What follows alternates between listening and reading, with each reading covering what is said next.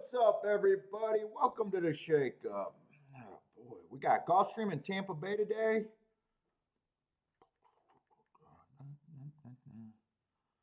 Make sure I'm set up good.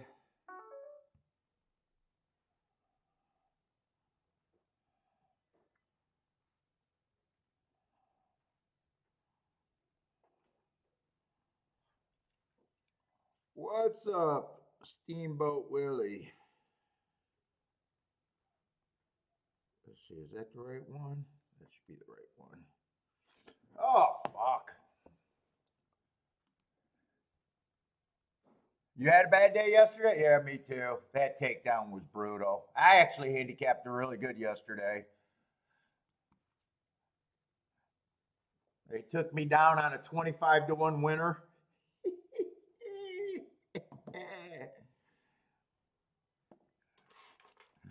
I agreed with the takedown though. It was just tough because I should have played the exacta. What's up, rent is due? Gary, what's up, Gary?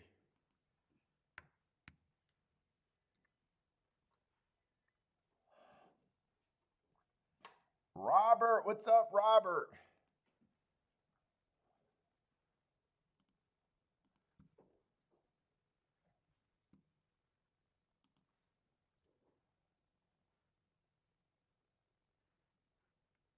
And Fairgrounds was kind of good yesterday. That would have been that race that I hit would have been good enough, and I was all over Fairgrounds yesterday. Wasn't It would have been really good if I was just betting there how I would be betting at Gulfstream. Hit a 51-1 exact. I was kind of seeing the ball. I kept running second on a whole bunch of long shots.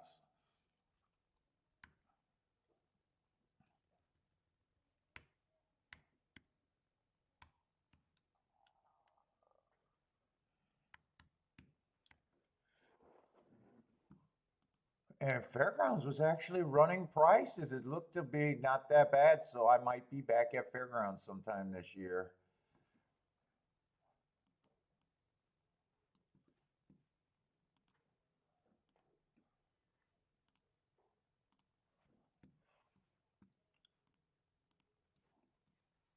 What's up, Steven?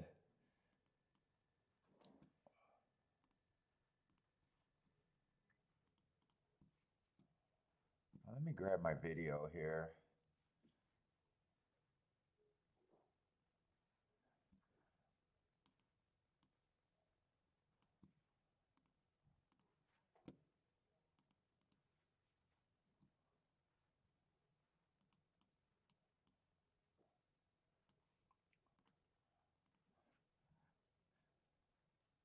Tuner, what's up? Happy holiday and good luck to you too.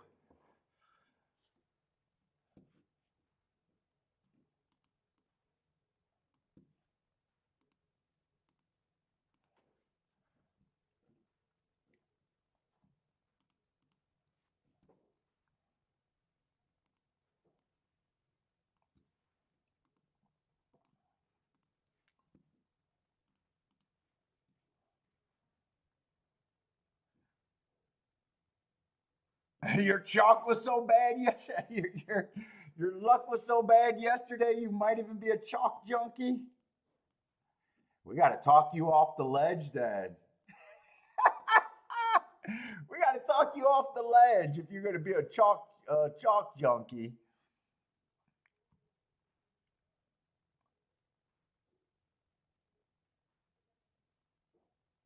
Yeah, I think he would have still won. I think he would have still won.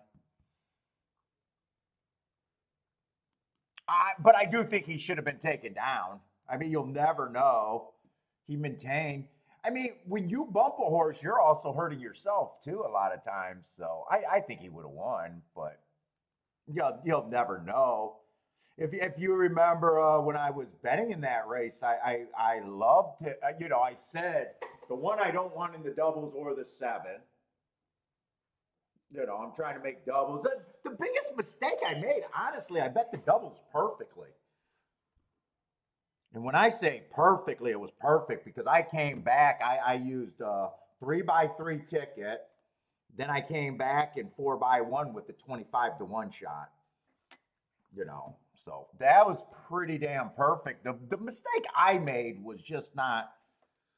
I get set in my ways where once I'm on a nice score, a lot of times I don't continue betting. And if I would not have got alive in the double, I would have definitely hit the exacta.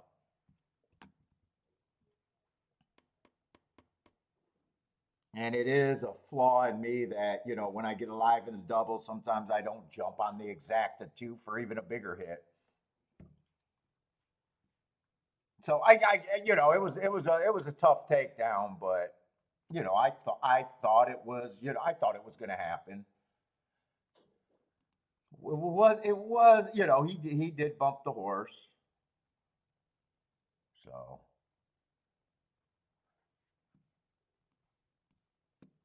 I get over it. Well, I'll find another great ticket. So it did it did hurt that if I didn't get alive in the double, I definitely hit the exacta. The exacta with the chalk on top was still paying the same price as a double. I think they both were paying 110. So what's up, best person?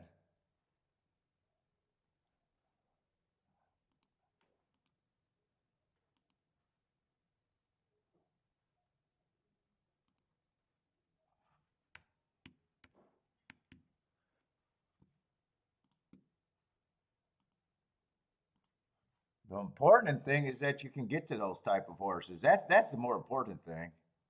You get to those type of horses.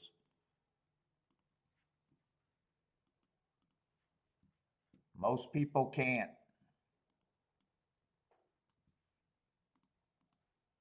And when they rarely do, they can't even take advantage of it.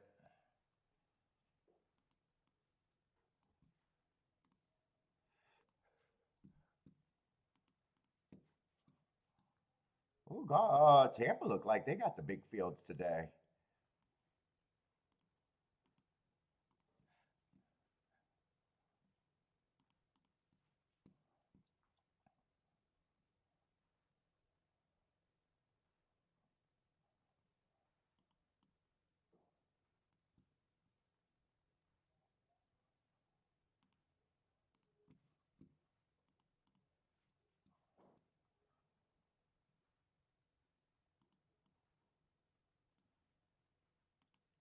God, my jaw's already fucking hurting. I still don't like that. I still think that tooth is wrong that she put in.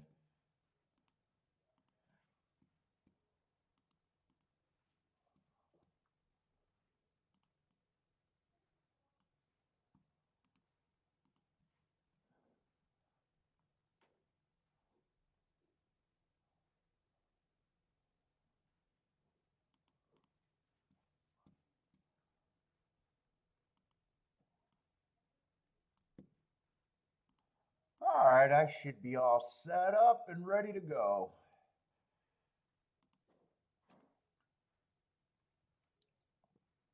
Let's see, 12 is the biggest number.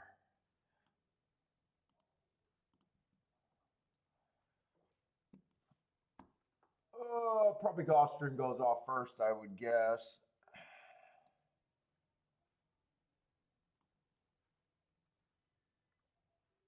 And I don't think I crashed.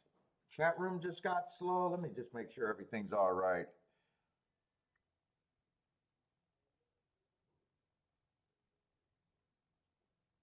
Yeah, looks like I'm still on. Oh, fuck me, though. Let's see, Gulfstream's about 13 minutes away. Yeah, they're going off first.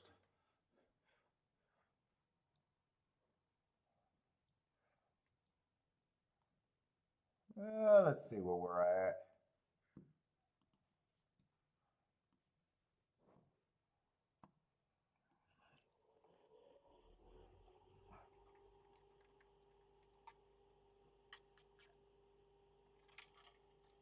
Oh, headachy. I think it's because of the tooth. I really think it's because of my tooth that's been giving me all these damn headaches lately.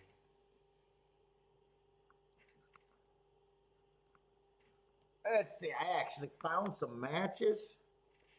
But do I got a striker? I should find one.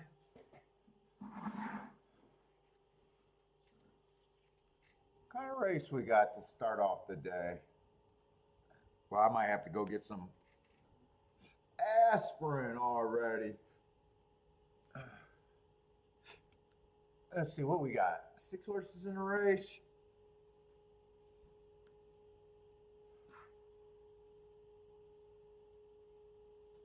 Yeah, super lightly raced horses. I don't know if I'm all that interested. Let's see, it's going to be a torpedo route too. Yeah, there's 2 favorites, but everybody else is a pay race.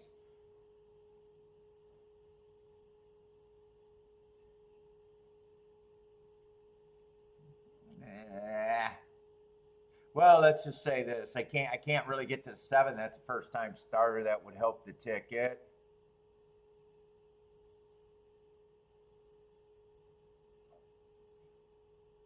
I can get to the 6, but I don't know if I care all that much for 5 to 1.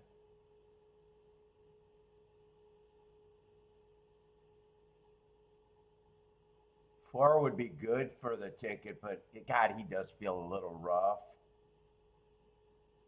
1 horse might as well be a first-time starter, even though he helps the ticket. That race was so bad that hey, I don't really see a reason for me to be in this race.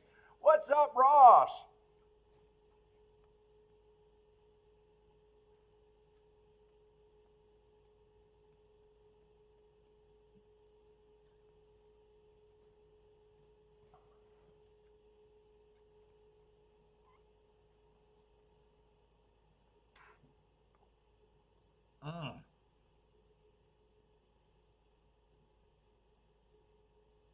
I might have to go get some. I think the 2. I got a porcelain bridge put in.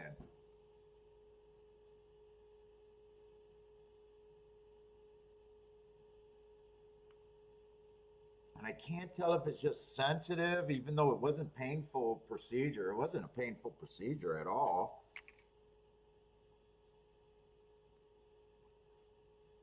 But I think that the tooth feels high, and she told me to see if I get used to it. Doesn't feel like my other side of the mouth is clenching, touching, but it is. When I box and everything, I grip my teeth, bite down on your mouth guard. I probably clench my man. I've been getting these headaches and my jaw's fucking sore. It just feels like I'm trying to bite too hard on that. It's driving me nuts.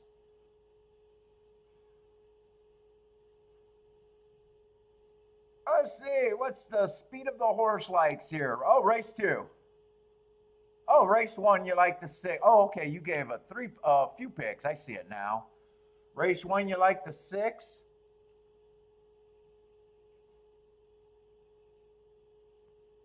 Race 2, you like the 9 and the 10. 3 horses in the 3rd race. Let's see. Outside post at Tampa is going to be the best bet today. Calling, is that outside bias for you then, you thinking?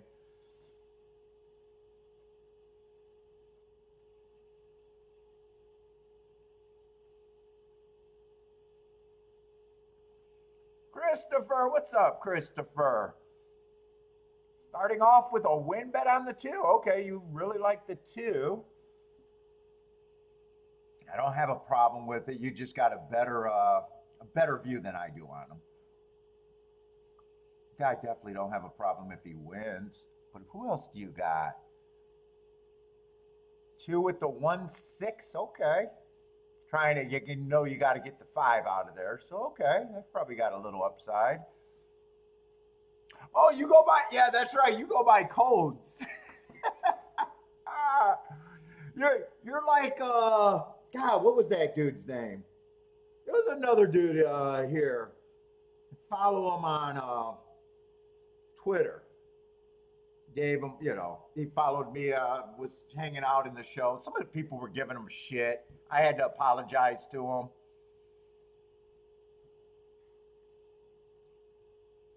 synthetic codes or something like that, but he was like doing stuff with times and codes and all of that stuff.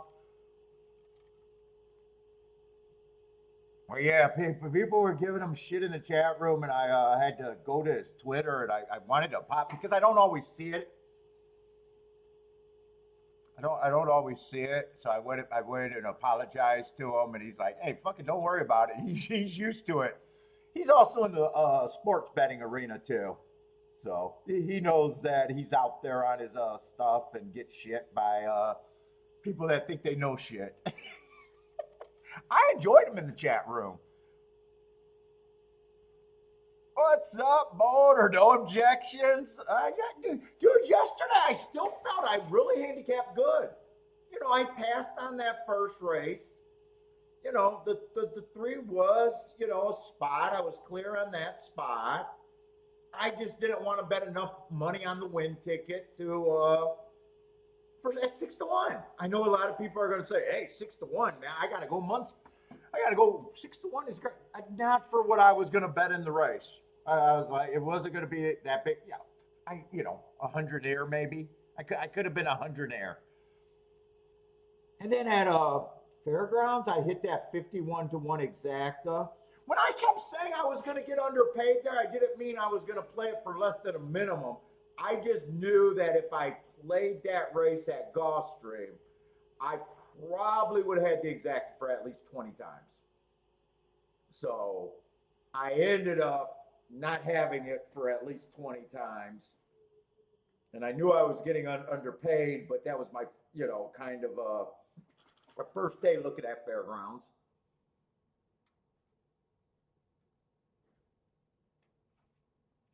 Got that disqualification, and then I ran second with a 15 to 1 at Fairgrounds. I ran second with a 23 to 1 at Fairgrounds. I think the horse that ran second in that exacta, because the favorite win was about 25 to 1.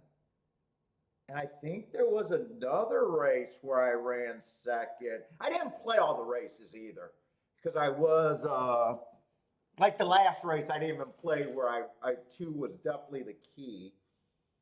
That was I think 23 to 1 on him. So I felt like I was handicapping good at Fairgrounds, but when I start playing a track with, you know, I was a little worried about I don't have the feeders in my marks.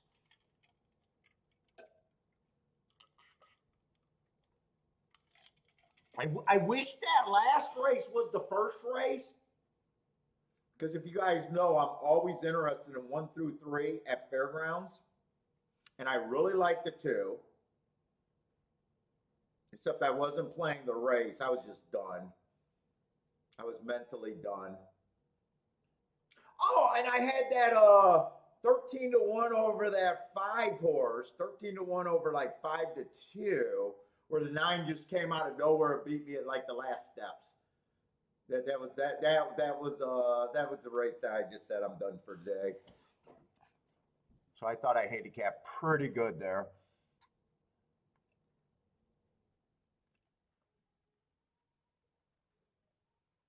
But that last race, if that last race was earlier in the day before that 9 horse won and that 8 horse won, and I was just starting out trying, because if you guys remember the first race, I bet that 1 and 3 at 15 to 1 because of the inside. It came in 2-1.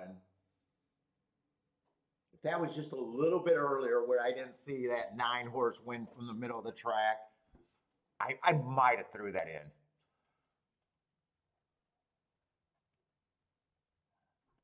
But I was also, at that time, I was also like just fucking done with it. But what's up, Boulder?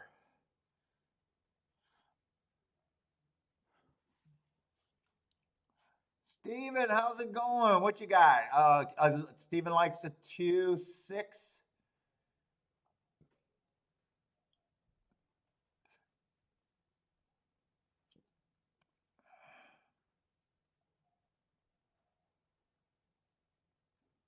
Is that a 2-6 double to the 2-6 again, or is that a 2-6 to the 1-2-3?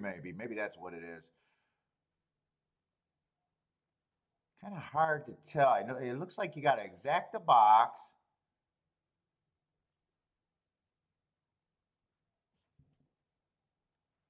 A double and a triple, but good luck over there.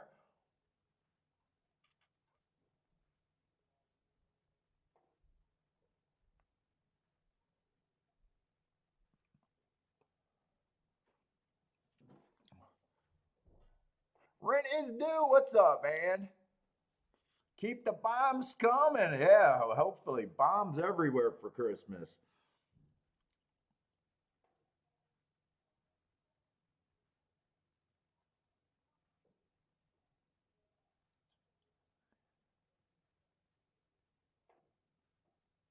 Oh, you had the 6-1 exacta, but you also had the double? Oh yeah. Oh, nice hit.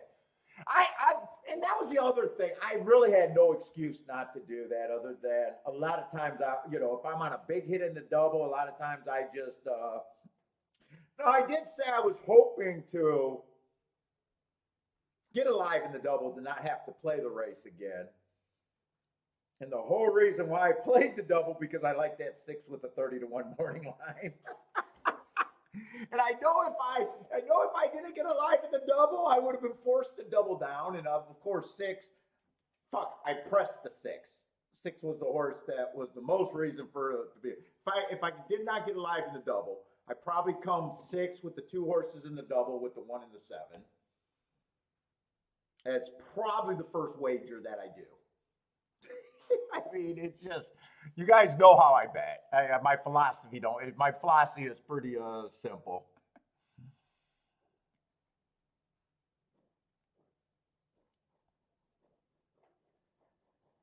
Oh, that would have been a huge hit. No, if it's at the same time, it's just like I know it was a great job handicapping.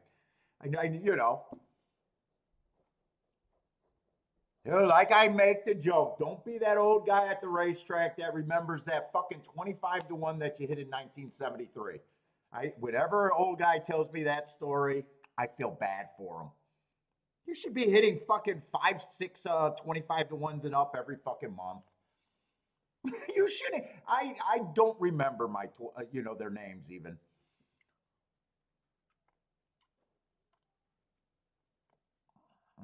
Kiki does. Kiki had no sympathy for me last night. Well, you had disqualification goes your way throughout the year. Are you living paycheck to paycheck? No. Are you gonna fuck up your year? Basically, it's everything I told you guys. Is it gonna fuck up your year? No. Can you fuck up your year? No. All right. All right, honey. I'll get back to work.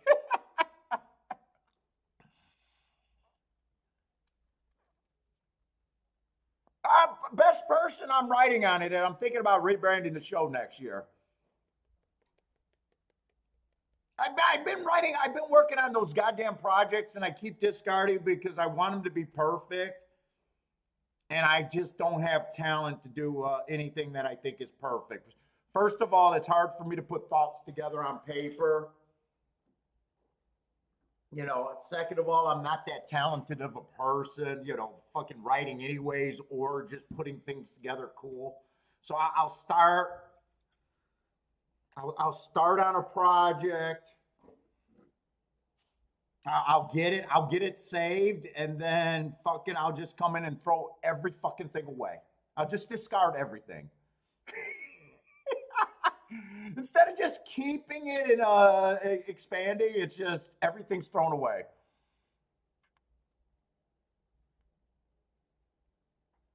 Now, I do think a lot, if you watch the show enough, you probably understand everything that's put together, anyways.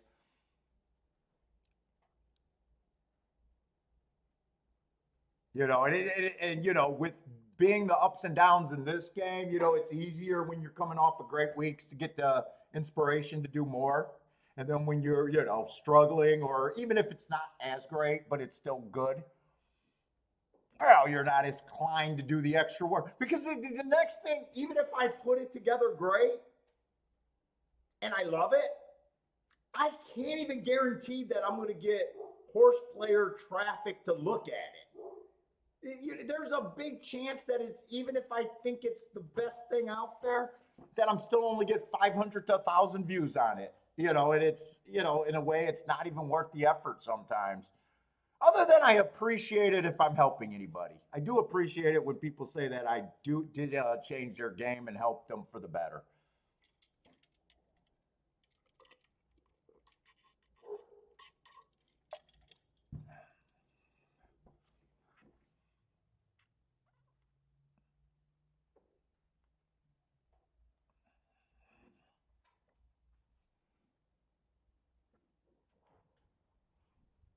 Gary, what's up, Gary?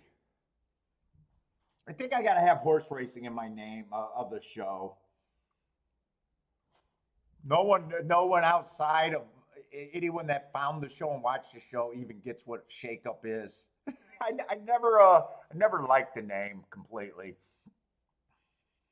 I just didn't have any thoughts at the time where we were trying to come up with the name. I didn't have any good thoughts either. Let's see. Four got the lead. Seven's up there, so there's some prices. Five and two are not that far behind. It doesn't look like anyone's out of bounds as you know, look like they're eliminated right now. Kind of got pretty close to the slow first quarter, but the second quarter was sped up. One looks pretty interested on the outside. So does the two favorites. Six is the only horse that feels like he's struggling right now. Two looks like he's getting having to get in a little trouble waiting for horses in a hole to develop. And six is still running. I thought six was in trouble, but no, he's still running.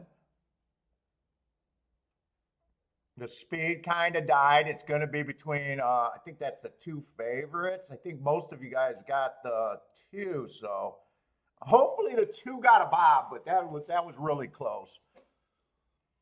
Let's see, the two helps Christopher, and I'm pretty sure the two helps Steven.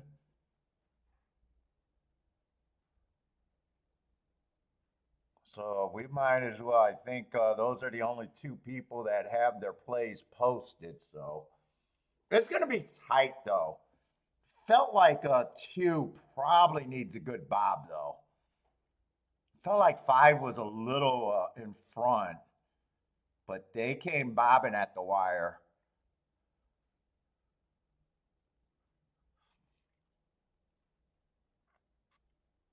But like I said, there was nothing there for me though. There was it was the first two favorites. In fact, I think six got third, making it a complete ABC ticket.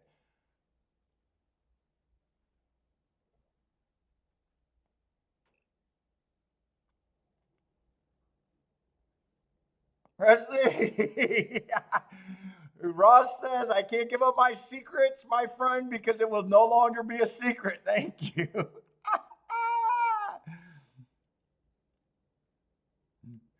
Yeah. Now, betting philosophies and stuff. Now, if you had something handicapping that was a huge edge. Uh-oh. Hello? Yes. Okay. That's Baba. Baba's over again? I'm going to get sick of Baba.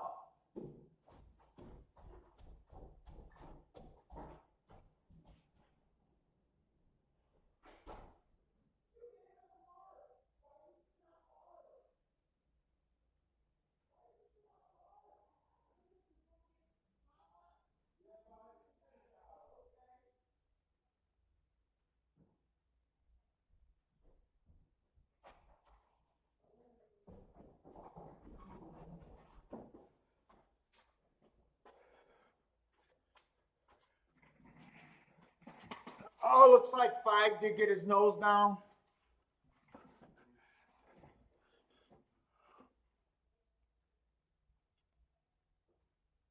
Yeah, like if I was doing something, let's just say I made a speed figure that I thought was better than everyone else. And that's how I was getting to these shots. I would not be doing a show.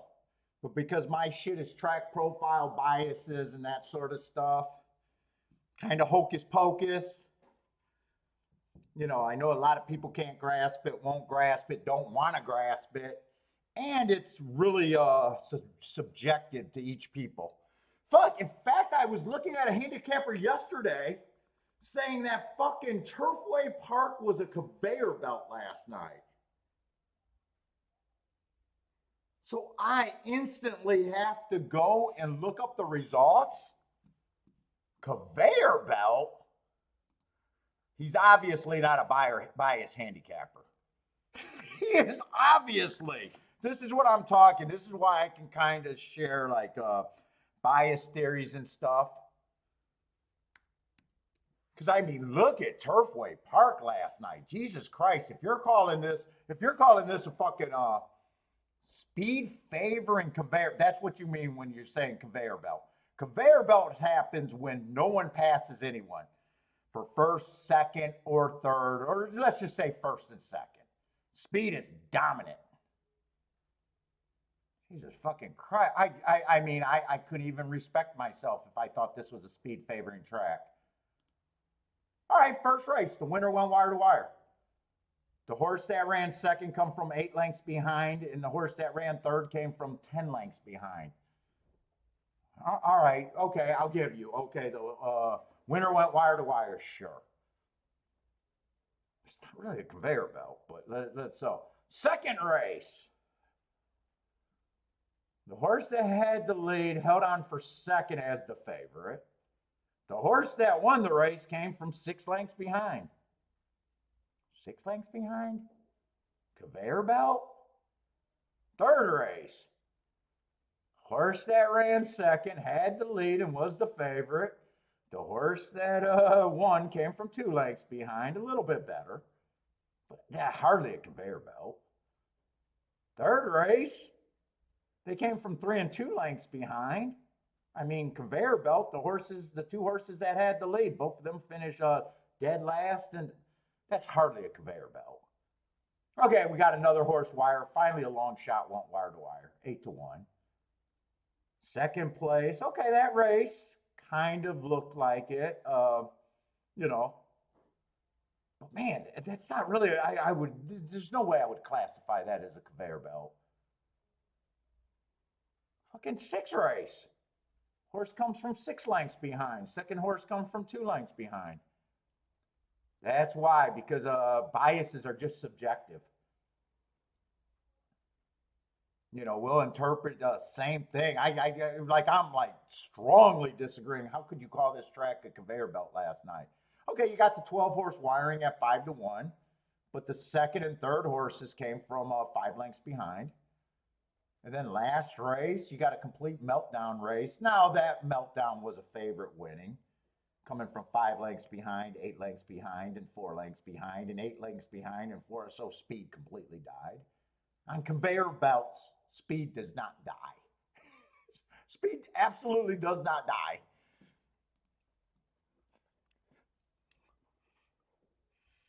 What's up, Charles? Oh, Charles, I know you were saying fucking making jokes about Turfway and how tough it is. You win money during the day to give it back at Turfway.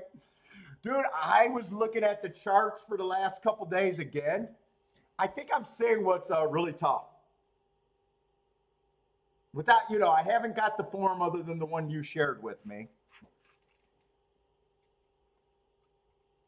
Dude, the shitty tracks are actually doing pretty good. I'm seeing Belterra winners, Indiana winners, fucking,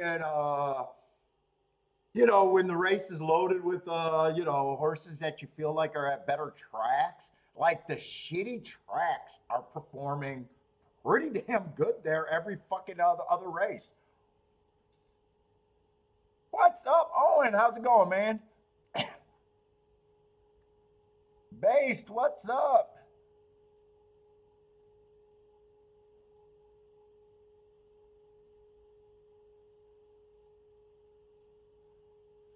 Yeah, that was a nice finish for the 2 favorites. They were putting on a little bit of a show. I mean, an exciting finish, just not exciting prices.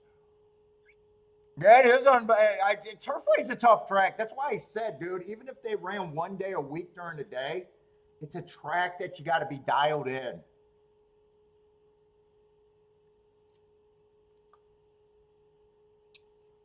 But that's what I kind of noticed. I was just looking at the first three winners the other night, seeing if I could see, dude, they were winning from everywhere. Press dial, just everywhere on the planet.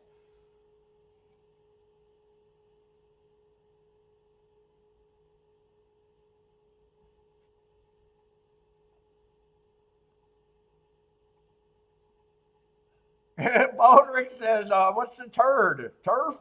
Let's see, inside, outside, fast, close, how you figure turf? I'm not really sure. Are you talking about Turfway there?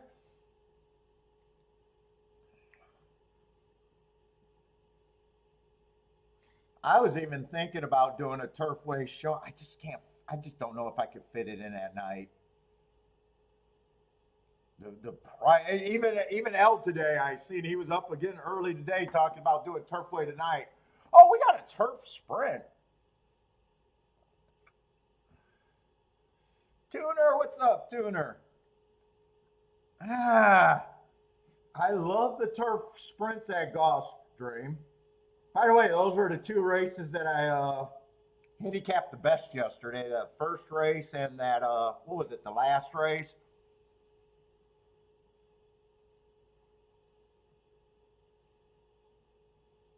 Speed and stalker. The problem with this race is it's just dangerous because you got first time starters that just might fit the profile perfectly.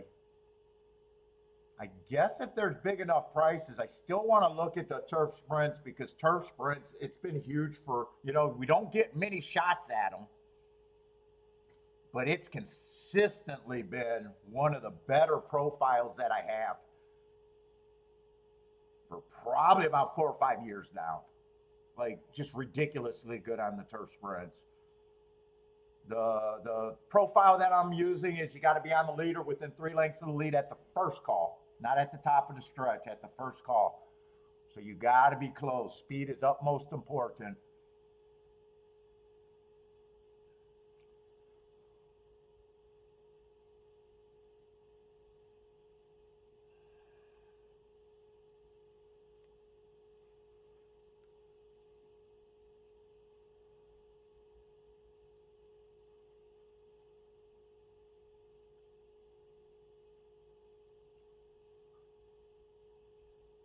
Yeah, turf. I'll pull out that bias while we're dicking around talking about it because I got a lot of time for this race. I know a lot of you guys are playing Turfway at night. The only thing that cracks me up is finally the public is understanding how good Turfway been. Turfway's been great. Turfway's been like that for 20 fucking years.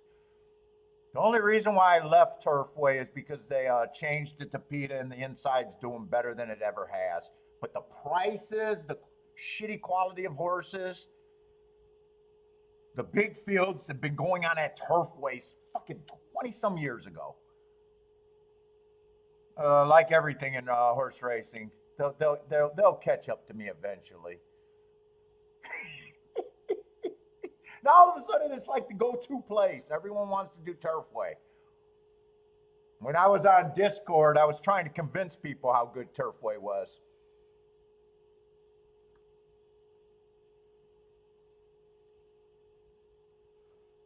Dude, for the sprints, I still got I do not like seeing Turfway with that inside winning at 33%.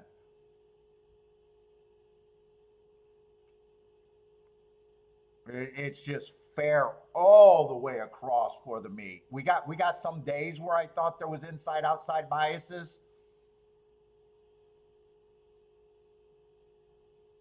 And I really don't have an inside bias on any day. But I do got a couple days that I thought were definitely outside, I felt. But the inside is performing way better than it ever has. They're going wire to wire 33% of time, stalking 49% of time. Closing's not impossible, but a weak 18% for sprints. Routes, I never seen a 41% on the inside, and I do hate seeing that.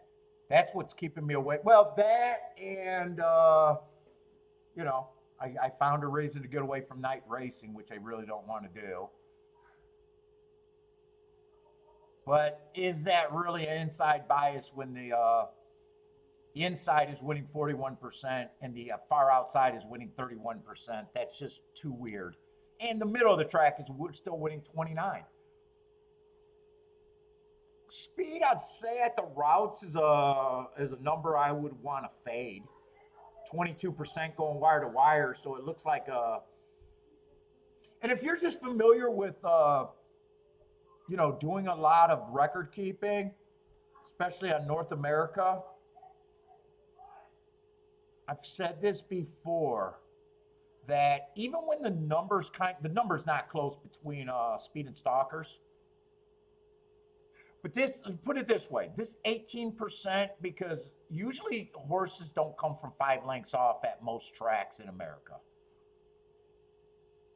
So that 18%, even though if this was speed, if they were wiring at 18%, I'd be like, I'm looking to fade the speed horses. But 18%, I wouldn't be looking to fade the closers as much. So the closing number that's acceptable, I guess, is what I'm getting at. It can be smaller than when I'm willing. Like right here, I would be more apt to play a closer at 18% than be looking for speed horses on a track that's favoring 22% going wire to wire. So this 41% being the biggest number out there is actually even stronger in my head, because horses don't come very often from 5 lengths out or farther. They just don't, after charting thousands of races a year, year after year. They just don't. What's up, on break? Steven's loving Turfway. Yeah, Turfway is a fun track. I love Turfway. It was my best track, must play, until they changed to Tapeta. And then I just bowed out, and I just didn't feel like readjusting to the new Tapeta. And my numbers bear it out that the rail did get better. Dude, before, on all the biases, the older, real old profiles, the inside was winning like 21% or under through most of the year, up until you got to like March. Up until you got to, you know, when winter was kind of over, and that last month, you know, the inside started getting better, is generally how Turfway used to play.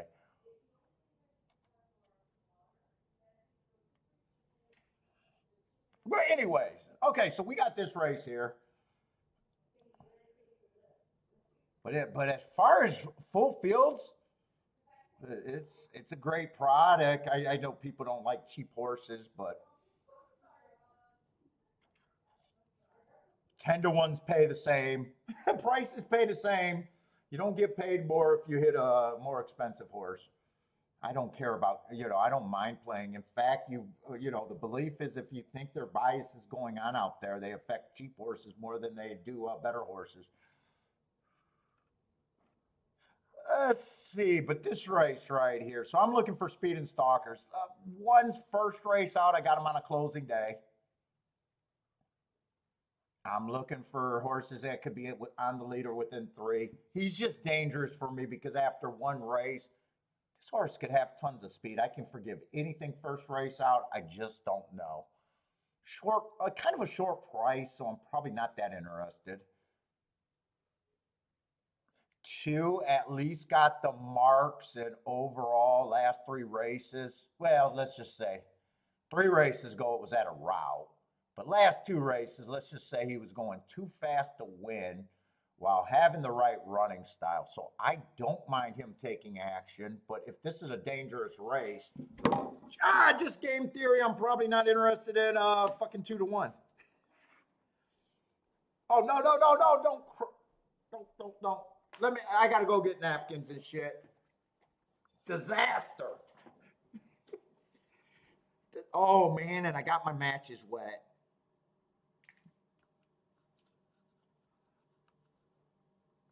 Let's see if Kiki can make me a coffee. Kiki, disaster. I spilled my coffee everywhere.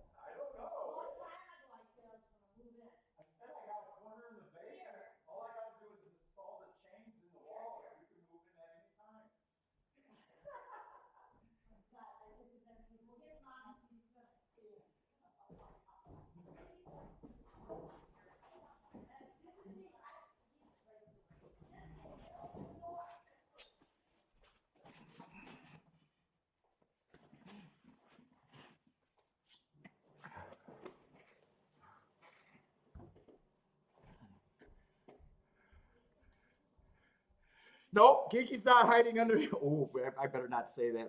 My mother-in-law's here. Actually, she wants a baby. She'll be like, give it another shot.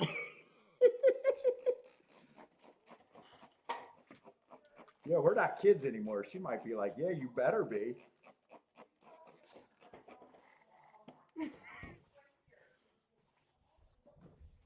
All right, I'm like the Greeks over here. Windex cleans everything, right?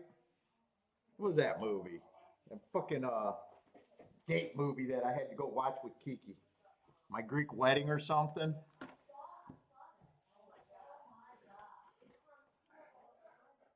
All right, hopefully I didn't close anything and we're still here.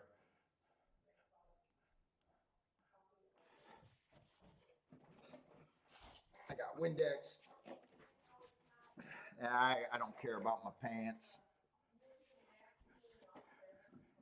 I seem to be breaking down over here.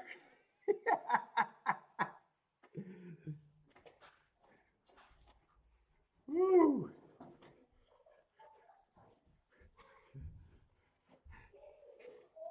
All right, we should be all right.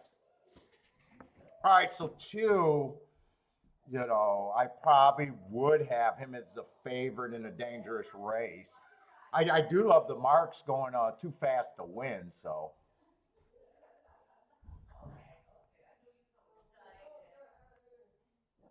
Three's going to be a first-time starter. It just depends on if he can stay within three. Four, I probably would say, yeah, he's looks like he should be within three. Second race was a pretty big improvement. First race, I got him average matching strides with the fastest or slowest winner of the day before getting tired. That's also the first race out, so I would probably have him, pretty close to second choice. If there's a horse here that might be tempting, would be the 5 horse. That's the right running style. The price is what makes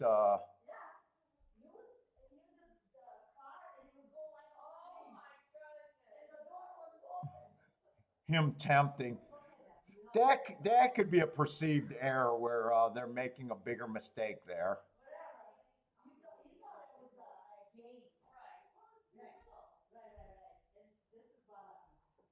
7, I'm not sure. Wow, seven. Actually, at 40 to 1, seven's not even the hardest horse to reach for.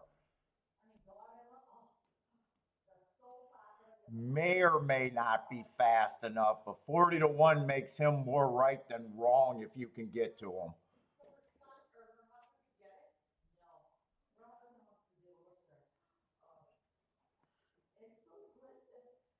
Hey, I'm not going to trust that the 8's fast enough after the first 2 sprint races. Now, both of them were against the speed favoring track, but neither of those 2 races sprinting he had any speed. He had a little bit more speed on a route. So I don't think I would fall for the 8, even though he's a big price. And then 9 and 10 are first-time starters that can beat me. So I'm not really outside the box. If I play this race, I'm trying to get around all the first-time starters. 2, 4, 5, 2, 4, 5. And I would be reaching for the 7 at 40 to 1 also.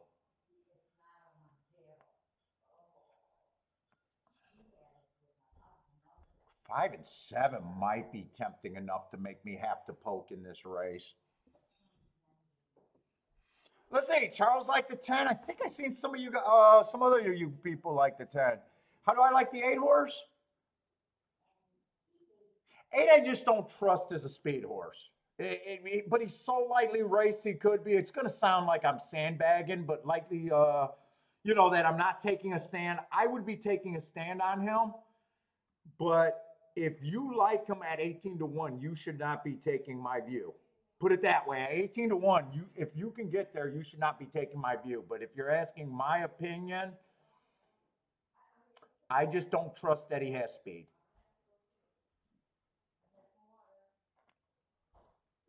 Like there's horses that once you get to, they're more right than wrong. 5 to me is an easier option, and so is a 7. And 7, I'm not sure he's fast enough either. He only showed one race, and technically that race, he was 2 races ago, he was running with the bias. So he might even look the best. He might not. There's a real chance that he's not even as good as that race there. But at 60 to 1, like I said, he's more wrong, or he's more right than wrong. He can run dead last, and it's still more right, in my opinion, than wrong. In fact, I might do a little bit. I think I'm at least priced in for a poke here.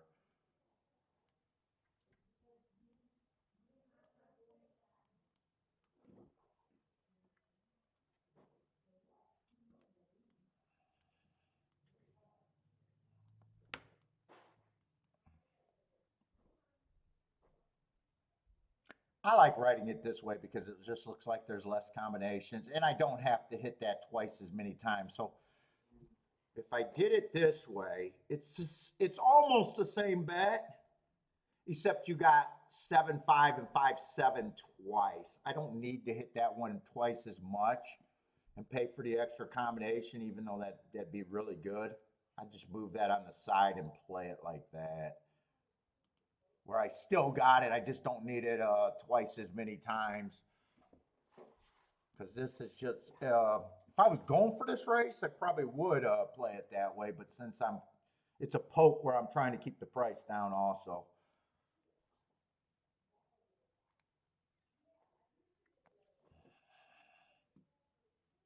Marco Lou got the 5 single. Yeah, I fucking would not argue there. Tough race.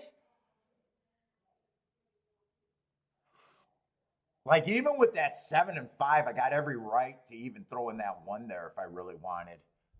But anyone else would just be grabbing at a first-time starter. I probably just want to keep that down. In fact, I might weigh this. I might play the 1 for less, keeping it down, because I just got a range where I think I'm willing to bet in this race. What's up, Gas?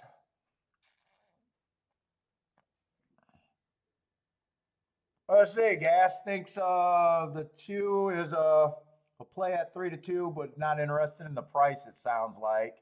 2, I have absolutely zero problem with him being the favorite.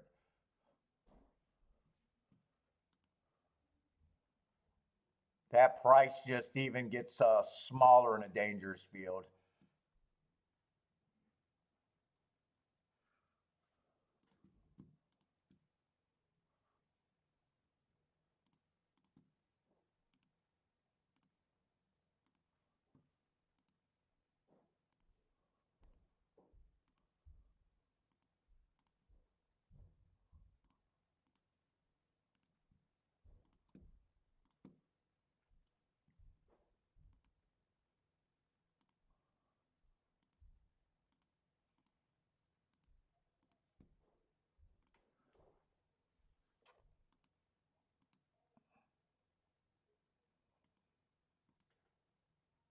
That's good enough for that.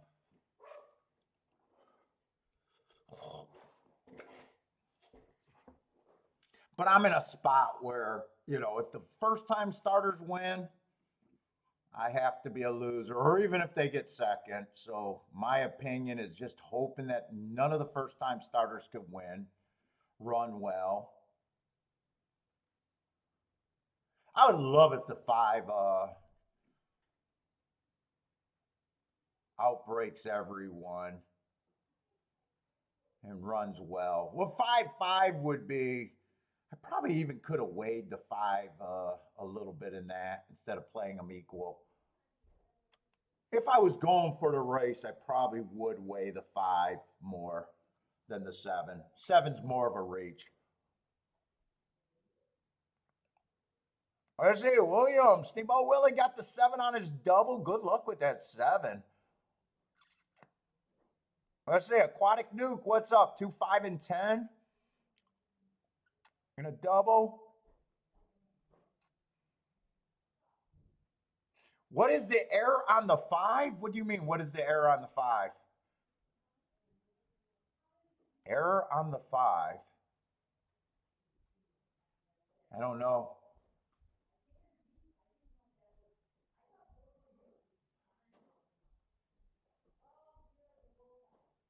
Merry Christmas, everybody. Merry Christmas, Ross. I see that. We will be on tomorrow, but not Christmas Eve. Tomorrow's the last day this week.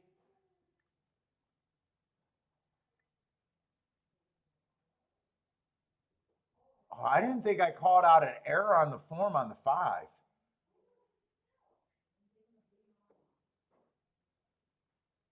An error? I don't think I said anything about an error on the 5. Oh, I'm saying that if there's any horse that they're making an error that draws me in, is them not betting the 5, is what I was saying. I know what you're, I did say it. The error on the 5 is letting him be 20-1. The perceived error. The perceived error. I think he has a better chance than that 20-1 price.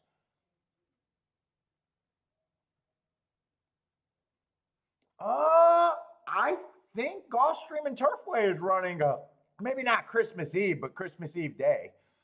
Yeah, that's probably what you heard, best person. The public's I'm having a perceived opinion on the betting. Now that's just perceived. I might be completely wrong about there's an error on the 5 horse. That's just, my handicapping opinion. What's up? I got to walk on this one because 5 got the lead, and that's good for me. What did you say?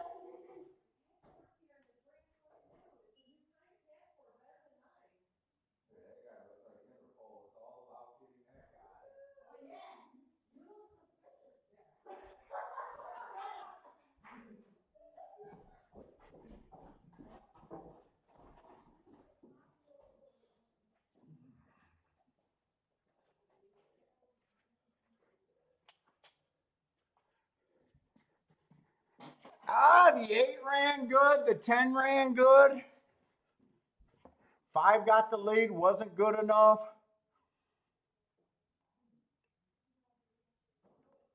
Nice call on the 10. Best person. Your 8 ran pretty good. Hopefully you didn't get off of him.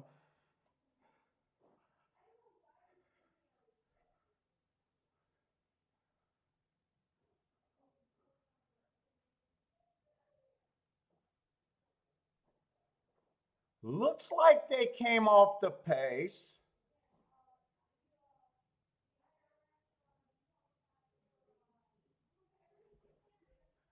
So my opinion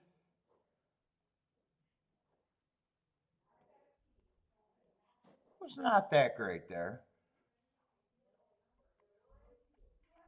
Matisse brother exacta. Gonna be a solid exacta without a doubt. Gonna be better than a solid exacta. Fuck that. That's a nice exacta. 92-1. Not complaining about the outcome, the result anyway. Going to be a nice try. Everything's nice there. I needed the, even if the first time starter didn't run. Let's see, 10 and 6 are first time starters. So if I throw out the first time starters, it would have been 8-1-2. 8, I thought I could take a stand against. I was wrong there. 1, I was willing to use a little bit, and okay.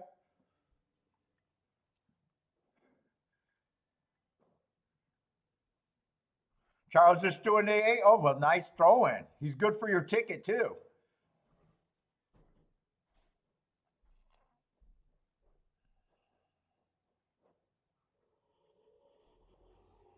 Five got me a little excited. I am noticing that they ran that pace slower than what they usually run on the dirt. They usually go sub 20, sub 22, and sub 45.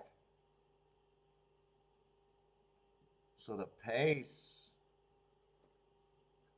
doesn't look like it was the reason. Probably the horses that I was trying to get to just weren't the horses I was hoping they were. If I got the lead, that is what I wanted. So I got what I wanted other than the finish. Let's see. Boderick, small win on the 10. I think Charles keyed off the 10, right?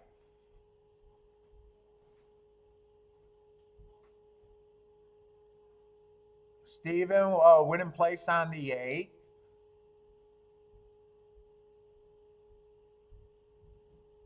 Sounds like gas station sushi thought 2 should be the favorite, but not a play for him. So sounds like he sat out.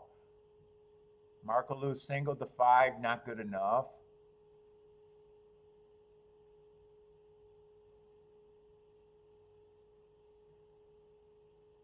Charles keyed off the 10. Oh, Tampa Bay. We won't have time for Tampa Bay, I don't think.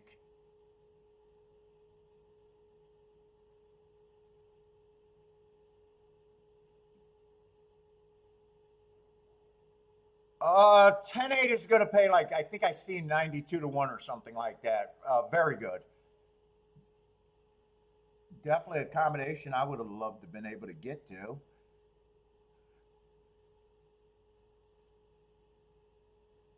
Let's see, first race at Tampa.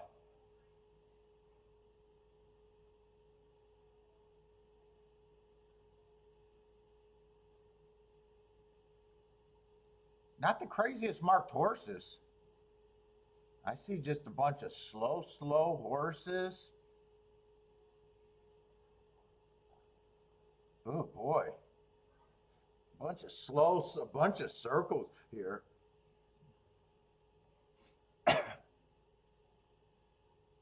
Shit, 9 might be the best heart or not heart horse, but the best marked horse 3 races ago.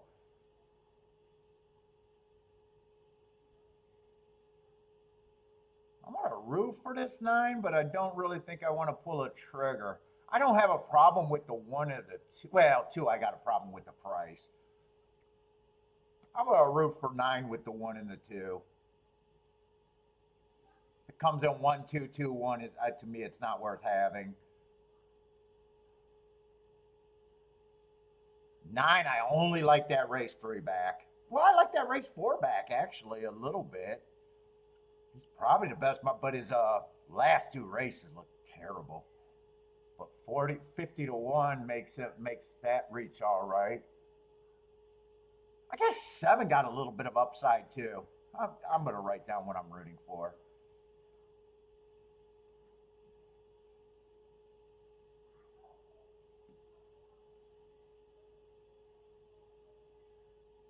One, 2, 7, 9. The only exact I can't have out of that group is a 1, 2, 2, 1. So the ticket that I'm rooting for is pretty simple. If I didn't take a shot, if I didn't take the same kind of a hopeful poke last race, I might have did this hopeful poke here. But I don't think I want to do 2 hopeful pokes in a way. But if I was in this race, I'd have to be. That's what it would have to be. Everybody looks so bad. I don't think I'd be upset if anyone win. Even the 6 ran against perceived bias. Although it was still pretty bad in only 1 race.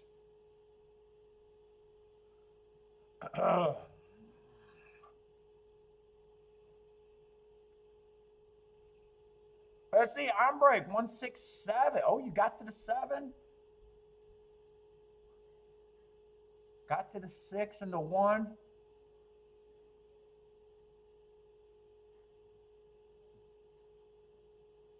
Oh, buy stocks like that. Actually, 7's getting some support. Buy stocks likes the 7 too with the 1 and the 4. Ren is due likes the 7 also. Let's just let this 7 go.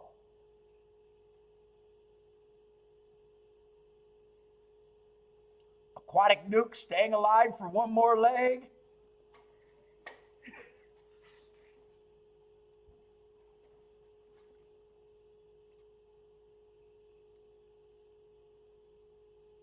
Let's see, best person likes the 3. That's a little out of the box there. What is a 3 at? What is that? A class drop? Nice price on them. Coming from Colonial. Is that a class drop? I didn't really look at the class of this race. A little bit of a class drop.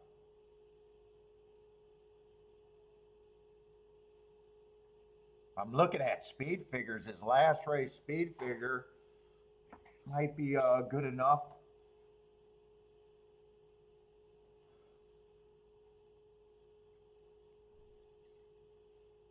Is 10 a late scratch? 10's a late scratch. He doesn't change anything here.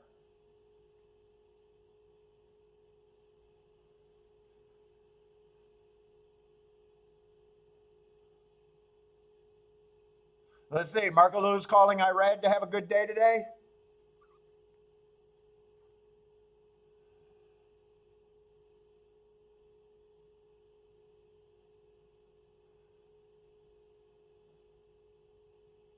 CSM, what's up, man? Oh, did Ortiz? I wish I would have had time to watch that replay. That replay is probably over and done with. Irad came from way back. Yeah, I just flipped over, remembering I wanted to see that replay to see where the 10 came from. They were already crossing the wire by the time I flipped over.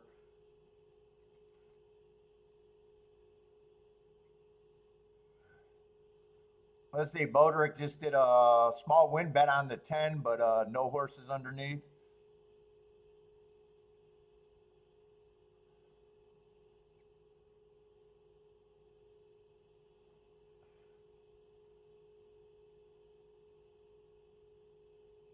Ross likes the 6 at Tampa Bay.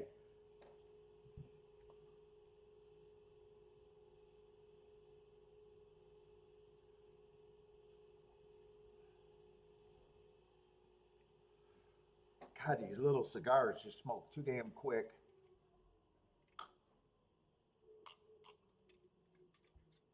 Too damn quick. She didn't give me the proper amount of night ice for iced coffee. I got Luke cold coffee.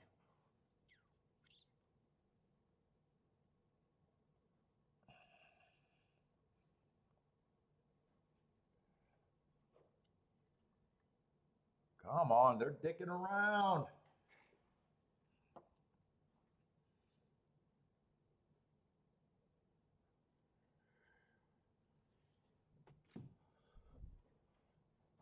Let's see, Boderick's king off the 1 here.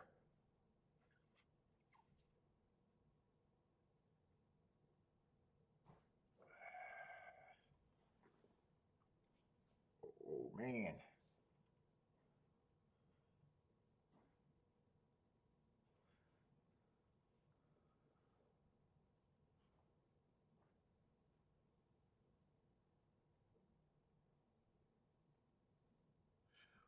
One, I don't mind the first race out, and second race out, I got a stalking closing day. Ran against the bias. I probably do. If I had to make a choice between who I thought was the better chalk, it might be the 1 over the 2.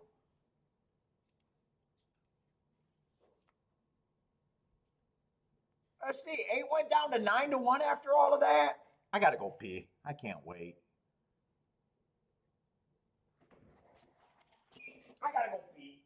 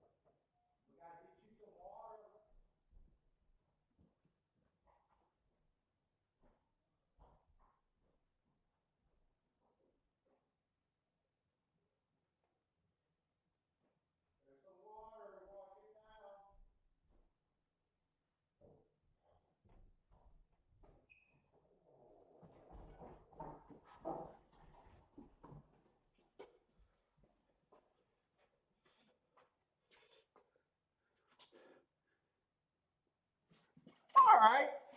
1-8.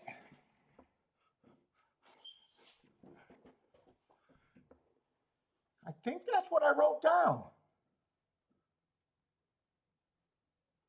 Oh, no, it wasn't the 8. I thought it was the 8. It was the 1-9. It was a 9.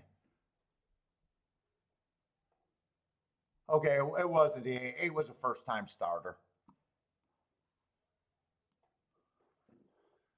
Although 9 did run, 9 did not embarrass me. 9 did not embarrass me getting third.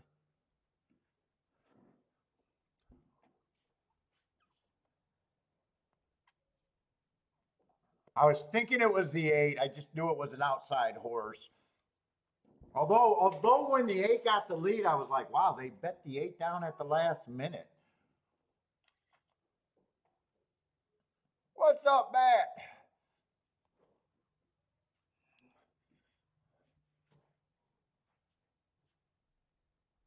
Let's see, Boderick. Boderick has a 1-8, 8-1. Lloyd, what's up, Lloyd? What's up, Matt Gray? Steven. Oh, we got another Steven. What's up, Steven? Hit the first race. Nice. 92-1 exacta. Well done.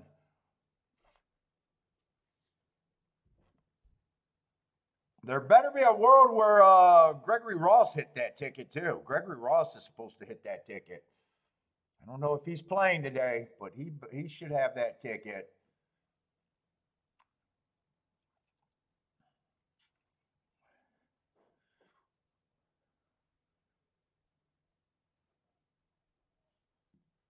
Okay. So that's going to start out a nice exacta, nice try. Okay, win ticket.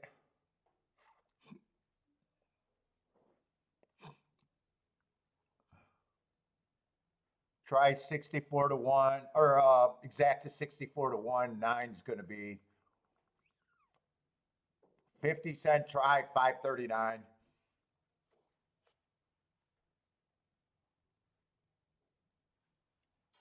All right, 9 did run. 1, I did say that if I had to choose between the 2 chalks, I thought 1 deserved to be. 1 was the horse that I had thought deserved to be the favorite. But I did not play that race. I forgot to write the no bet though.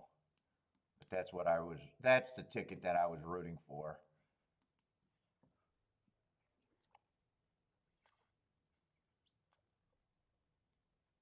What's up, Stephen Marshall? Oh, you needed that 9 for second?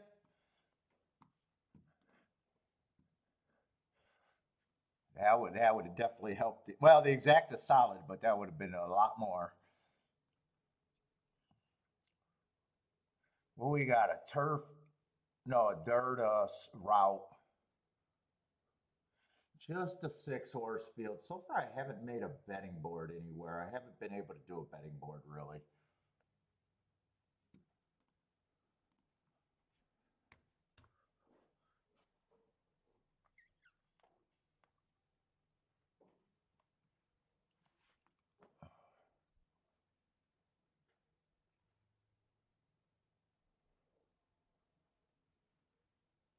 Not the most exciting odds were being offered there. Got a horse at 9-5, 5-2, and 3-1.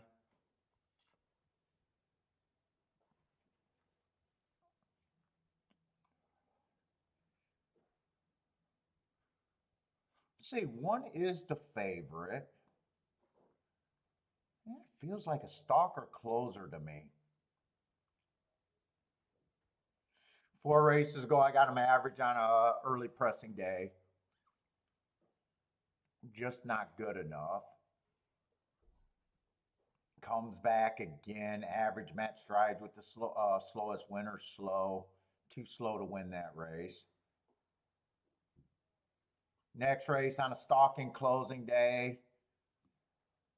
I don't got him good on the pace, but I'm harder on deep closers on a pace. He was a deep closer. The important thing is he got in position at the top of the stretch there. And then last race on a closing day, he ran against the bias being a stalker, and he was actually going too fast to win. It looks like that's just a move that was made possibly too early. His losing condition, his forces get in front of him. I'm not sure what price I got on him.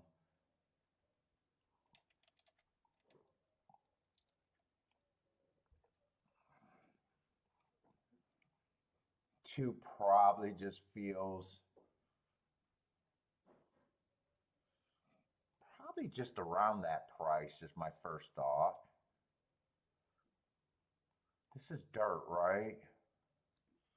Where I like the inside better.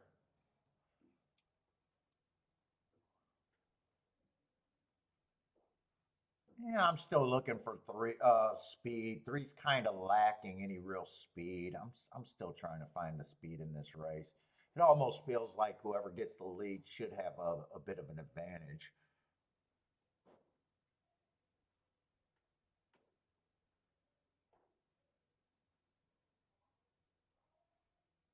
Four horse might be on the lead, being a sprinter stretching out.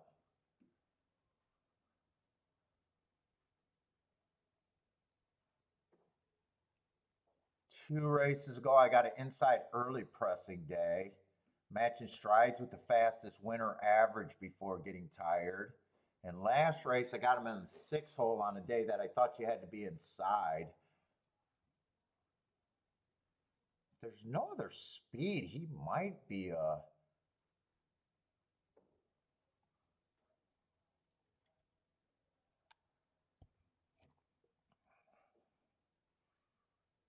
He might be interesting at 6-1.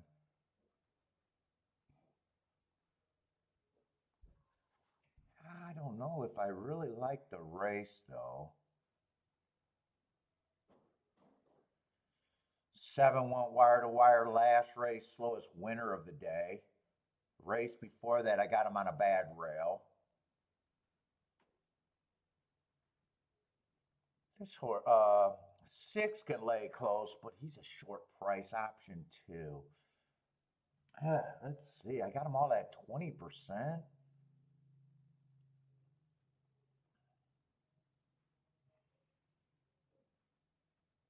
One probably does get points. Two, I probably think that he's at least 5-1.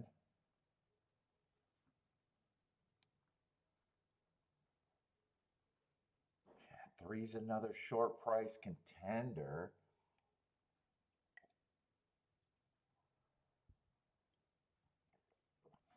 Four, I probably do think is an overlay.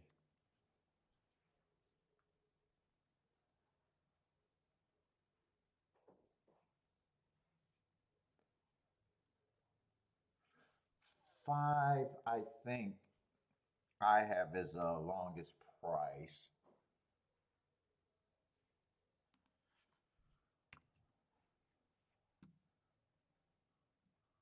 I don't think I have to separate these horses, and overall, I don't think I'm that interested in this race, really. I think that's my betting line.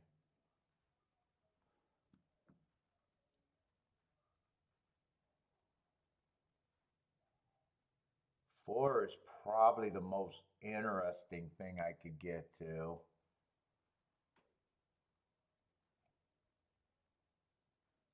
But yeah, I think that's just going to be a hard no bet for me.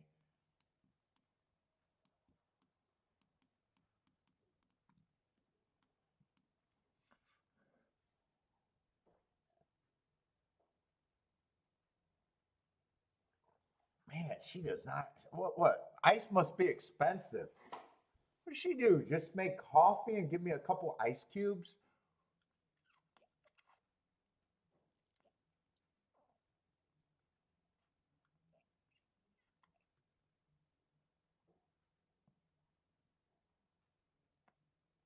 Anyone like this Gulfstream race? Let's see. Stephen Jewell is looking at it. Going with the 2, 3, 5 to start a double. 2, 3, and 5. Bodrick's on a hard pass here too. Let's see. Ross is already looking over there at Fairgrounds. Fairgrounds, what? We got probably only a half an hour. I kind of enjoyed Fairgrounds yesterday. Even though there was a lot of blanks, though, I didn't feel comfortable about. I still thought that I just was able to mark turfway forms, without the blanks and everything. So I decided to do turfway instead.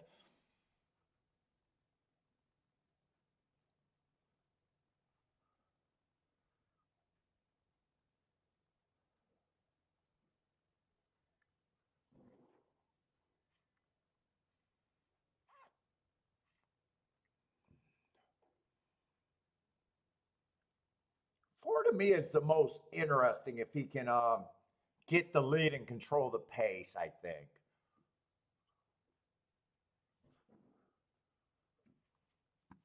Problem is, I think he's just sitting at.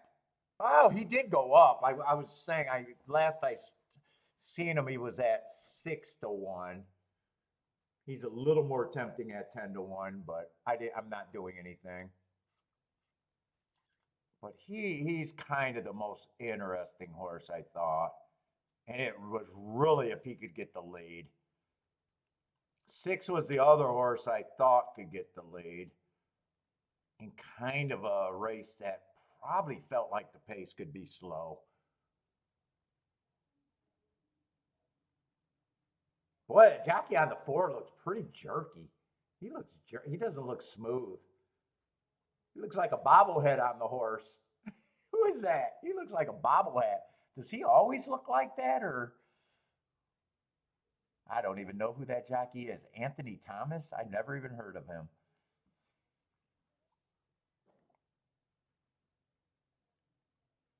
Oh, Tuner, you're a pretty new player, only been playing about 5 months.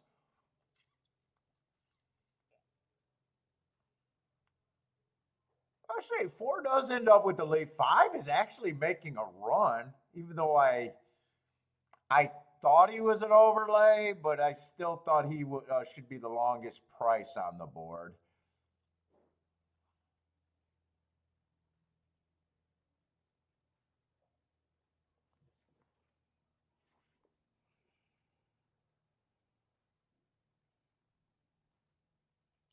King 5 gets second. 5 helps this exacta. 4 helps the exacta too.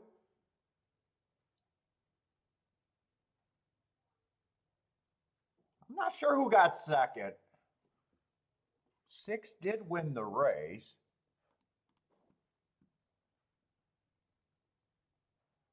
6-4 is 38-1, so that would have been bad. And 6-5 is even better at 92-1. I do like the betting board there.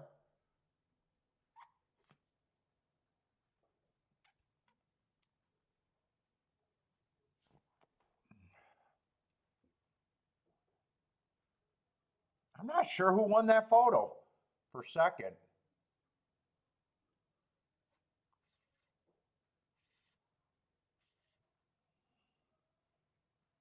I think maybe it's 5, the better exacta.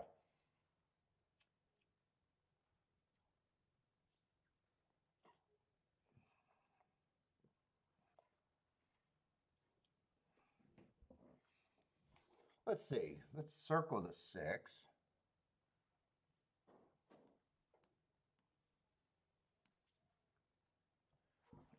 He definitely won.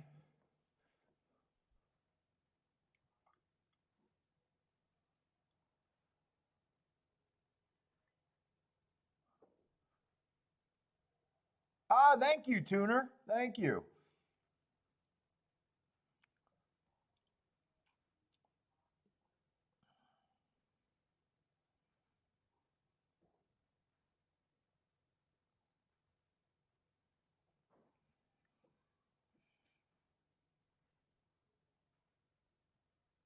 If I played, I probably do catch that no matter which one gets second.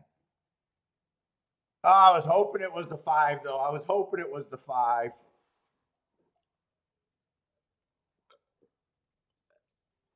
But 6-4 is paying 38 to 1. Steve B, what's up, man? Oh, you needed a 5 for the exacta? That's a tough photo then.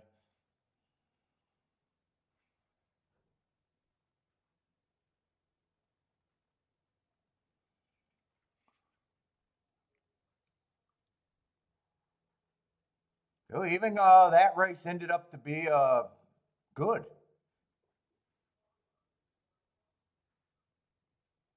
I know my first bet would have been king off the 4, or the 4 with the 3 horses at 28%.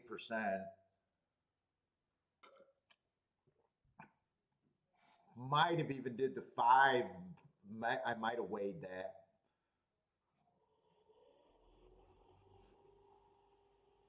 There's no order of 1, 3, and 6 that I could have played.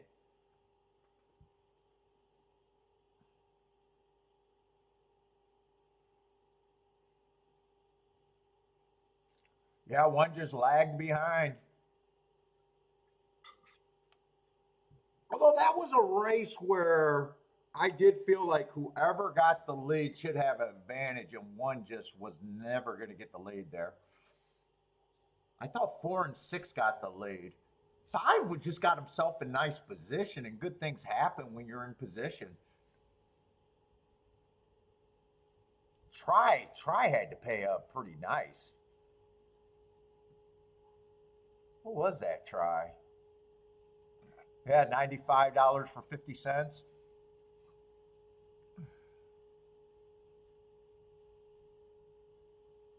Dude, I'm surprised how far I threw that fucking. Dude, I got a huge basement down here, and my basement is probably 25 feet long. And I threw that 50 pound dumbbell. probably at least 12 feet.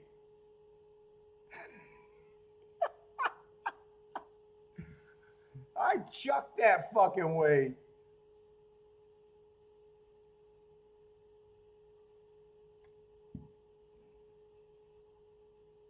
I got concrete walls, so it bounced off the concrete walls. So I wasn't worried about a drywall finished basement.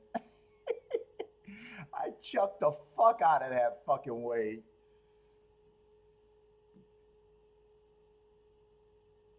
Dude, that was the closest thing I broke. That was probably the biggest reaction I've ever had, except for maybe 3 or 4 years ago when Bill was still on the show. My ADW froze, and I think it was a horse at like 70 to 1 that I was trying to play first and second, and my ADW just fucking froze.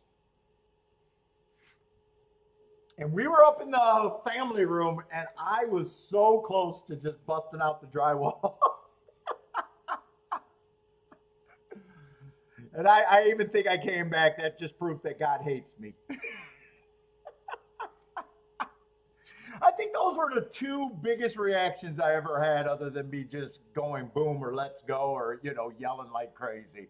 Those were the 2 biggest reactions that I could think of in just pure fucking pissed off anger. Oh, Boulder, she said exactly what I said she was going to say. How many of them went right? Is it going to affect your year? Exactly the same thing.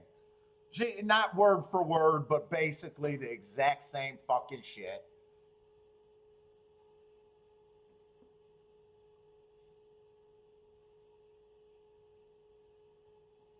Now, I told her that, there's no reason why I didn't come back and play the exact other than I just have that mental block when I'm on a good double to ride it out. But she's, she's been around. I mean, she's been with me 20 plus years. You know, dude, a lot of girls didn't take me serious when I was dating them, knowing what I was about. I was just fun time Paul. That they'd hang out with me until they had a more serious option. She trusts what I do.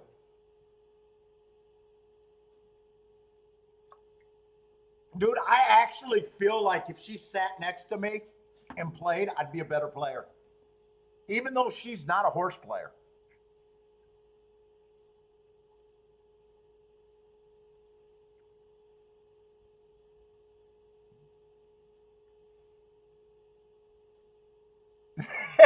Lloyd was so mad one time he threw a fork and stuck it in his paneling. Now there was another time that I was on Derby Wars. Thought I ran second in a decent tournament. It was back when they were doing real money. I think they're still do real money Derby Wars actually, but it was decent, but it was still small. I don't know. It was like 1,000, something like that. I knew I didn't win, and I know no one had the winner, and I was thinking that I still won the tournament, but I forgot about place money. Two people had the place money and knocked me out, and I ended up breaking the monitor and fucking my iPhone. It probably cost me more to replace the iPhone than I would have won in the tournament.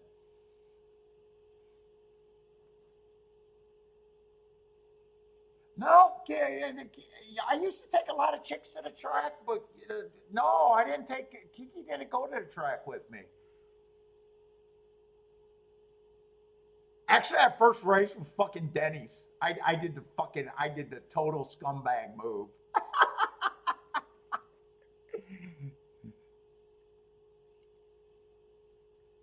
Dude, I knew I was a dirtbag. I stopped trying to impress chicks. I stopped trying to take them out. Dude, it was like, hey, we're going out. Where do you want to go? Where do you want to go? I don't know. We fucking drove. I had no plans. And we fucking went to Denny. And I can't believe she let me take her to Denny's.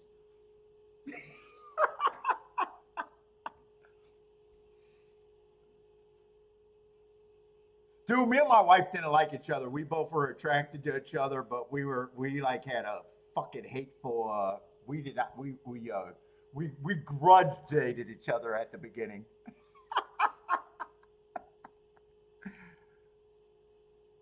First words I said to her, she came up to me at the bar when I was with another chick, and I rejected her. But I didn't reject her because I knew the girl that I was with was right behind me. So I said, I'm sorry, I'm here with somebody. But I was still doing a scumbag thing, looking for her, trying to but I never did it. So she kept going to that scumbag bar, stalking me a little bit. She was a stalker. And then it took us like months before we said another word to me. And she said, why won't you talk to me? She came up finally and said, why won't you talk to me? And I said, because you're a bitch. That was the first words I said to her outside of the first time I talked to her. And I ended up we ended up lasting. And dude, when I first started dating, you know how like when you first start dating someone and I had a black book. I used to date. I was a dater. Now, you know what I mean by dating. Not really, because I knew people weren't taking me serious. Like I did not know that I could be a family man. And really, it just became automatic. Like I wasn't cycling through chicks, and just my black book, I guess, got outdated. And we started just every weekend. We were just hanging out. I stopped being a scumbag, I guess. It wasn't planned or anything.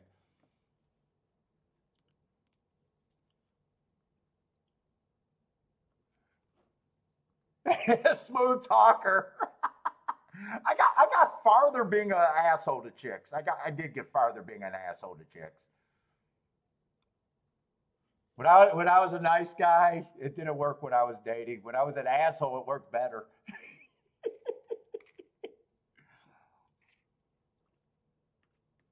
She ended up being a great. I don't think I could have done better.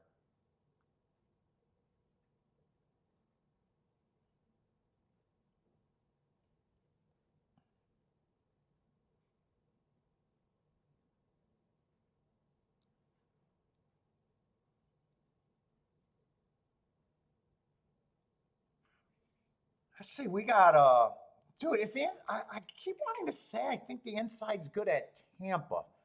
I'm on short time.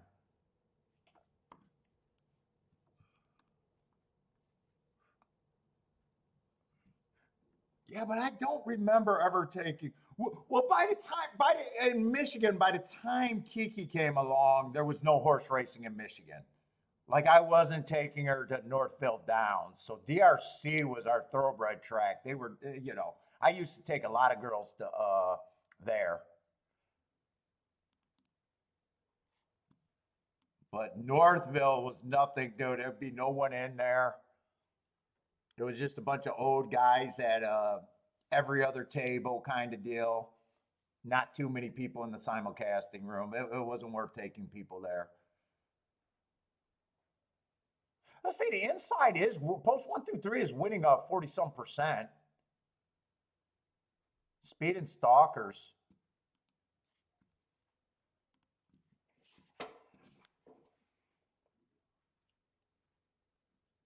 We got $8,000 claimer.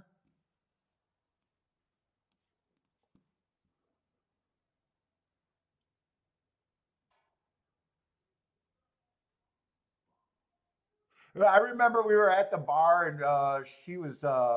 It was funny. She pulled this short little guy. It was kissing him while making eye contact with me, like trying to make me get jealous, even though we never talked. And I still tease her about it because I swear to God, she had to lift him up and put him on the stool to kiss her. He didn't even know he was being used. It's pretty sad. I was like, what did you do? Hike him up on a chair so you could kiss him?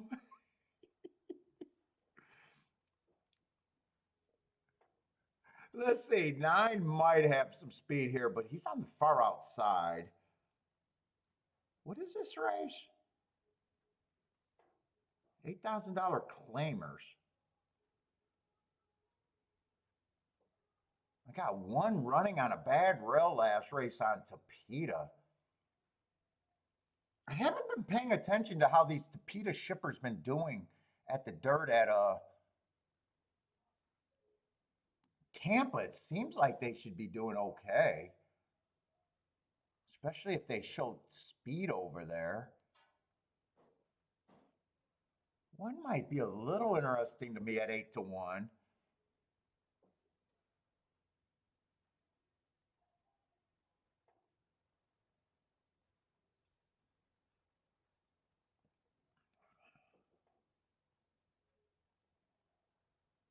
Let's see, 4's the favorite drop, but probably shouldn't have even been in that race. That race you could probably disregard. He didn't do terrible. That does look like that was quite a bit over his head. Let's see, this horse is coming out of that same. Maybe that was a weak field because this horse doesn't add anything to that class either.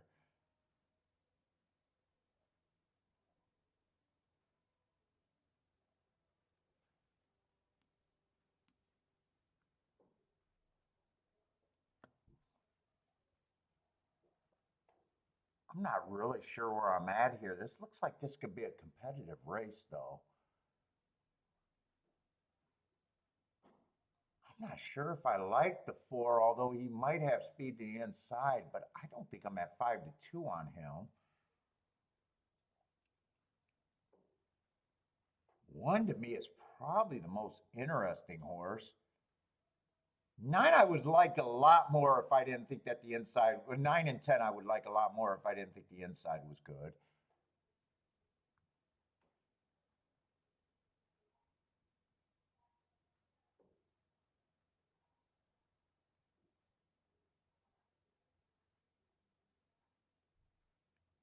a case for this 3 on the inside. I'm gonna root for the 1, 2, 3, but I don't really think I have a real opinion in this race. I gotta go bathroom again. Holy shit.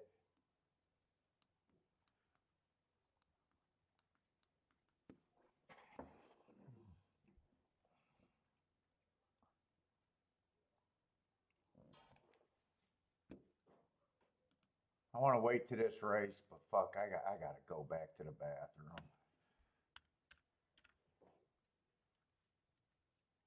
Let's see. She sent me some of those pictures of Bentley. Where's my Bentley? What pictures did she send me?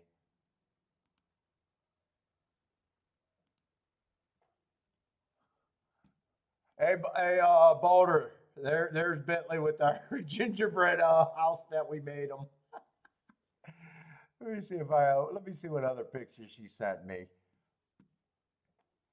He didn't quite know what to make of it.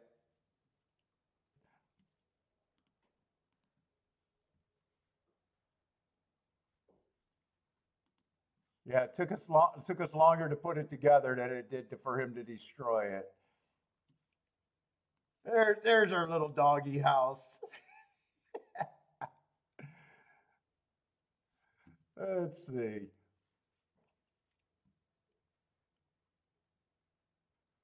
Let's see. 3 did get the lead on the inside. 1's in good position. That was fun. It was fun to do that.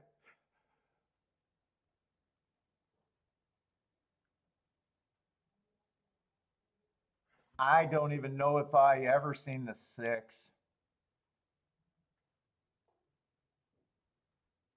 It did feel like a pretty competitive race, though. 6 of the night. It felt like a race where if you're in, you need to get rewarded.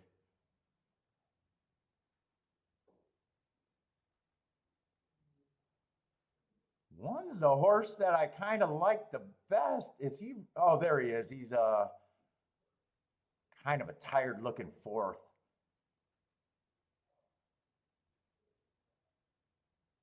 He might be. No, he can't get the 3rd. It's going to be 2. If you had a 2-6, that might be a tough beat right there. I can't tell if the 6 got a 2nd or 3rd. So the inside won the race. I was rooting for a 1, 2, 3 there.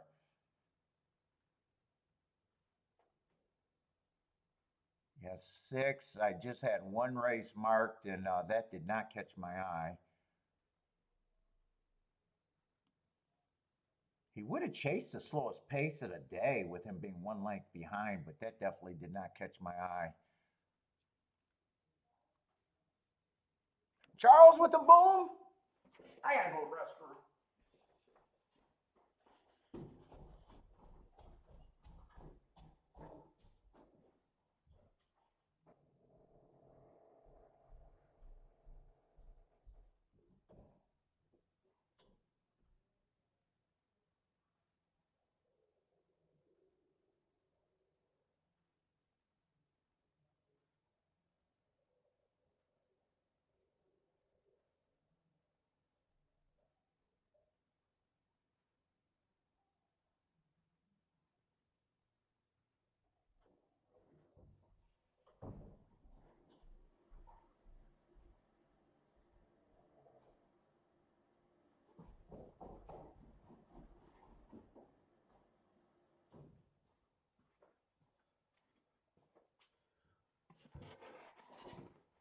All right, it's 2-9.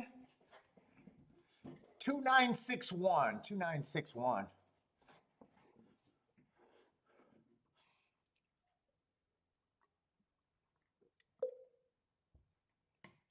Oh, and Gulfstream's not giving me any time, huh?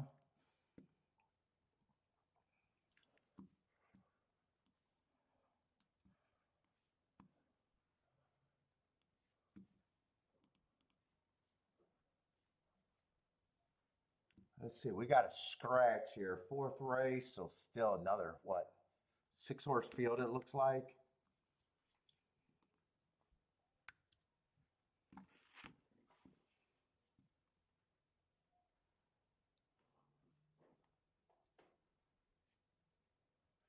repeat of sprints.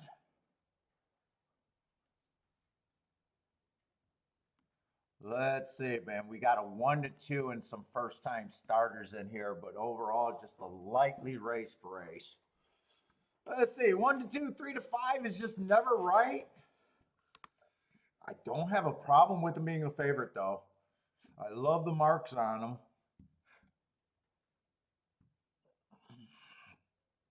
But, ugh.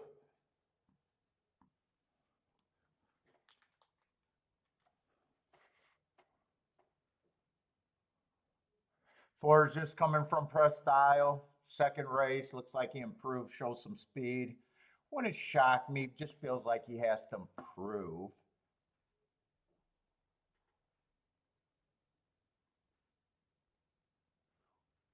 Three, I probably don't mind. One I got running against the inside bias, if I'm right about that. There's some horses that could improve here, but overall, I guess 6 is good enough to probably keep me out. I think this race is pretty simple that 6 winning, there's nothing that I'm interested in. I'm looking at the exact, yeah, 6 winning the race. There's no exacta that I'm interested in. So this would put me in a position where I would definitely have to beat the 6 for first. And even if you beat them with the 1-1-6 is 18-1, you might as well just bet more money on the 1. It actually looks like I would be in a position where I got to beat the 6 out of first and second.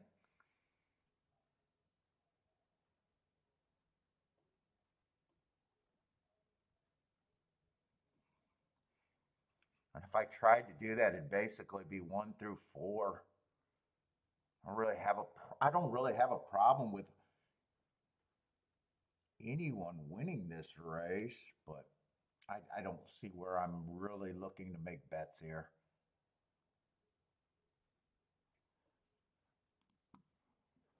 Charles, that exacta really paid 32-1. That 2-9 wasn't the 2 only like 9-2, 5-1?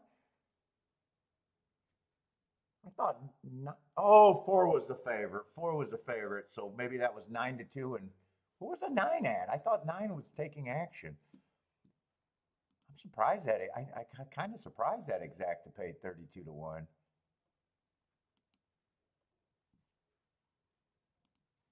Exacta paid probably better than I thought. What were they bet to? Oh, 9 was 4-1. Yeah, 4 was taking money a bit. I guess 1 was also taking money a bit.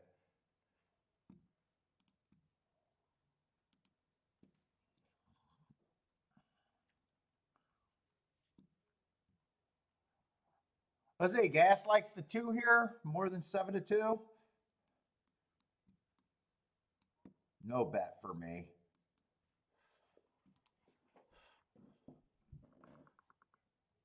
Winners do 1-3-6 with the 1 to win.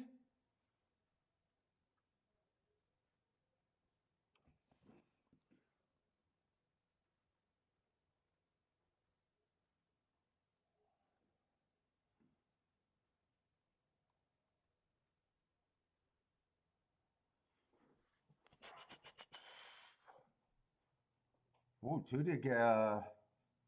2 got bet down late over there at Tampa Bay. He was a higher price then. Let's see. 3-1 gets the lead over to 6.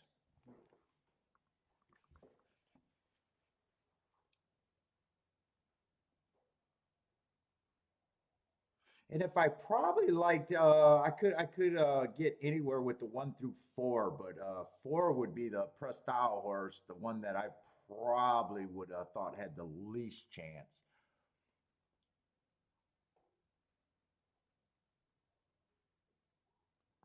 But to me, this race, I just said that 6 probably can't get beat out of first and second.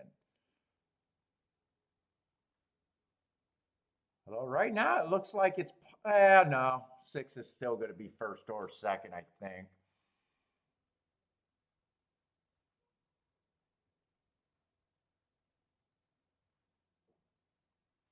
Nah, I think 6 still got second.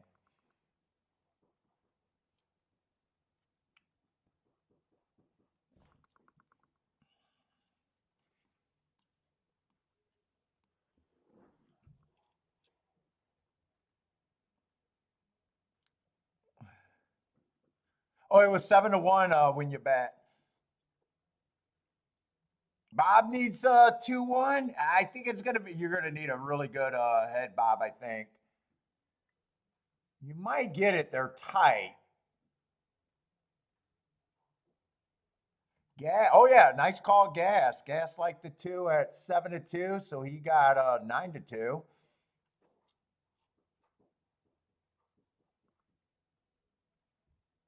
So nice call, Gas there.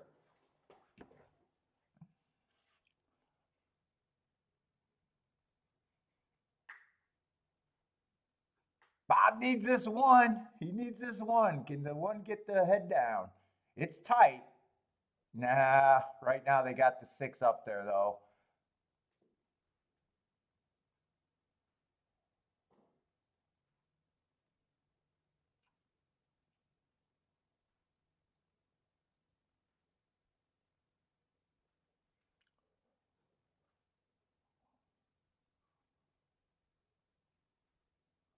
Let's say Fairgrounds, we got 3 minutes to race 1.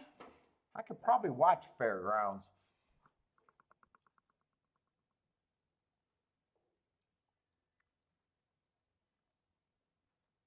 Fast pace there, 21-3, 44-1. Paco Lopez. Yeah, 1 ran a good race. Too bad that 6. But I mean, fucking 1-5. He just over bet. Was just good enough to barely beat the 1.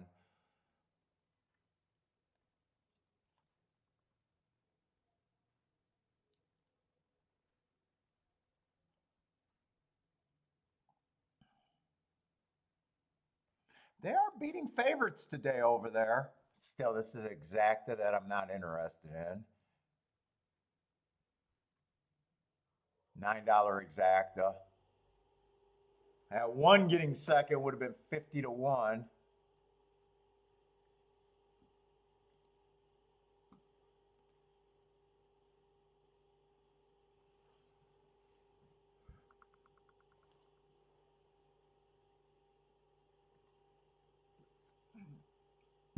Holy shit, I'm gonna be going back to the bathroom all day today. My God, it started early today.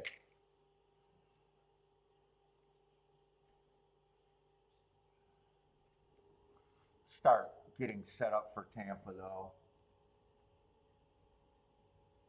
Tampa, I haven't done anything yet and really haven't really had time to do much handicapping there.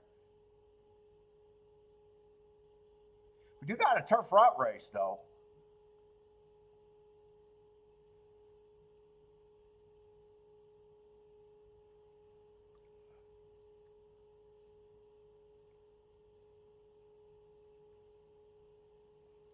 Let me just see if there's any scratches over here at Tampa. Got a 10-horse field. Oh, a lot of horses stretching out. Trying turf for the first time too. Last week, Speed did better than I expected. Kind of got caught in the bias cookie jar last week at Tampa Bay on the turf routes.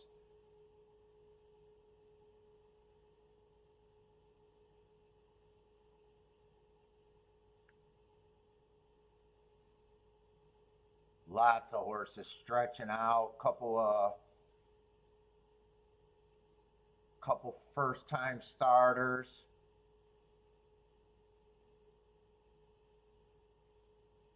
I probably got a hard time believing that I'm all that interested in this race. They'd have to really be making some perceived mistakes betting for me to get interested here.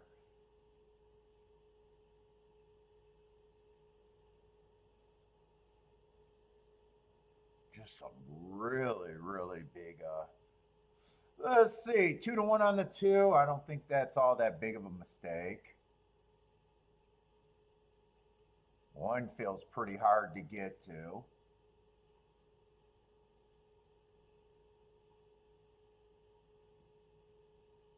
Three at 16-1, I'm reaching. I don't think that's an impossible reach.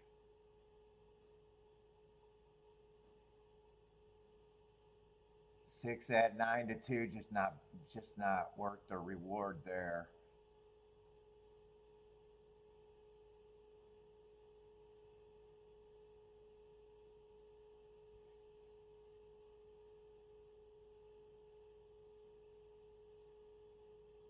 Ten, I don't think should be 8-1. I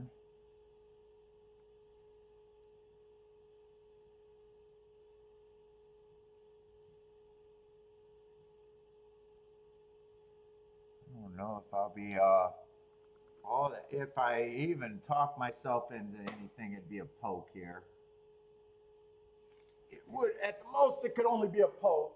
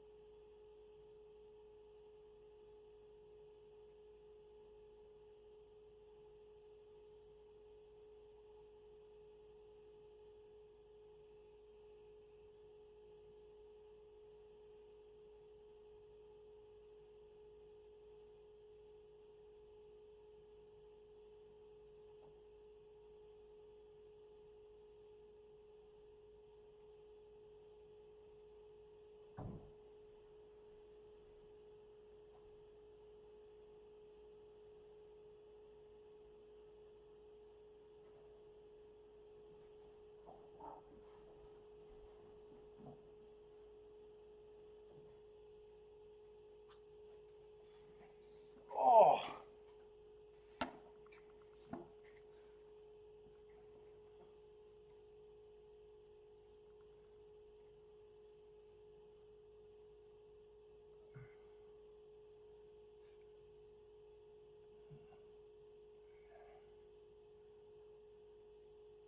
I'm going to try to look up some shit, but I don't really.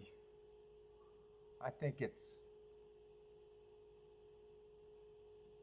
a reach that I do too much here.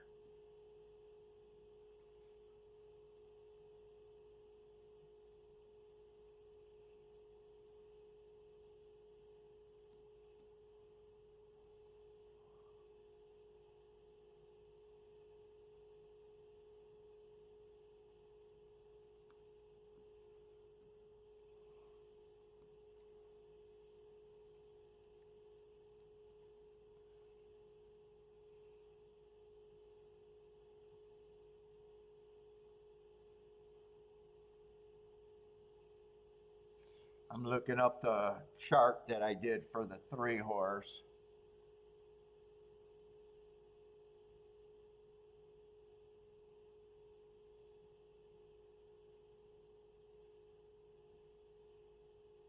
Yeah, I think he needs a faster pace.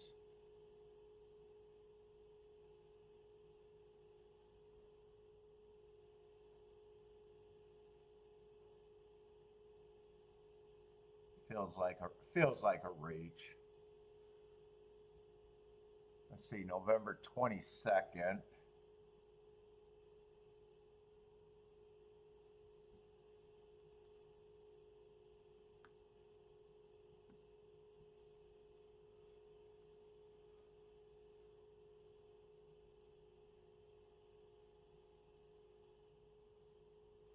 This was a solid pace that he at least ran on. Now there you could make a, I don't think that was a bad race, but it was a solid pace to where maybe he got the benefit of a decent pace. That'd be the same story on him. You could go either way on there. The pace was decent where he should close.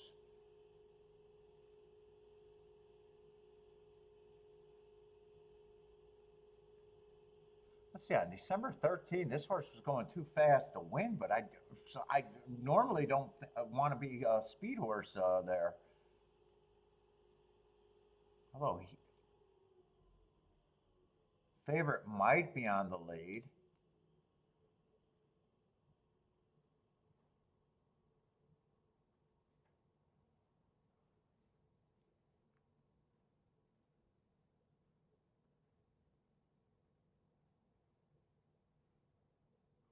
He'd be trying turf for the first time and stretching out for the first time.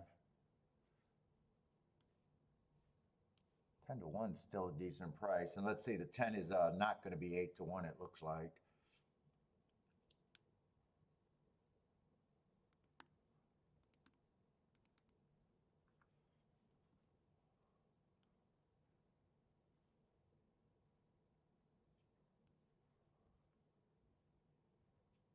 $12.13.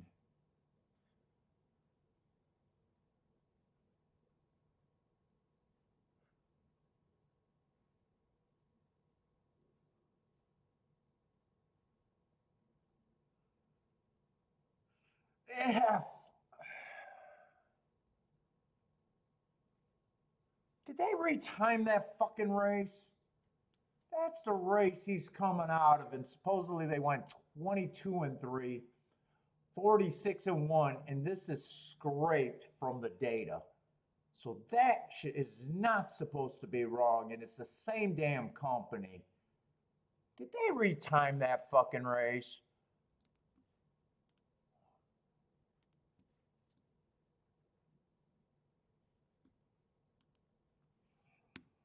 I'm looking up that. I got to see if they retimed that. Why is that different? Because these are not times that I'm data entries. This is being pulled directly.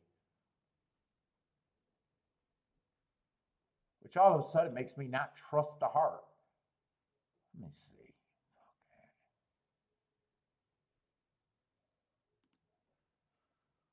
Okay. 12-13, second race, right? That's what he's coming out of. I'm not, and that's this year.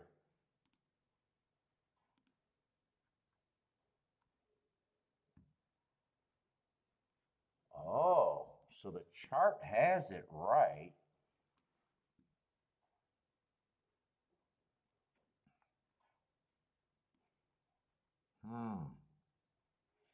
Let's see. Could I have the wrong date on that chart? That's the only mistake I can make. That's the wrong chart. Let's see. First race was a mile, 40 yards. Post 7 won the race. Post 7 won the race.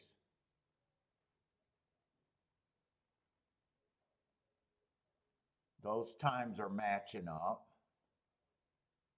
I think they retimed that. Let's see. Third race was a turf race. Third race is a turf race. They went 22-4, 47. 22-4, 40. Yeah, this is not coincidence. They retimed that fucking race. Post 8 won. Post 8 won. Went wire to wire. Went wire to wire. Yeah, so I don't know. They retimed that race or something.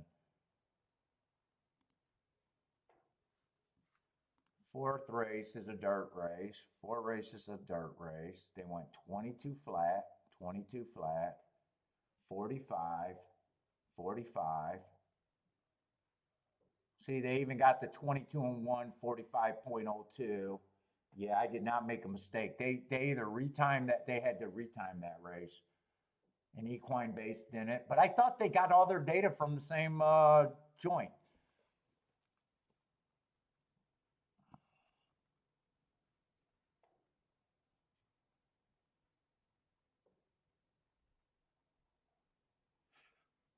don't know now. Well, I'd still be looking at the same fucking group. I would still be looking at the 9. I'd still be looking at the 2. 3's still the reach. I'd still be looking at the 10. And I'd still be looking at the 6 in a dangerous race, here. I can't get to the 1.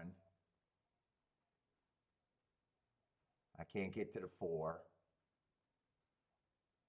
And I can't get to the first time starters. So actually that doesn't really change my opinion. I just hate it when I see things like that. 9 is interesting at 15-1. And honestly, 3 I don't think is the biggest reach. So if I'm in this race, I'm trying to do something with 9 and 3.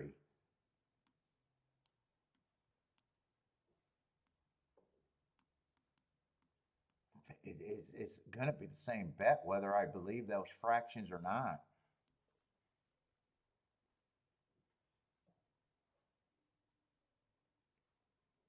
And it still would be nothing more but a poke bet.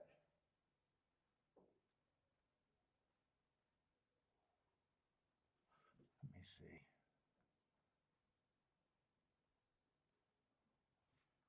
How many combinations is that?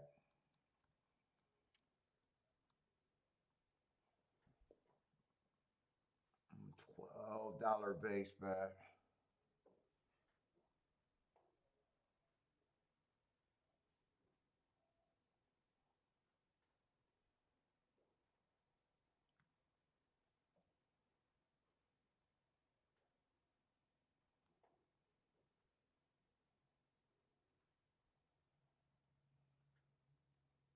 Three might have a little bit more upside being a route horse.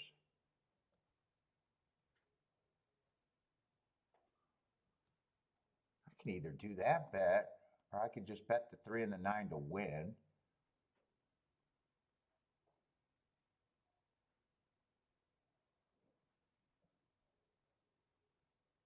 I'm going to talk myself into this.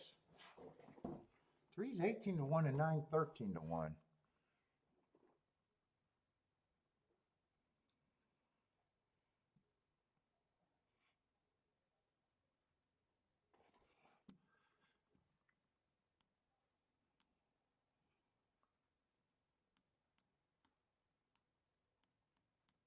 I want a press ticket there if I do this.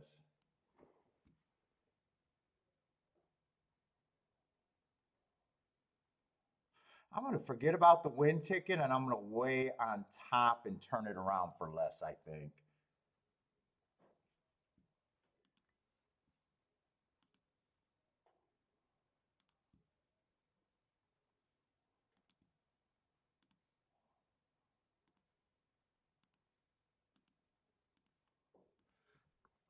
Well, I think I can do that and get the best hit if I'm right.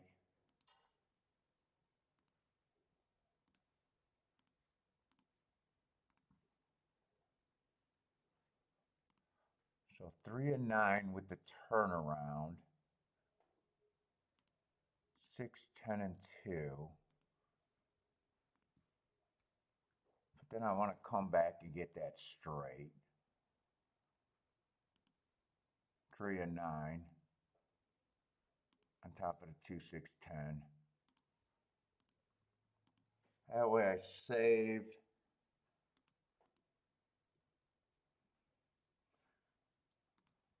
So no win ticket. So I got that straight. Well, see, I guess I felt like playing. God, I'm peeing like a fucking racehorse over here.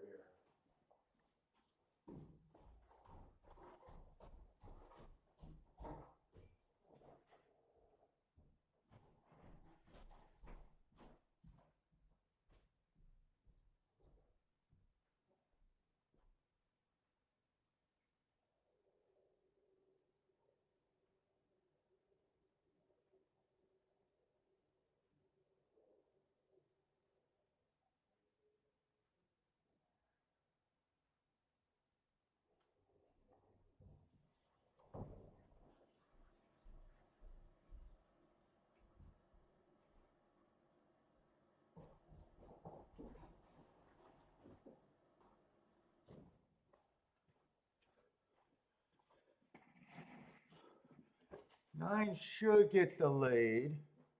Oh, 3's going to be active right now.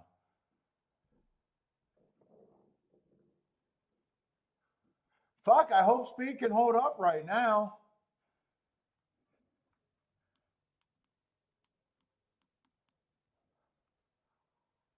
$24-2.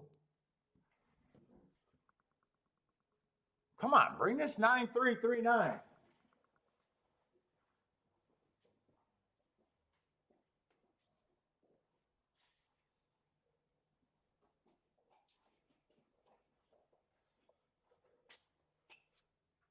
I should have did a win ticket.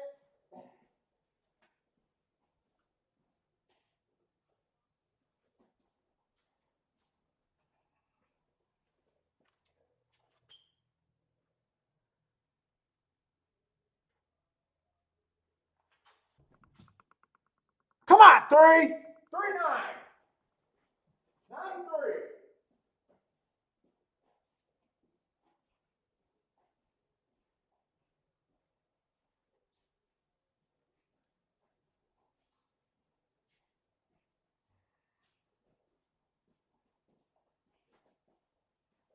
Don't miss the fucking exacta, Paul.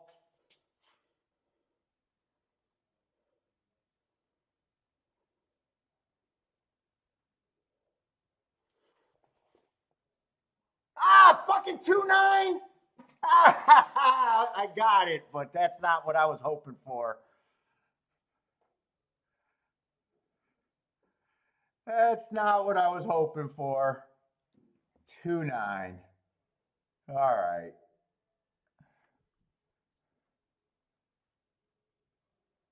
God, I thought for sure the 9 was going to hold up.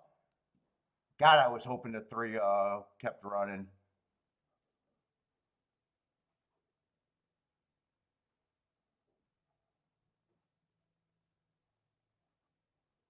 Charles Bowman? Tell me the exacta is good with the 2 winning. Ah, fuck. 21-1 on that exacta? Fuck. We wanted the 9 to win. We wanted a 9 to fucking win that race. 9-2 would have been 50-1. 9-6. I wish the 6 could have. Yeah, fuck. 3-5. God, horse racing is the most honest fucking sport out there.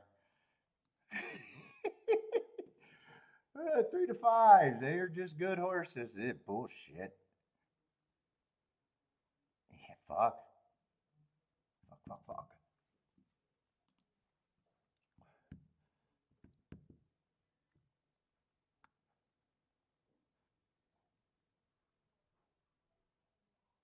God, and it looked like on the photo, 2 won the race pretty easy. Fuck, I didn't even see the 2. I thought it was going to be 9 with the 3, 6, or 10.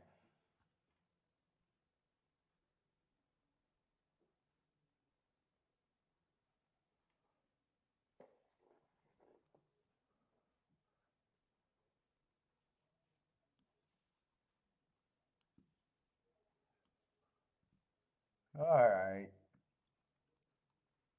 I'll do okay there, but it's not a huge hit. It's probably not even all that much. I need a 9. $21. All right.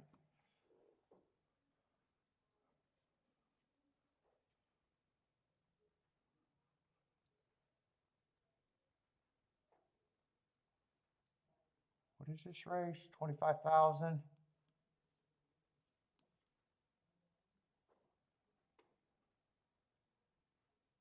4 is 8-5.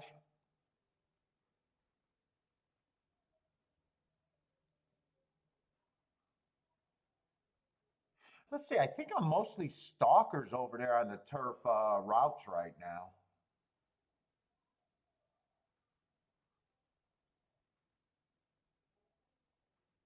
Four can do a little bit of everything, but usually as a closer.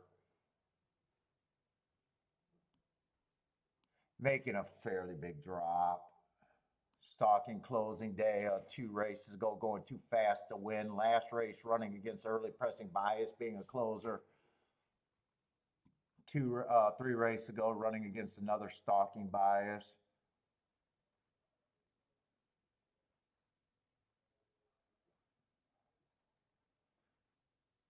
Six, I do like Six's running style for this race if he likes the turf. Oh, he's ran well on the turf.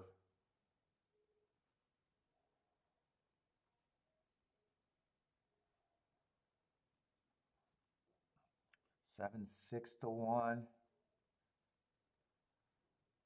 8 feels like a pretty big reach here.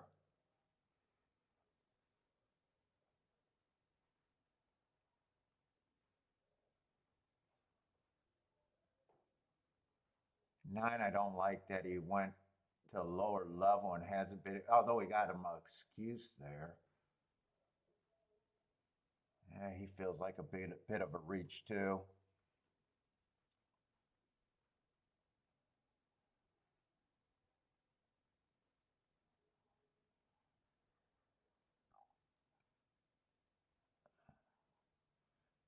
We got this Canterbury horse that looks fine. I just don't have marks on him.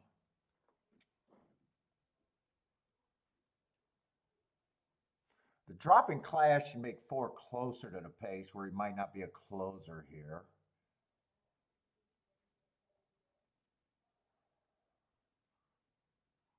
Probably.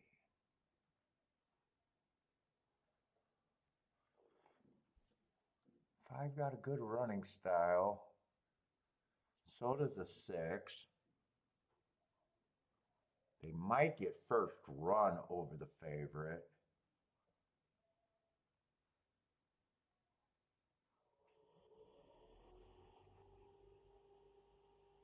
I'm not sure I want to mess with this race.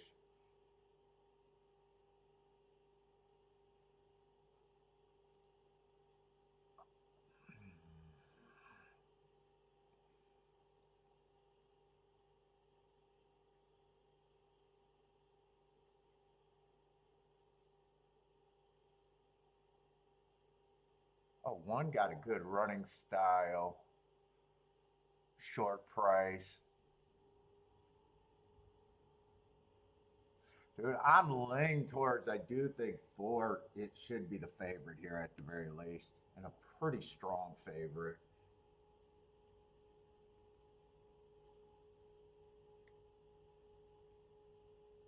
There was some horses that I really didn't like.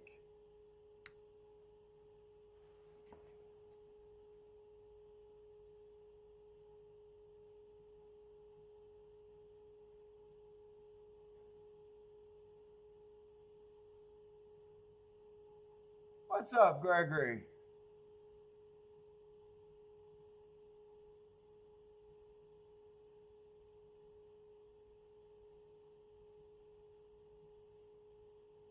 Seven, I think, is interesting.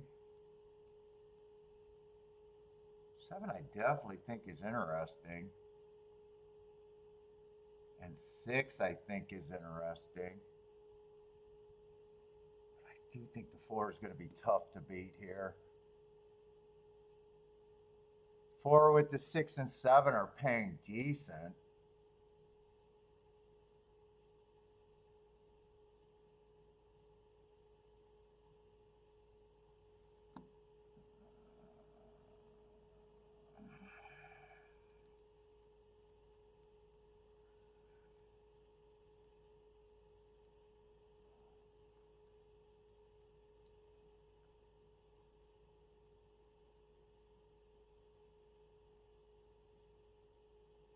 Right now, I'm leaning towards I'm sitting out this race, though.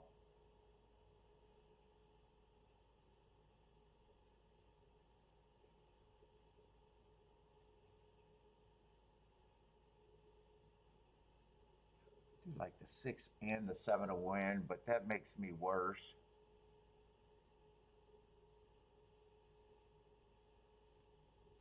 I think if I played the race, I would actually play it like that. Maybe not even do the win tickets. I I think I'm sitting out there though. Dude, I gotta install a fucking urinal under my desk. I swear to God.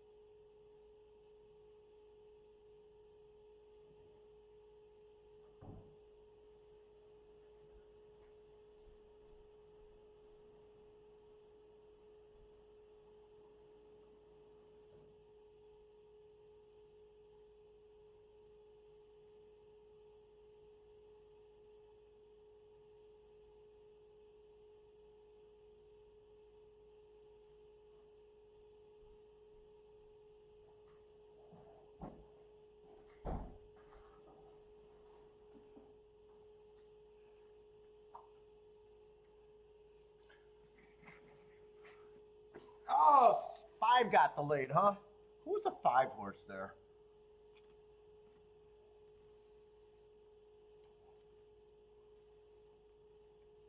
Oh, 5 had some real speed.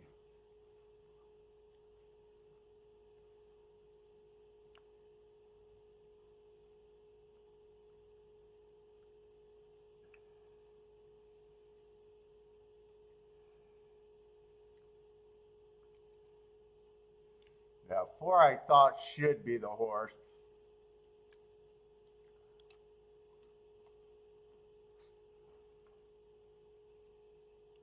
417.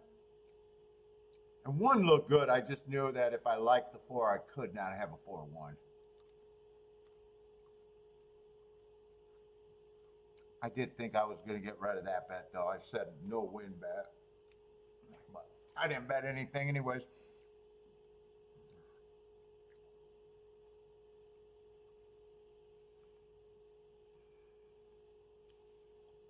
Four, 1, 7.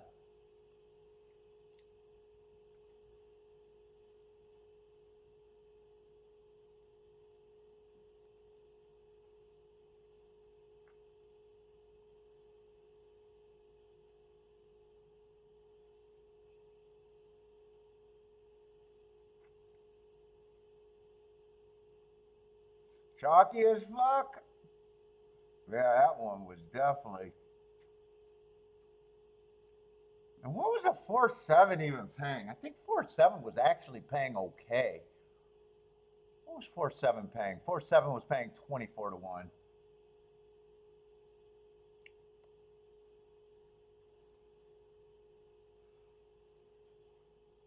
4-1's 11-1.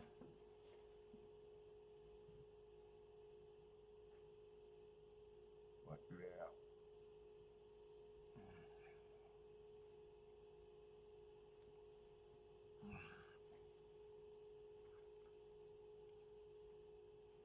Let's see, Fairgrounds race 2, if anyone got any action there. Man, I'm cold. I'm peeing all over the place. I already spilled a coffee. I had a rough day.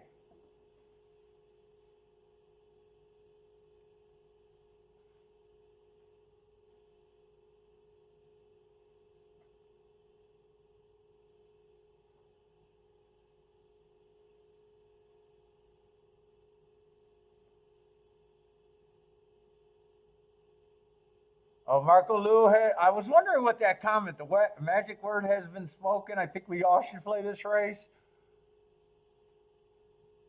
You like the 3? Singled the 3? Who was the 3? Oh, that Canterbury horse. Yeah, I did not know. He didn't look bad, at least just feed figures. Probably I would have thought he had the right running style. I just never know what to do with those.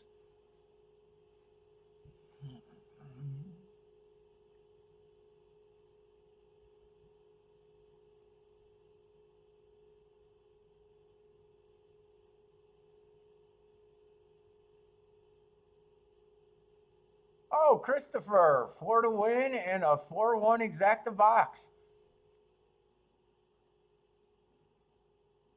at Gulfstream.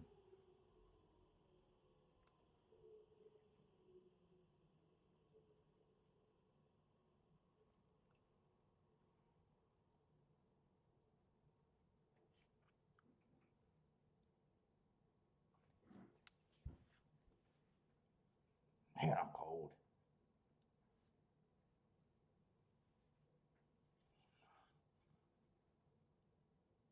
There's the boom for Christopher. Longshot Louis looks the 2-9-10 over there at the grounds, fairgrounds. Ooh, 2-9-10.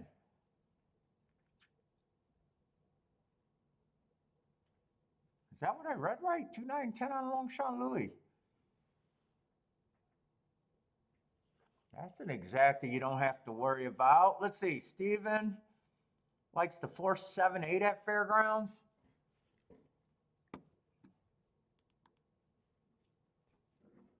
4-7-8, okay. 4 is 8 to 1, 4 to 1, and 3 to 1. Who's the favorite? 6 is the favorite.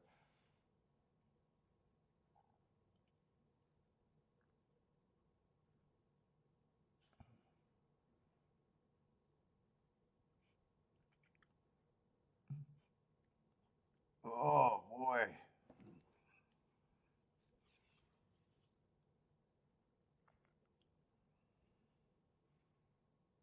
Yeah, he did have a nice call last race. I think it was last race, right? The 1, 2, 3 was the try. I think it was 3, 2, 1. 170 to 1 exact, I think it was.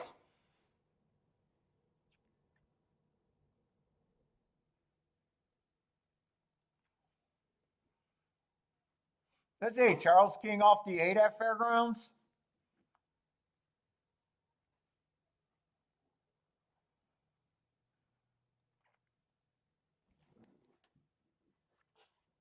You had that one, didn't you, best person? I think you had that one yesterday.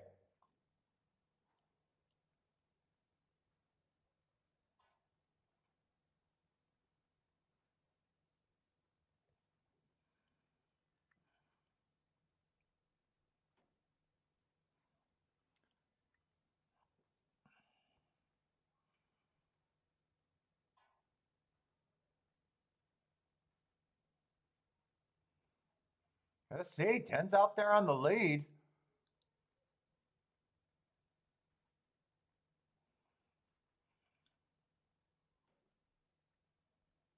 11's challenging right now. 1 and 2 are in 1, 2, and 8 are all in the stalking position, and everyone else is a closer.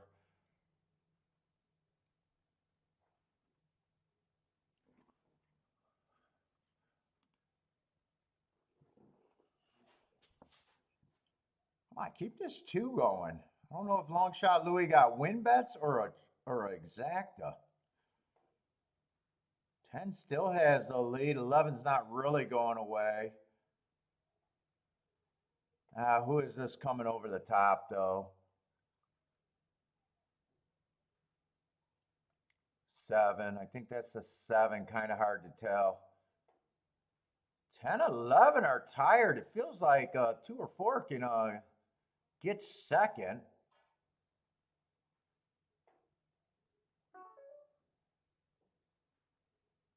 God, nice job on that 10. Actually, 10 and 2 outran their odds. Both of them were 60 to 1. Ian is in the house. What's up, Ian? Oh, God, now I'm itching. I need some lotion.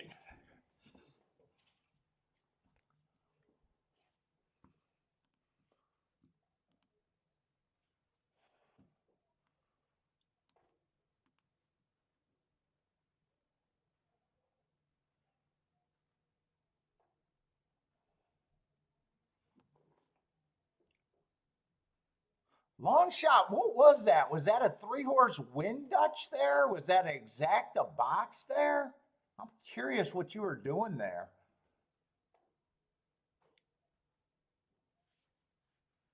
2 and 10, both being 64 to 1. I could see that being a 3-horse Dutch.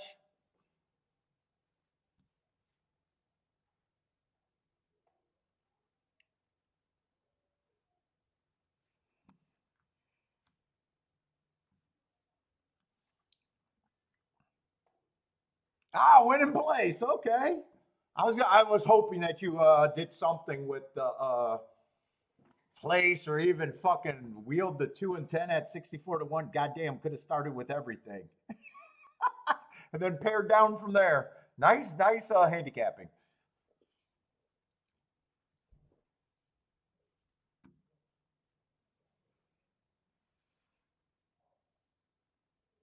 Charles with the win place show on the 10 also. Nicely done.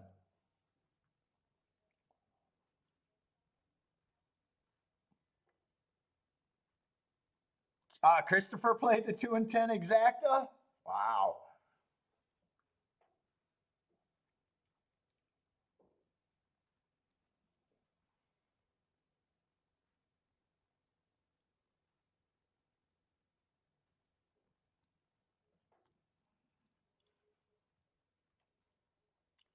Let's see. This is not an ugly betting board. There's a single favorite and then pay raises everywhere at Tampa.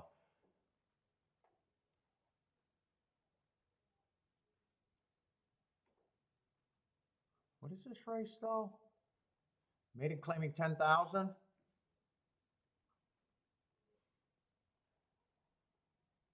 And it's a route on the dirt. And I keep thinking that inside is doing okay.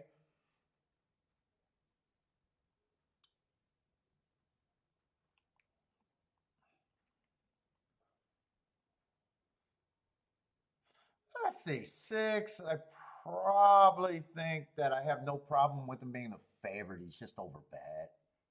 He's overbet by a lot. 4 races ago, I got him going too fast to win. He ran his 3 races. Not really a win or a bump. Last race, I don't think was a bad race. 2 races ago, I don't think was a bad race either, really. He's just overbet.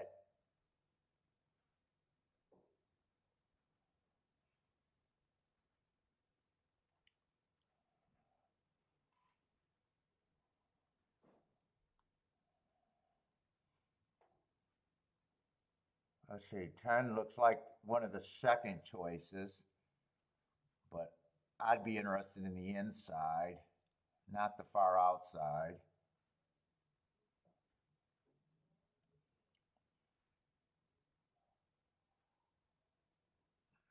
Is there anything I think I could beat this horse with or use with this horse that's kind of good? I doubt it. 5's 9 to 2.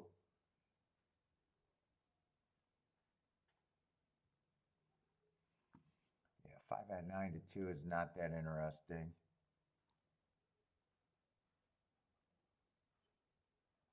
4 would have to improve again. I don't mind his last race, but that was already an improvement last race. This is his 3rd race off a layoff, though.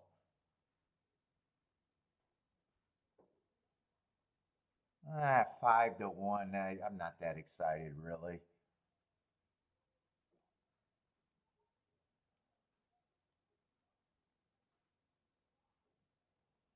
Mm. Man, 6 is not the scariest looking favorite, but I'm having a hard time finding anyone that I'm all that.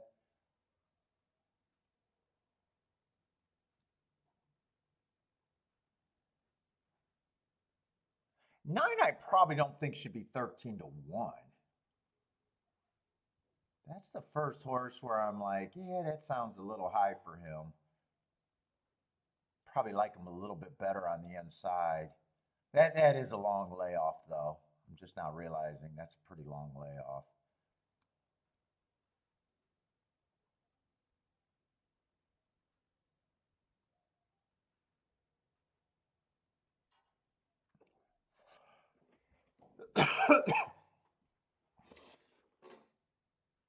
6 with the 5 and the 4, I think has a good chance of happening, but God, I'm not interested in it. Not even really interested in just taking a win bet on the 5. 5 probably has the most upside with the class drop.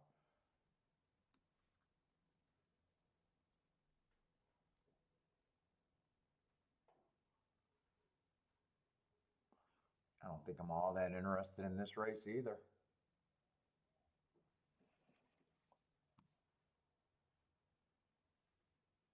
What did that horse play over there at the grounds? It was, what was it, 710? Still got $41 to place. I don't like place betting, but if you do a betting line, I got one rule on place betting. Let's just say you had him at 10-1 and he was a huge overlay. And you would have bet him at 10-1 to win. I don't mind a place bet then. I know a lot of people shit on place betting, but that's to me, if I got my betting line down, and I still think no matter who gets first, he still pays more than what would have got me to bet him to win. And $41 to place is definitely not a bad deal.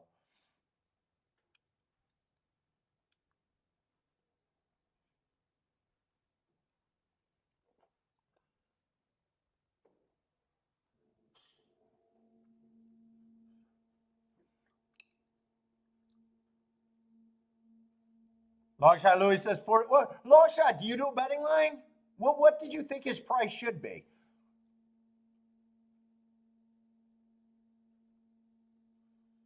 Should have wheeled it. Yeah, I mean, you could. I wouldn't have had a problem with that either at 64-1. Doing it all and then maybe paring it down from there instead of a place bet.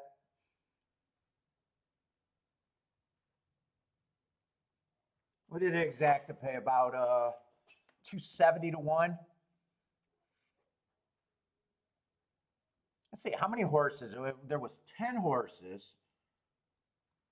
Technically, you probably would have did better in the win bet unless you got it again on the pair down bet. Because if you did it for $1, it would cost you $20. No, $19 or $18. $18, I think. For that $18, you would have got 270 to 1, but you would have only had it won for $18. Or let's just say you did $10 to win in place. What would you have got? 200 back? But it would have really made a difference if you did the wheel and then came up with the, 7 on a press ticket. If he would have made it on, if you did the all and then a press. My God, I am like fucking.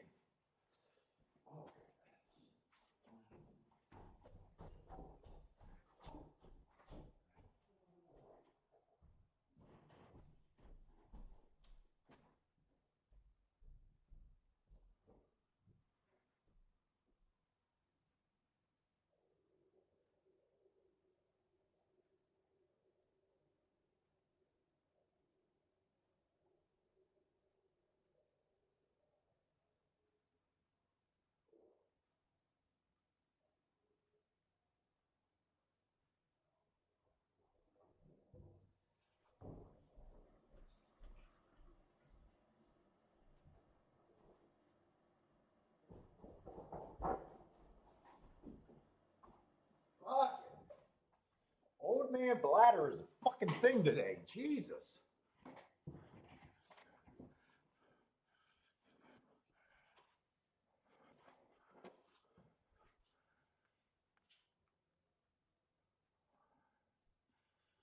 Ladder wagering for win, place, and show? Yeah. I think I know who Joe is. Is Joe, he's in the industry, right? He's the guy with kind of that high-pitched kind of voice, I think. I hate that order, though. I do hate the ladder that way.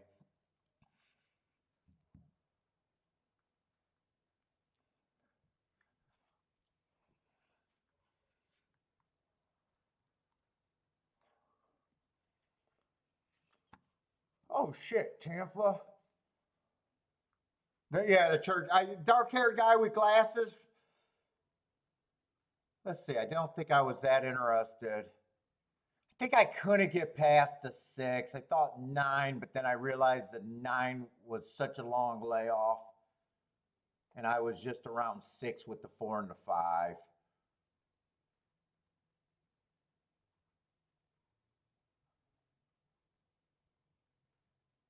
Couldn't really get past the 6. I said I could see the 5 winning, but I even wasn't interested at 4-1 or 5-1 on that.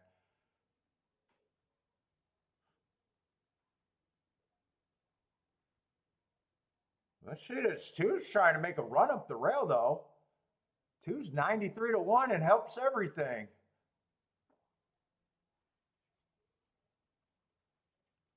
Yeah, he kind of flatted out. 5 is gonna win. I said I thought he had the most upside, but he was 4-1, and I was like, yeah, I'm not even interested in a win bet on that. He went up a little bit to 5-1, but I still probably wasn't even interested in a win bet there.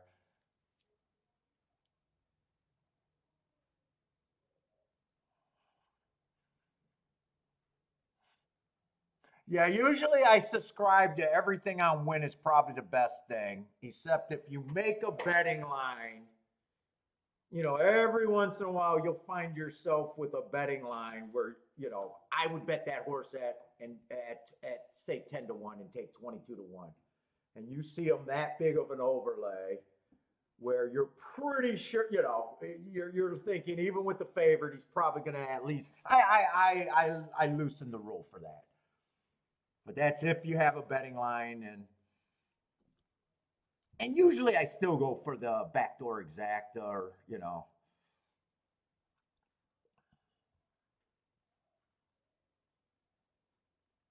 Yeah, I get the latter thing. I'm just not a big place and show guy.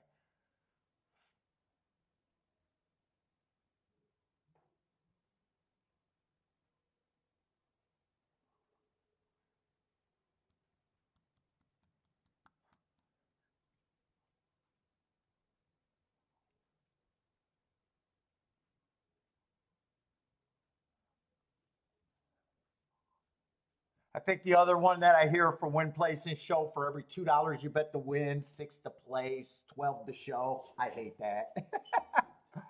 Really, any kind of really order on him.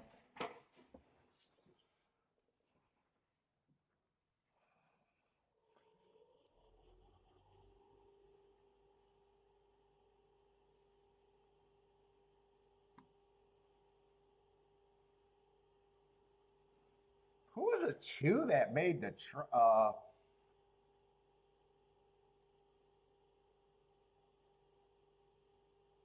what race was that? 4th race at Tampa?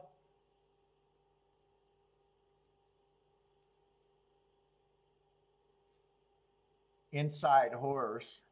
That's the biggest thing I see on him.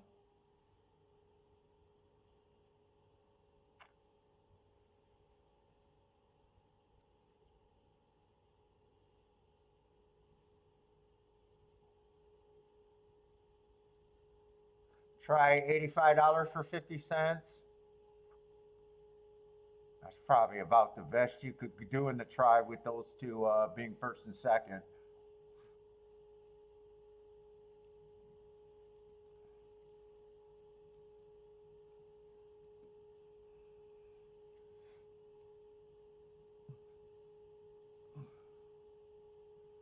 Peter Rout. Another just 6-horse field. Short fields at Gulfstream so far today.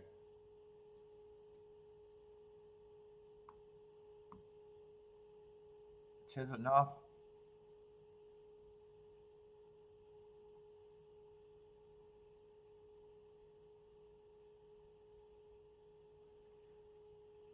Well, I swear that fan, Kiki, I woke her up this morning. Today's the last chance you could go replace that fan before Christmas on the furnace. And she wanted to gamble. She's like, I'm tired. I want to go back to sleep. It's getting louder. You better not zonk out for a Christmas party.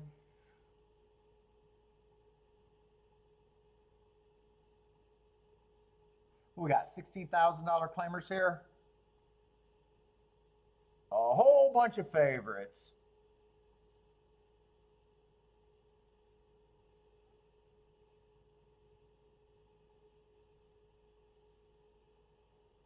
Boy, this was 23 and 147. I know I got hearts on there, but man, that was really too fast to win. Could he relax here? Yeah, probably not with the 5 horse in the race. There's a couple sprinters in the race too. He probably can't relax with the 4 and the 7, or yeah, 4 and the 7 in the race.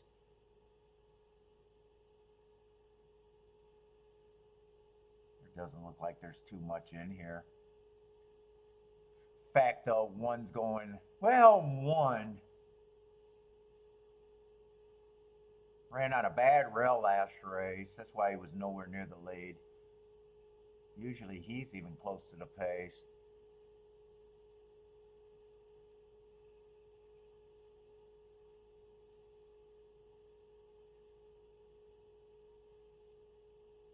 Yeah, I probably do agree that 2 and 3 are the most likely winners here.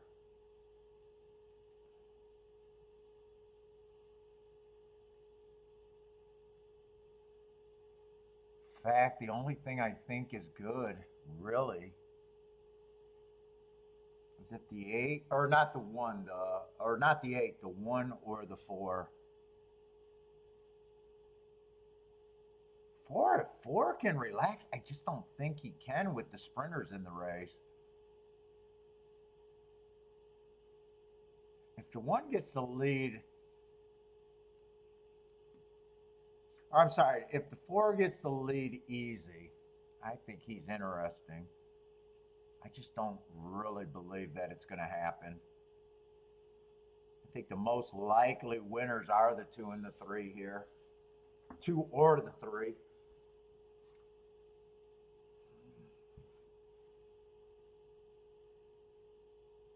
Marco Lou has the 1 or the 7 here.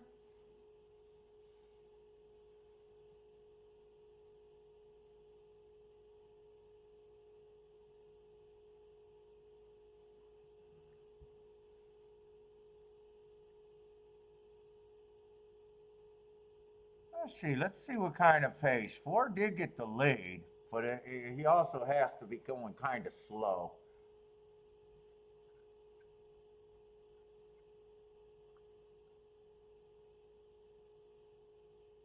If this is 25 and 50, he's really interesting. This is 24 and 48, it's not. 24 and 3, it gets interesting.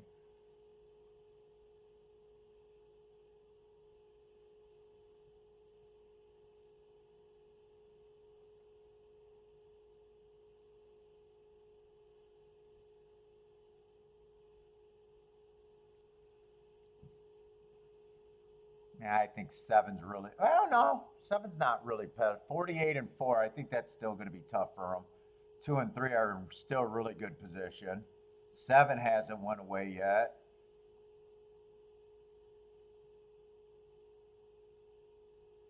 And 4 would have to get first or second.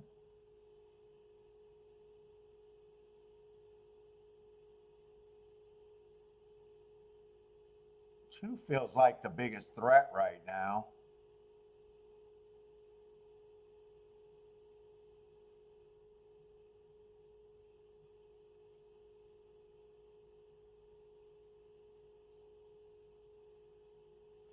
I 4 ran good, but I know even if the 4 gets second, I don't have a 5-4.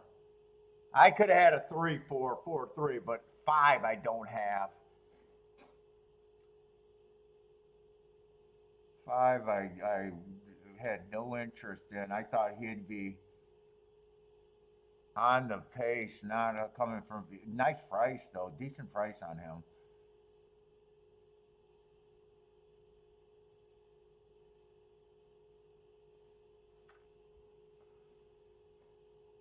Okay, Phil, what's up?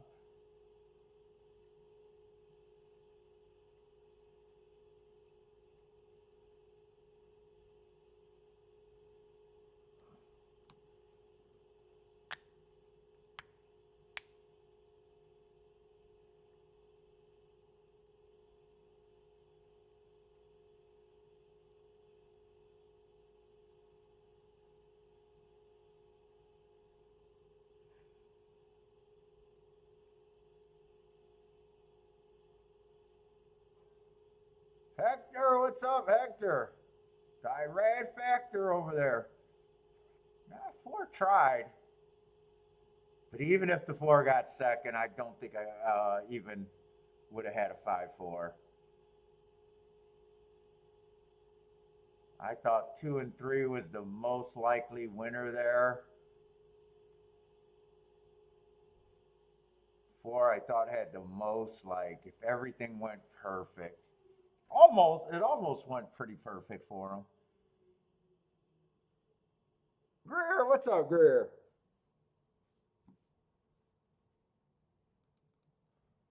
Let's see, I only bet 2 races a day. I had too much action. I want to look ahead to see what we got. We got a dirt route, turf route,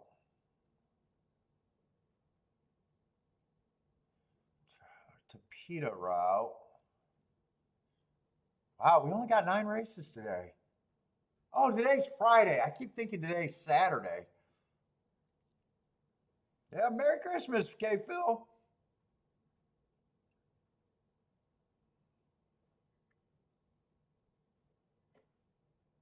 Yeah.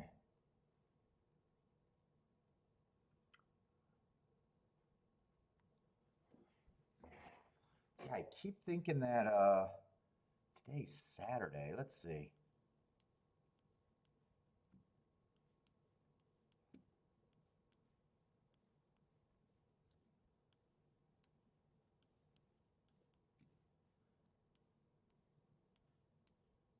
Oh, wait, I need 3 of them for Gulfstream, actually. Oh, I got enough room. We got all 6 surfaces today.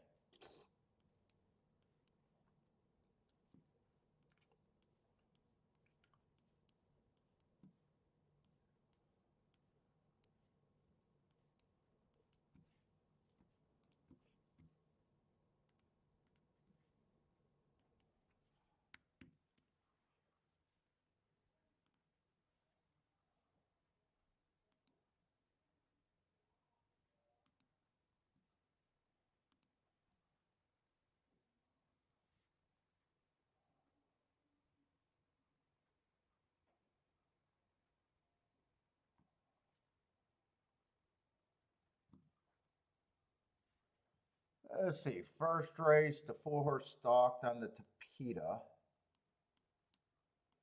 Favorite.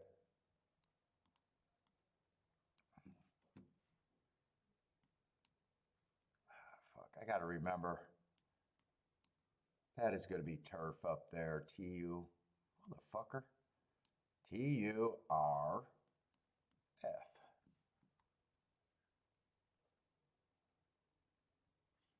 10-horse closed on the turf sprint. Ooh, I did not want to see that. And fucking 8 came from dead last too. Oh, that race, that turf sprint race was a complete meltdown. Okay. 6 went wire to wire at a route. 5-2 winner.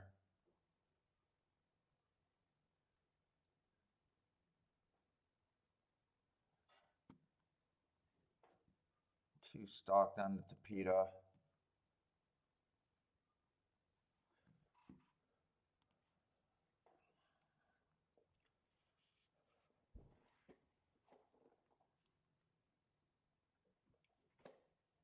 One, two, three, 4. We haven't had a repeating surface yet. What was the 5th race?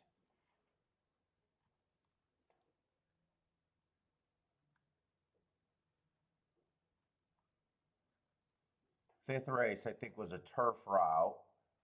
That's the race with a 417.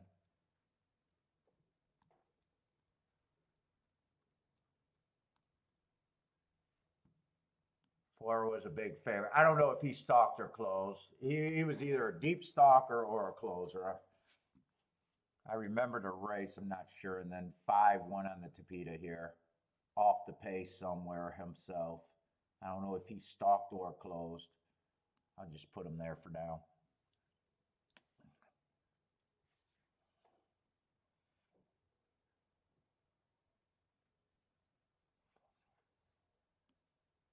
So yeah, tic-tac-toe board's not doing anything so far. We haven't really seen any repeating races yet.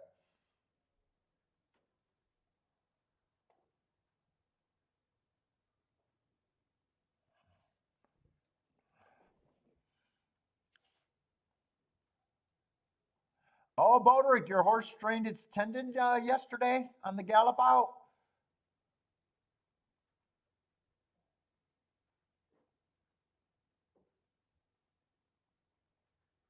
You got to watch them all, Charles. Are you getting nailed on the ads today?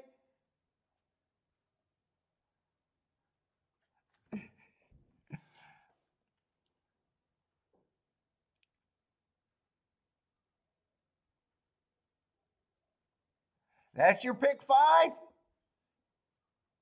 Well, no matter what that is, if that's the pick five, it can't be bad. Even if it's all chalk, I guess. That's a perfectly constructed ticket right there. That's the only thing of a perfectly constructed ticket right there. That's the only perfect ticket.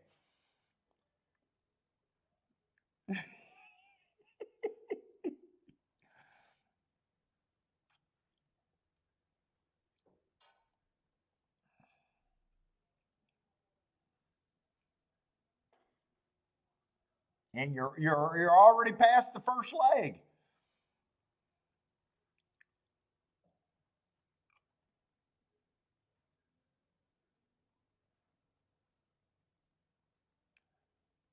Inside horses over there at well, 9's still holding on. I thought the 2-3-1 was going to pass the 9, but 9's being pretty stubborn. Yeah, 9's being very stubborn.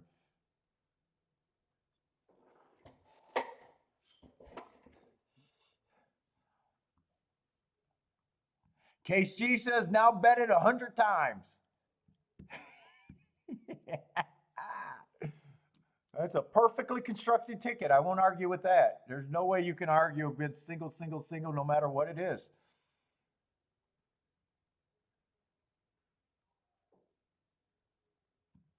Oh, Scotty from Equine Edge hit the pick five at people are now questioning his ticket. Yeah, I'm sure he cares, right?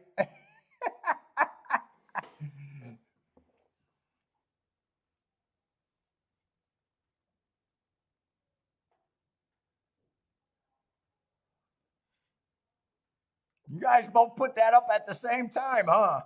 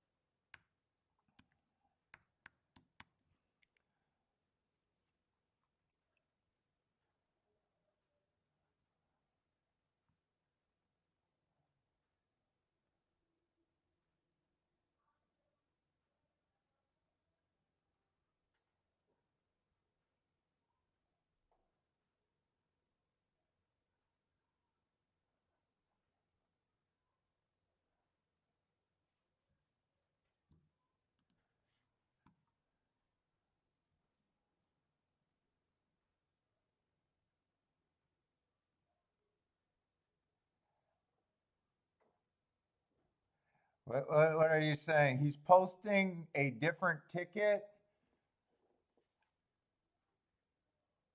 The 3 was saying, yeah, I don't know. I don't worry about.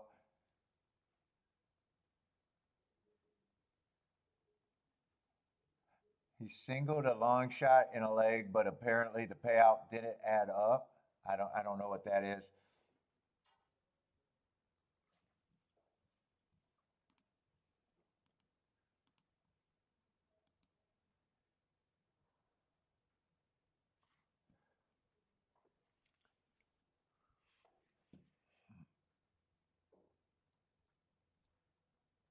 Oh, we got the turf route. I actually hit the turf route race today that I wasn't gonna play, although it wasn't a huge hit because of the way I played it.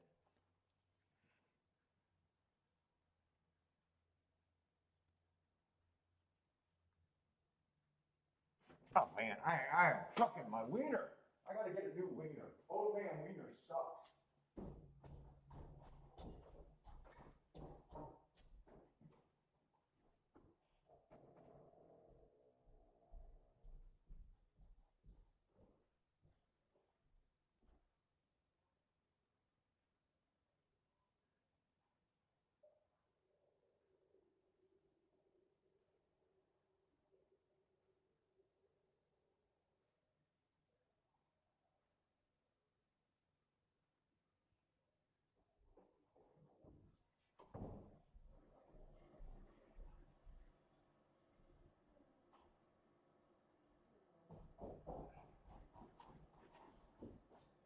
Oh, fuck.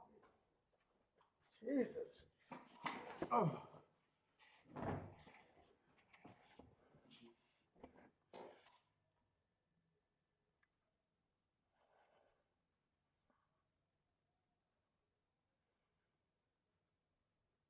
Oh, and you've been on there? Yeah, I don't know.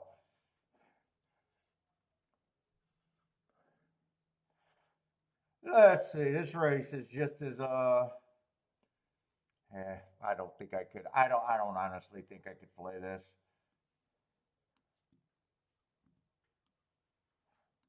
I already talked myself into one turf race that looked like this. Let's see. Wait a minute. Maybe I can. Let's see the 6 horse. I got really nice marks on. First race out, I think he ran on a bad rail. And second race out was a big improvement. Coming off the pace, stalking closing day, and still going too fast. Going too fast to win on the turf.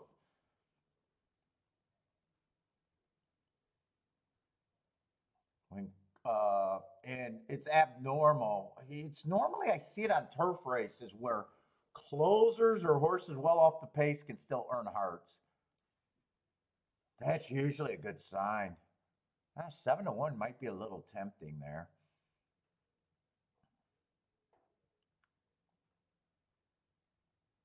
I might even want to look up that race real quick, but I don't really got to poke too many holes there.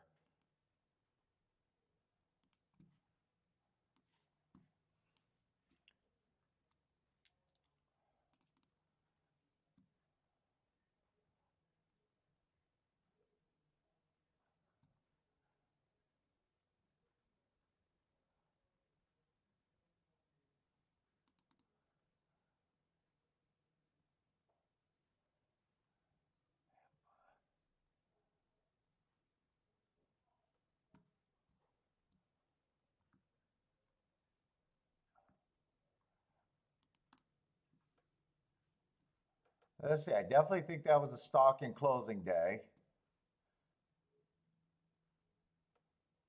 Let's see. It's a 6 horse coming out the 7th race.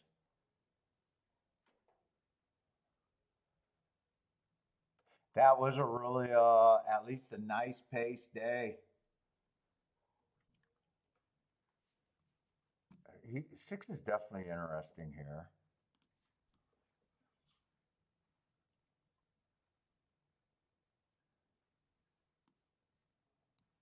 5, I like the heart, but he might be a front end.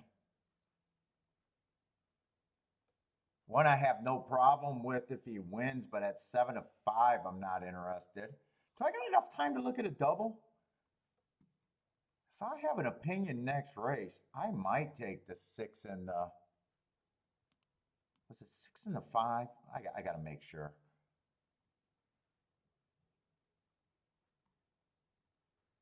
I might take the 6 and the 5, probably more so the 6 though. Let me see, next race. What are the scratches? No scratches next race. This is going to be another sprint race. Let me go back. 5th race I'm supposed to be on.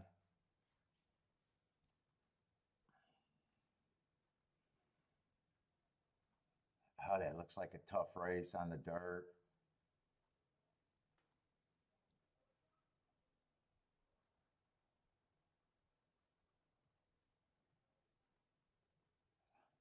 I could see the 4 and the 5.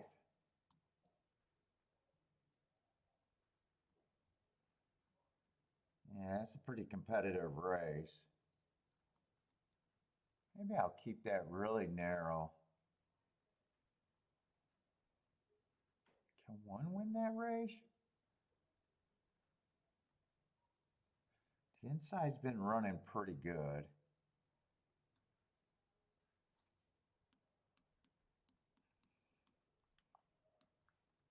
Let me just price these out. Oh, 2 can win that race. Let me just price this out.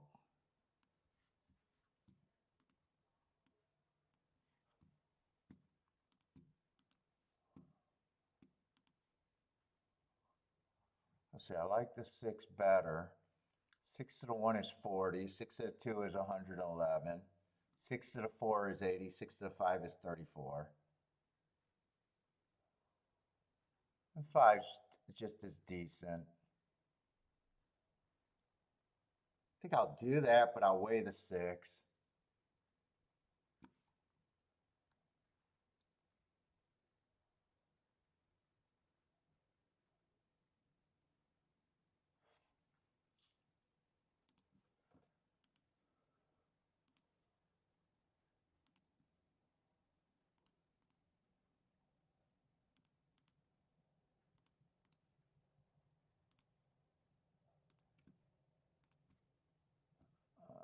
Okay, go.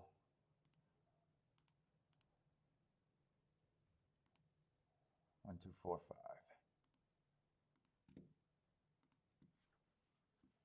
Let me just see one more thing.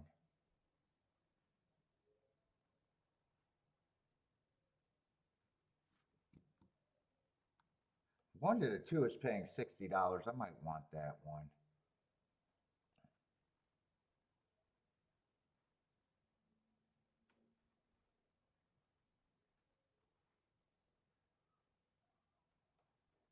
A 1 to the 4 is paying 28 to 1. Do I want those two?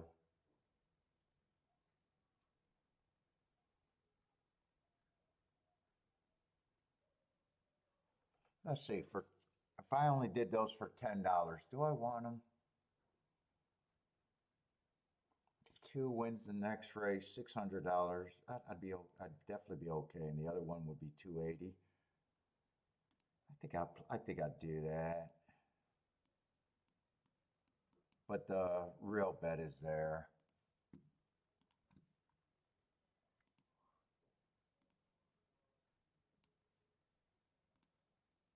I'll just do that for 10. Flushing, hoping to flush $20 down the toilet. That's okay.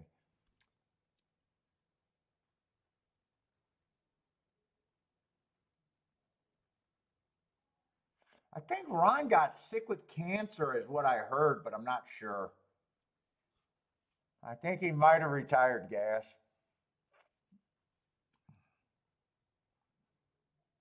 He's been gone for a long time, and I kind of heard that, but I don't know. I don't remember the source. Could have been in the chat room. It could have. I have no idea where I heard that at.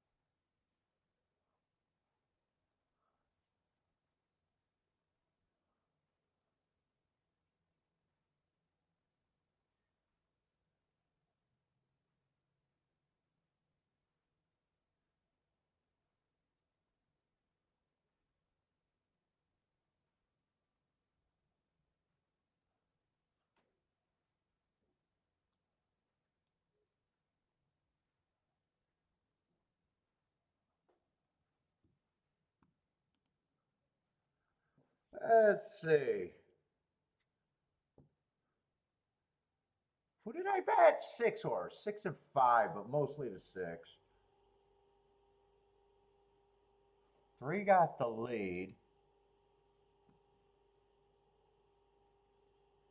Wait a minute. Was I looking at the right race when I bet that? Yeah, I was looking at the. Oh, I better be looking at the right race.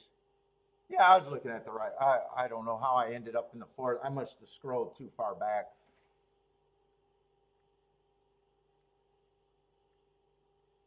6 ended up dropping down to 9-2, but I hope he's the winner here. 23 should be a fast pace. Looks like 1's loaded. I need 6 to make a move and keep the 1 at bay.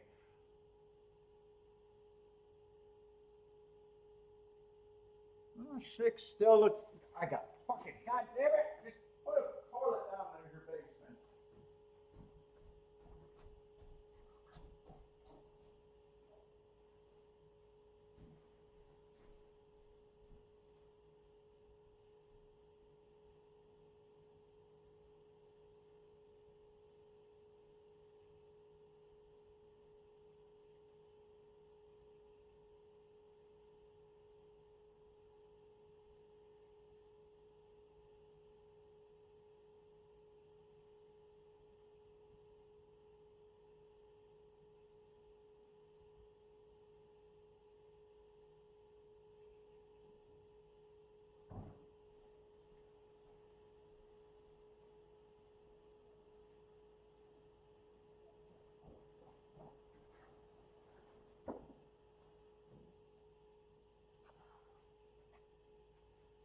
Any chance the 6 horse? Oh, well, I hope that's not the win photo. Well, 6 could not have won that. I got a feeling that's the horse is winning. Is that 3-2-2-3? That must have been, yeah. Speed held up again there.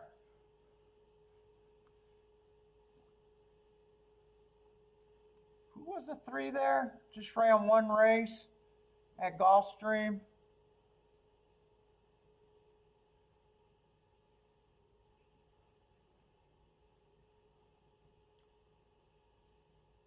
I talked myself into that race. 3-1 wire to wire. I could not have put him on the lead after 1 race.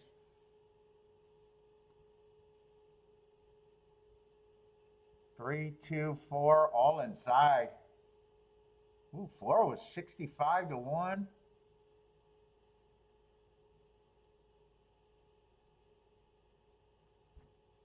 All inside, huh? Voter with the boom.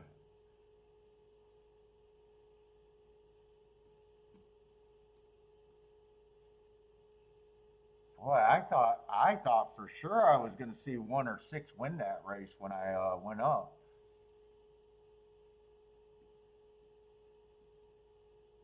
Gulfstream just has not had that many races.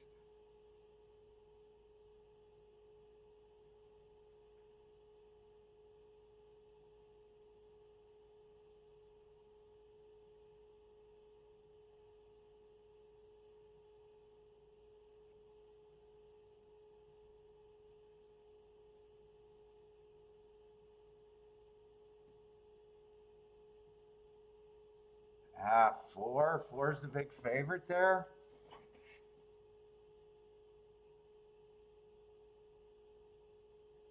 I mean, 4's been off a year. He just probably has to be right, but does he have to be right, and does he have to be geared up for this race?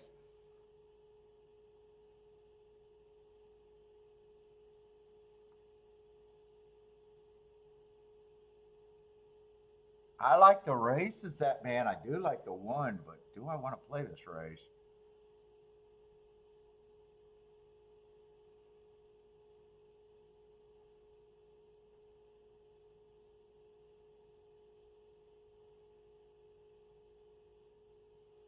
Four's the big question.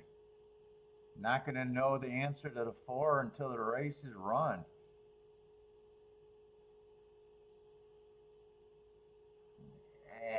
Do I want to play this?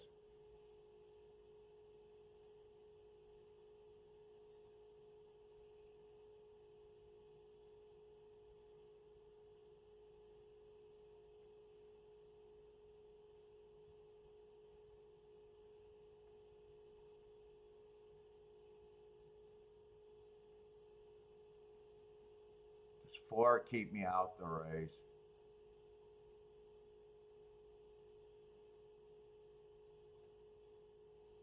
Without a doubt. I mean, he ran 4. You're just saying if he's ready and he's healthy, he beats these.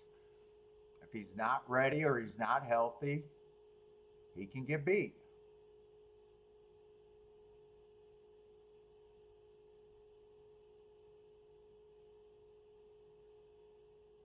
Boy, and man, if I knew the answer on the 4, I'd play the 1, 2, 3 here.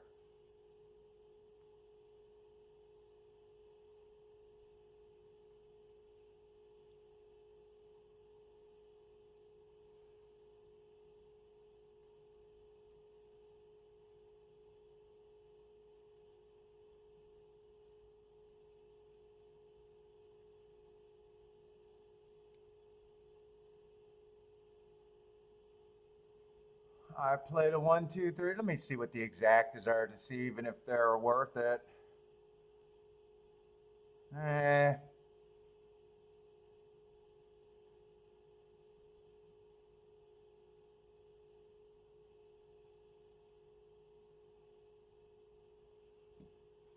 I probably poke here just to see.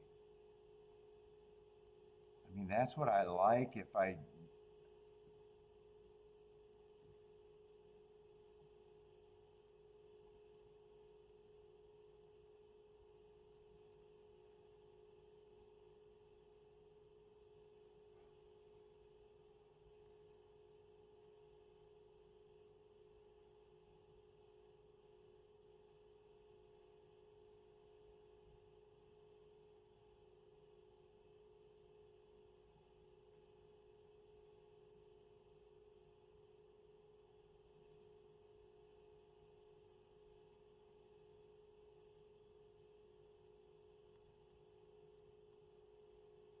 Yeah, I don't have enough time to look at doubles or anything.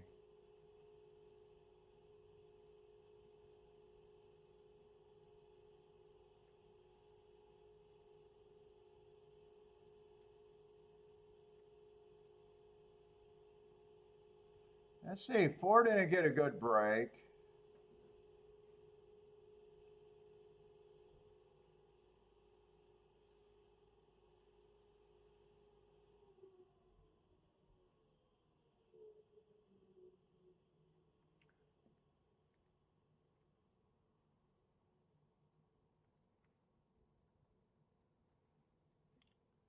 What is his running style, by the way? What is the 4's running style? Hey, he doesn't need a. Oh, no.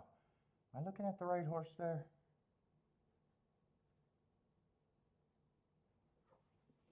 He comes from behind. I still got to worry about him.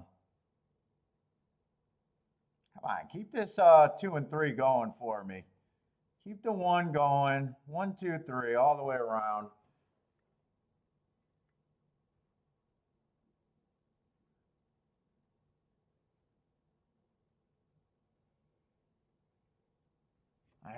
One and 2 and 3 are struggling, I think. Come on with this 3.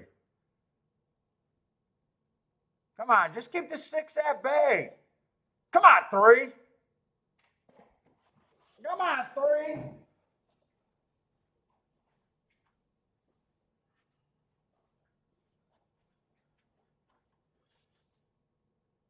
One, 2. Yeah, 25-1 unless it went down. I was hoping the 3 could at least get second or even win. 1 and 2 were the only horse that I liked to win. I would have never considered. God, I wish that could have came in 1, 3. I'll be happy with 1, 2 though.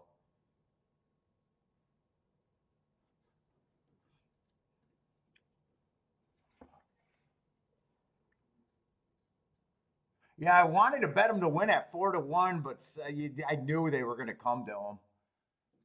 3-1. Maybe I should have came back and just did a 1-2 box, or maybe even one on top of the 2-3. 4 was a little intimidating to play against, but I know it was the right move. Stay at 25-1 for the exacta. 24-1, okay.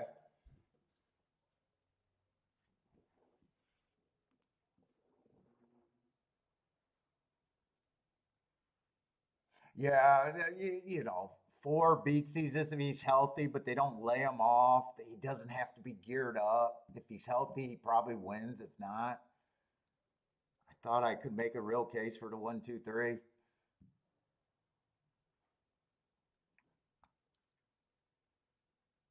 Probably could have played it better though, because I really like the 1 the best out of them. I could have made that slightly better. I could have probably keyed the 1 with the 2 and the 3 straight, and then keyed it. I could have probably did that to make it better.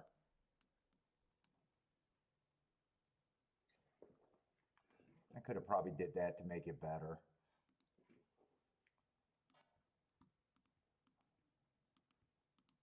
I haven't thought about doing doubles, but there was never any time.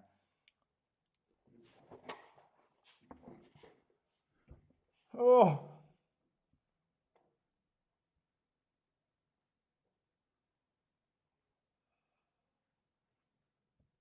Steven with the boom.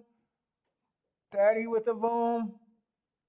I had a decent hit. I'm not going to call it a boom, but a decent hit.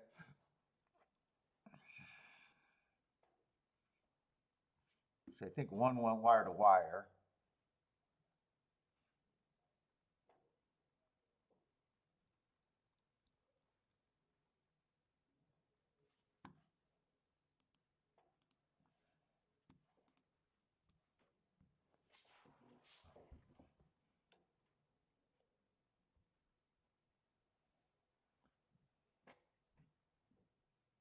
Oh, long shot, Louis needed. I can't root for you there. Long shot. I don't want you to win if I got to lose.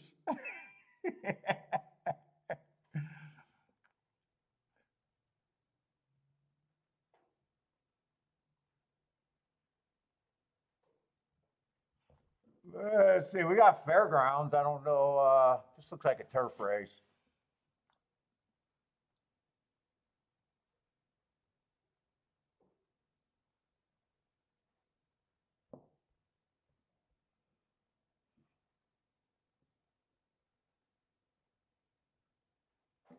I'm so excited. The first bet of the night.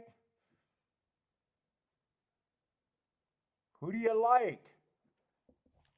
Did he give a horse?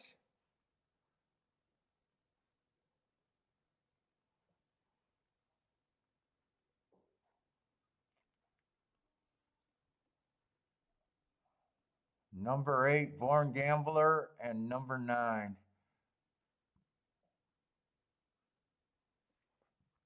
Is that this race, or is that the race that just happened, or the next race? Born Gambler.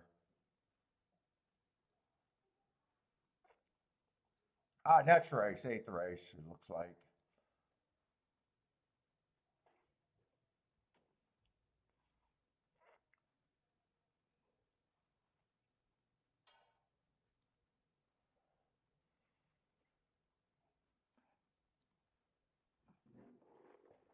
Oh, and what we got coming up at Tampa Bay?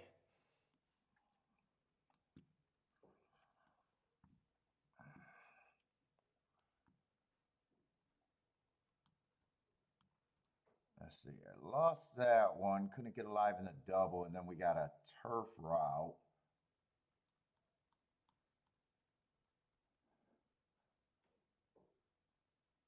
What's the unsportsmanlike? Haha, shake up unsportsmanlike.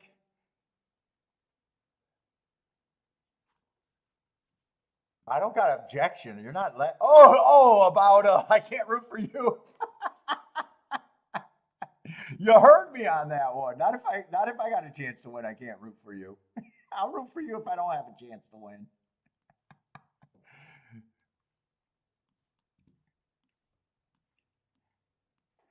6 would have broke me.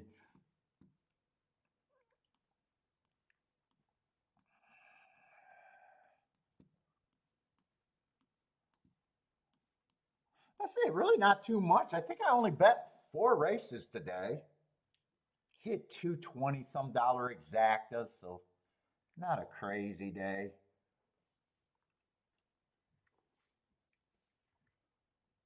And lost 2 races.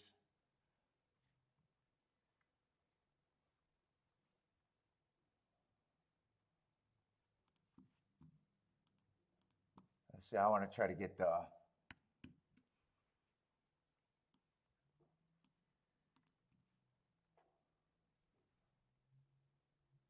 Tampa Bay results here.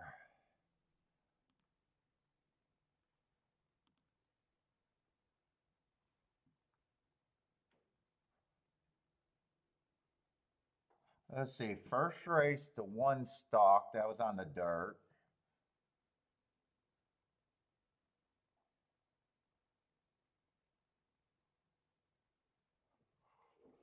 Oh. Second race to 2 stalk, that was on the dirt route. Decent prices on both of them. Third race, fuck the 2 horse catching me. Fuck him catching me. Closed.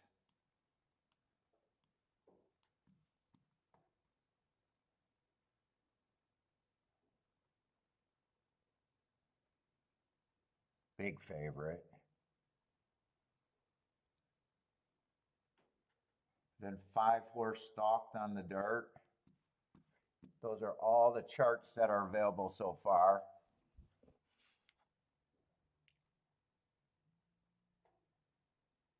She came over again today. She came over again today. I asked her, is she moving in? Her and Kiki are going shopping for all the fucking food.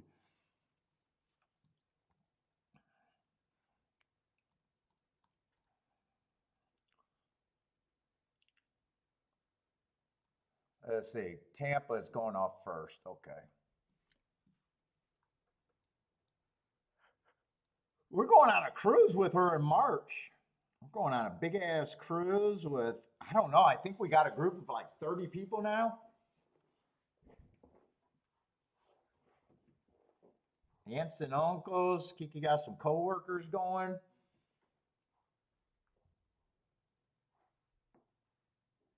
I'm not going to push her off the boat. Very subtle. I'm not going to push her off the boat.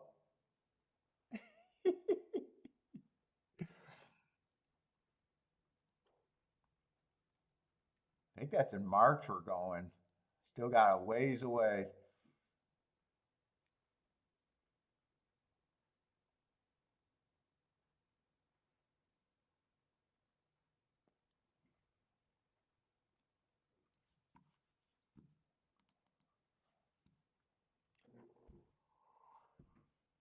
Oh, they're off and running at the fairgrounds. Watch out for the icebergs. Oh, the boat is fucking huge. What's up, Hoflation? What's up, man?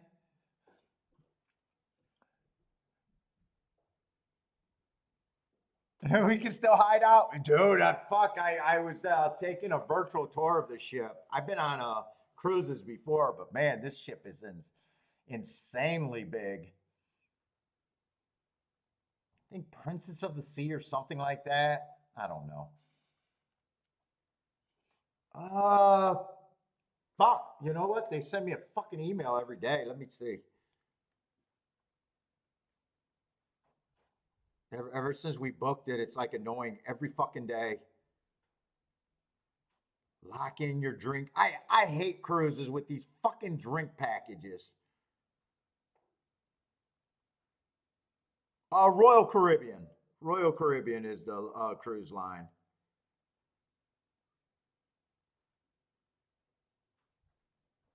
I think it's their second. I think they got one more new boat coming out. It was the newest boat until I think this year. I think it's just a couple years old.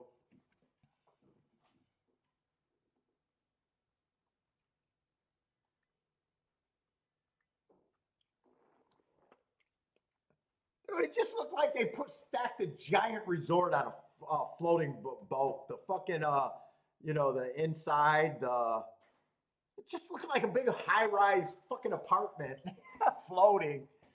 It looked insane. I don't know if it's like 10 decks high.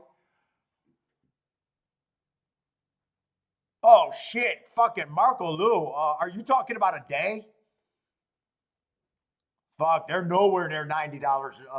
It's like $90 a day. Dude, fuck, they get you on a cruise, and you're like, fuck, that's it. And then they fucking, oh, we're gonna hit you with the drink packages.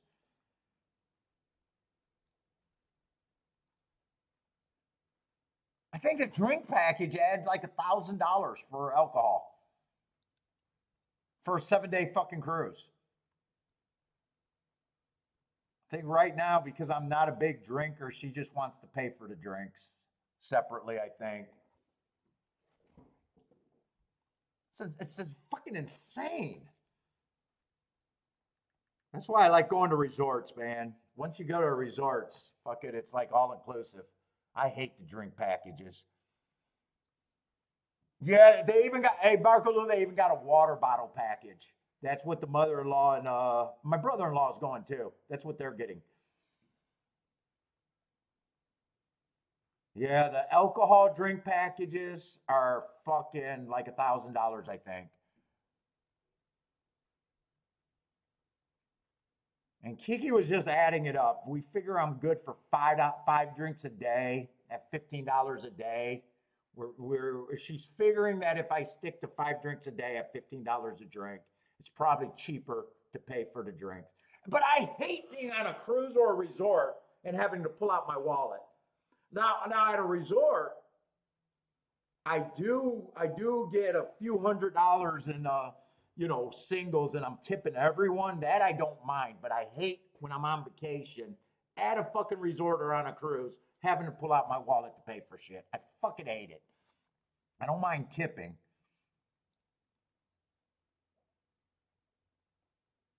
Because I fucking tip everybody. I'm just tipping my ass off when I go to a resort like in Mexico.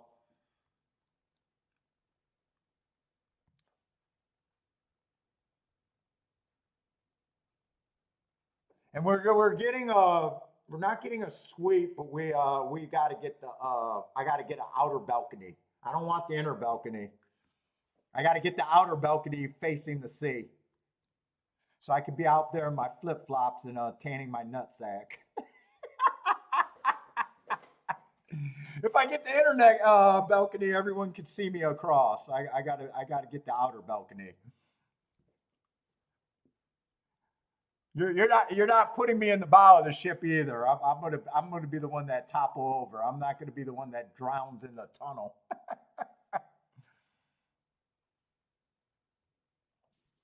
Yeah, so yeah, that's what they do for the cruises. If you buy yourself, I think you charge it to your room, and I also hate that on a cruise. You got to ante up at the end of the cruise. She's downloaded what she needed to do. She's been looking at the drink specials, and you got to book all your entertainment. Fucking insane.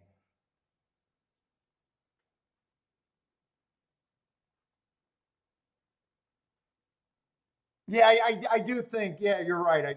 I think it's probably. I haven't been on a cruise for. Well, we've been on a decommission. You know those. You ever get those calls? Those 3-day packages. Kiki fell for one of those, and that was an old-fashioned decommissioned ship. It took you to Bahamas.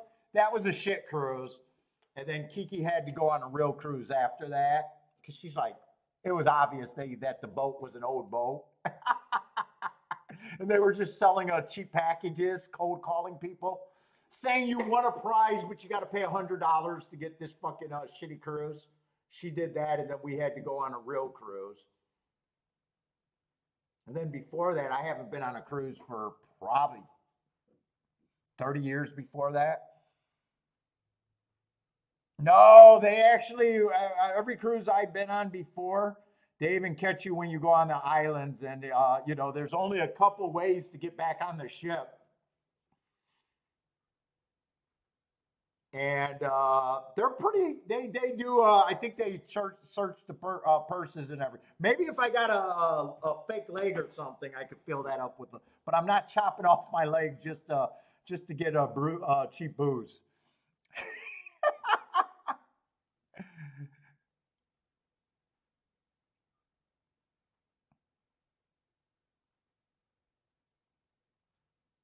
Oh, you might be able to smuggle it in on when you initially bring your luggage in.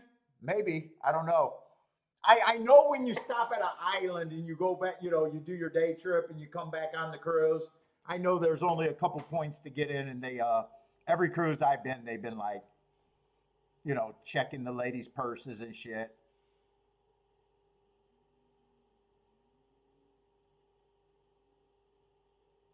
Bodrick's at 6 years in the Navy. He doesn't need to go on cruises anymore. Yeah, I'd rather just go to a resort, but I didn't set it up. I think we're just going to the Caribbean. Now, my mother-in-law, she's a cruise dude. She's going on a cruise fucking the week before. I think she goes on a cruise, come home for fucking 2 or 3 days, and then head out on another cruise with us. Yeah, my mother-in-law is living the life right now. She goes all over. She's been to Alaska. She's loved the Alaska cruise for some reason.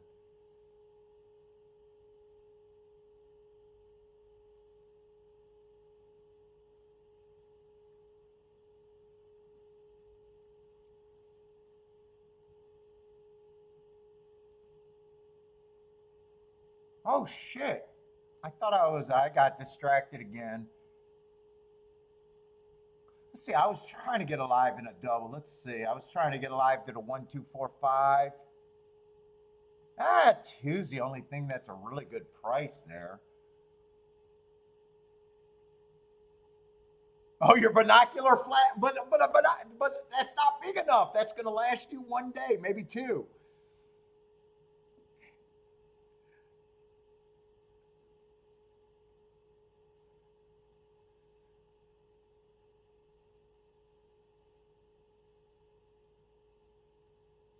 Do I want to bet this race? Let's see. I was trying to get alive to the 1, 2, 4, 5. That did not work out.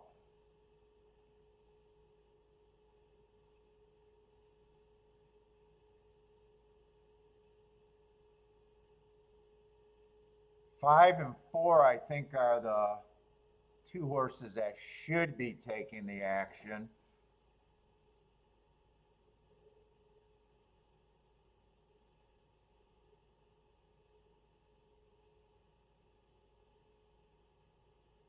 And I do believe five should be the favorite here.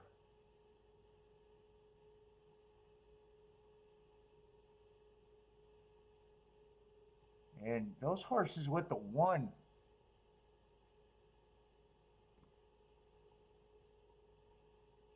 yeah, five with the one and the four are not good.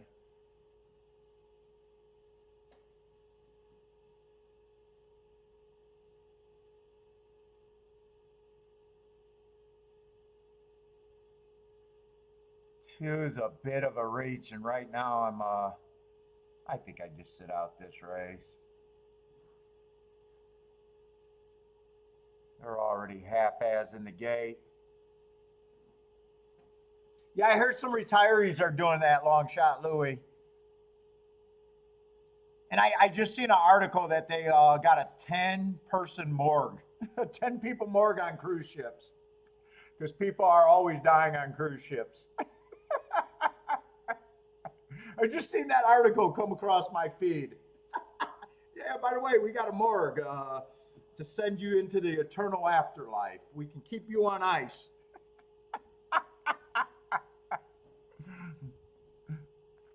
What's up, Grandma?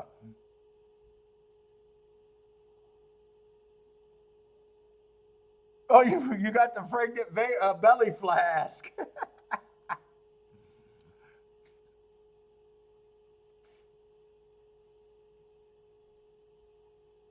Yeah, I did see that some people were saying staying on a year-round cruise is cheaper than a retirement home.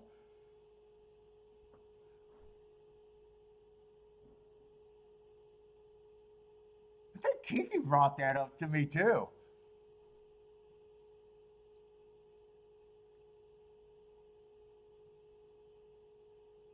Really, unless three or two get second and it's 4-5-1, I don't see a real reason. Well, actually, four did go up in price. Four went from I think 9-2 to fucking that must have been once the race started. I think four really went up in price. I might have got distracted on this one. If it comes in 4-3, 3-4, I'm gonna be or even two comes up, two's still alive.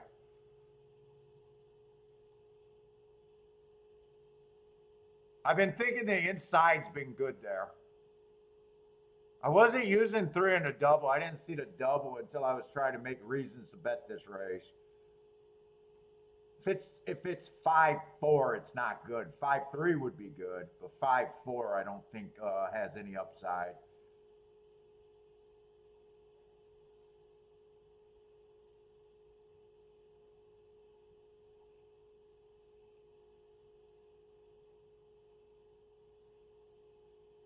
Five is gonna win. Oh no, 11's loaded. 11-5-7. So I took a shot with the double, couldn't get a live, and would not have hit the double. And I guess I was mostly thinking that the inside is where I wanted to be. Off the meds.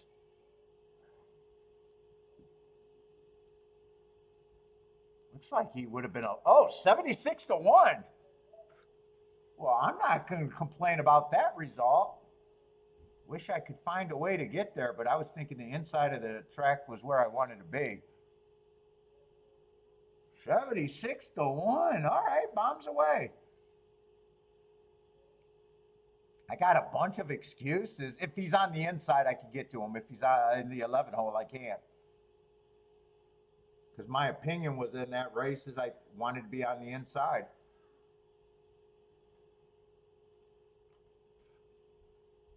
Oh, fuck it. How does Gulfstream get to be?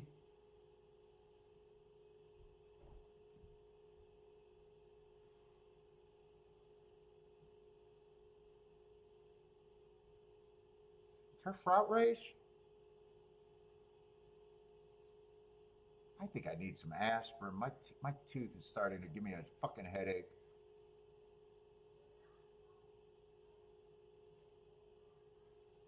Shit, this just looks like a race where I need some time with. What is this? 25,000? Fuck, I think I need time.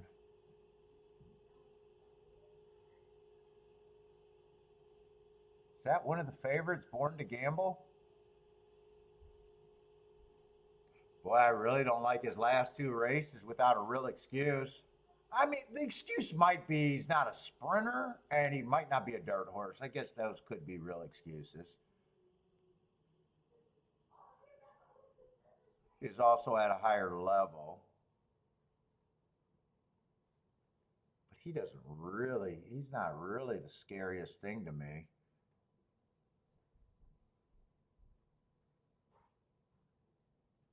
Stalking running style, which I do think I like on the turf right now.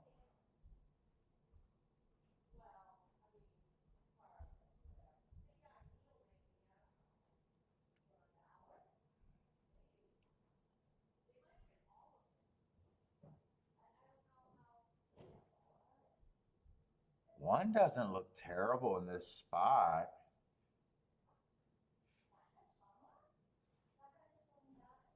Two doesn't really look, wow, two. Just two be 22 to 1.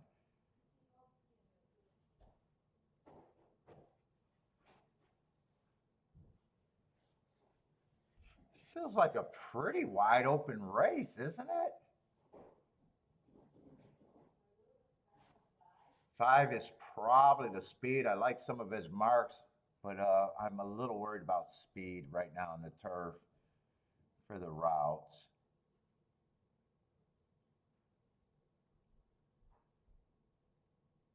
I was going to say 7 doesn't look terrible, but he is taking action.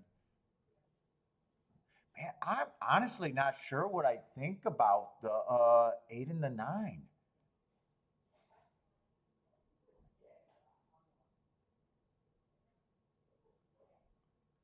Like, neither of them would surprise me if they won. But overall, I feel like this race is pretty damn competitive.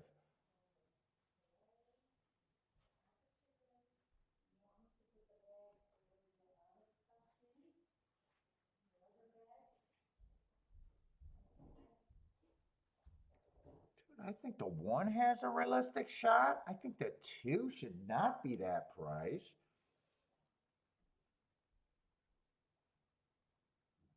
Three would not surprise me. I do think 4's pretty close to about as throw-out as I could get.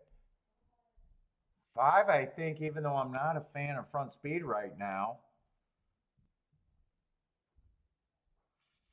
he would not surprise me. I'm just not interested in him at 7 to 2.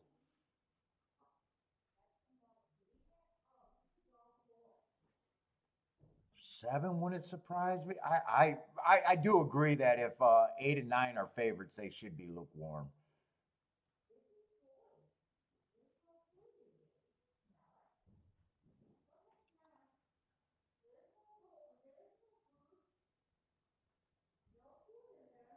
Ketchum, what's up, Ketchum? Oh, a lot of you guys were Navy guys, huh? Motor, Ketchum, it looks like.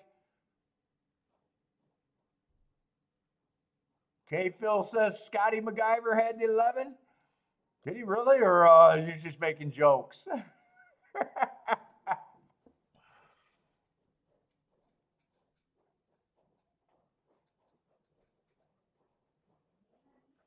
What is a muster drill on the cruise ship? I don't know what the muster drill is.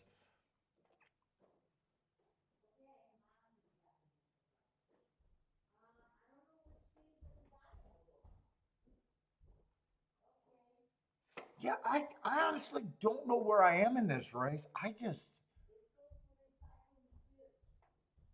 really don't know really what I think of the 8 and 9, other than I think they should be lukewarm. And just game theory, if I think they should be lukewarm, I would be more apt trying to beat them than use them. But I think there's too many spots. I think two's the only horse that there wasn't a lot of horses that I was like, yeah, he's really being ignored to where I think they should be. Two's the only horse that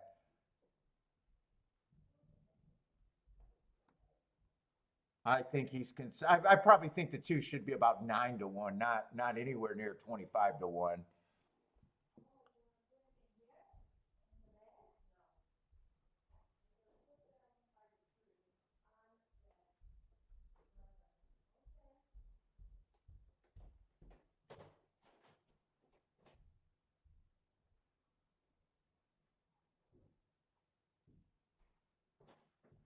Let's see. Charles King off the 10. I want to see where you guys are. Thaddy looking at the 5 and the 10. Grandma likes the 4 at Gulfstream. Who was the 4? I don't remember who the 4 was. 4 was the horse that I had the hardest time getting to. You got to be a nice price. Yeah, 37 to 1. More right than wrong, though. I think 2 was the only horse that I was like, yeah, I don't think he should be that price. Right now, he looks like he should be that price. I think he's dead last. Let's see, 5 ended up getting the lead. I don't mind the 5, but I was not at 5-2 on him.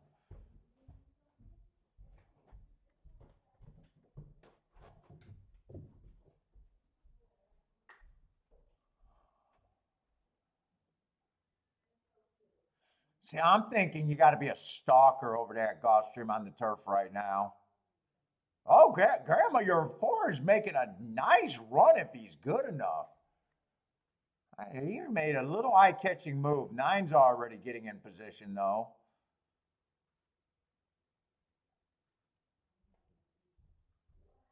Here comes the 2. If 2 wins, I'm going to be a little pussy, but there was so many horses that I would have had to use with him. He's still got a long way to go. Here comes the 1. Here comes the 3. Here comes a lot of horses. 3's coming fastest of all at a nice price. 391. Yeah, the 2 favorites, I was like, yeah, lukewarm at best, and I didn't know where their big edge was. Just game theory, it's like, fuck, if you play that race to me, you got to have tickets that represent. If I'm right, it's got to be really, really big. What's up, Parsons? Got a lot of horses made moves in that race. That was kind of a fun race. One's getting squeezed. One might try to lodge an objection, but I'm not sure there was anything there. One was definitely getting steady to deep in the stretch. K. Phil told us late runner.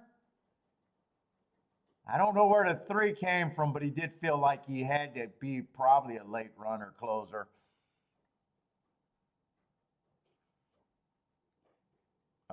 Did Lloyd give out the try there?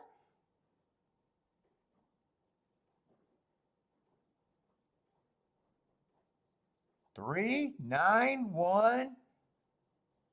That is a try right there.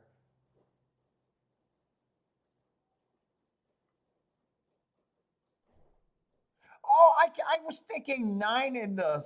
I was thinking 8 and the 7 was the favorite. That's right. 8 and the 9 were the 2 favorites.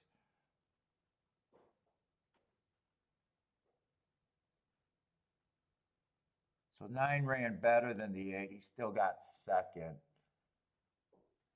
Oh, 1 ended up. Wow, actually 5 ended up being the favorite. Wow, the betting changed a lot there. I think 8 and 9 were the 2 favorites most of the racing. They settled on the 5, and I think the 1 was 6-1 for a lot of the betting.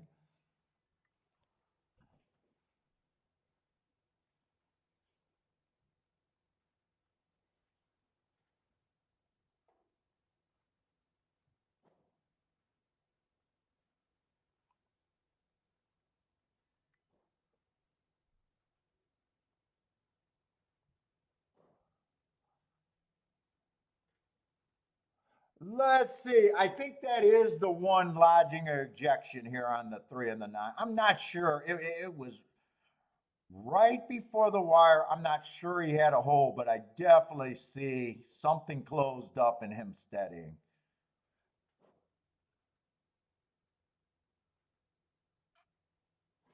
I'll be back. I gotta go to the restroom one more time. Well, who knows about one more time?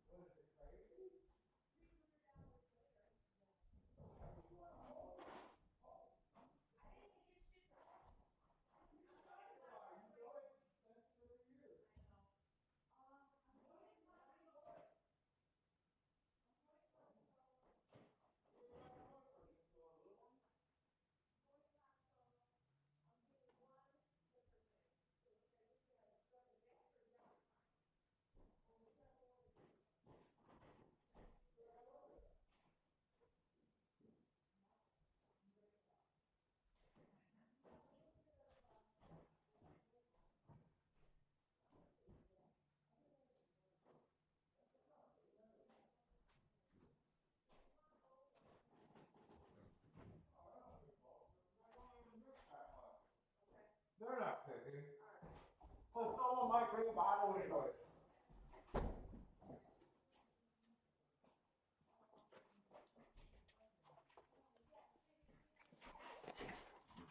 God, they were at fucking Myers for hours.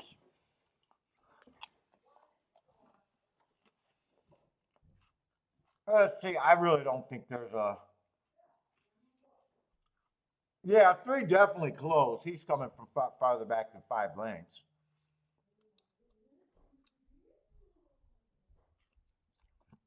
I think he beat the 1 to the spot, and I'll be shocked if this gets changed. Maybe if the 9's drifting, let's see.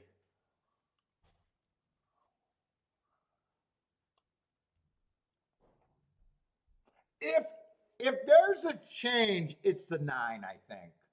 If there's a change, I don't think they mess with the winner. And I'd be shocked if they messed with the 2nd place horse, but yeah, they didn't want to deal with it. 391.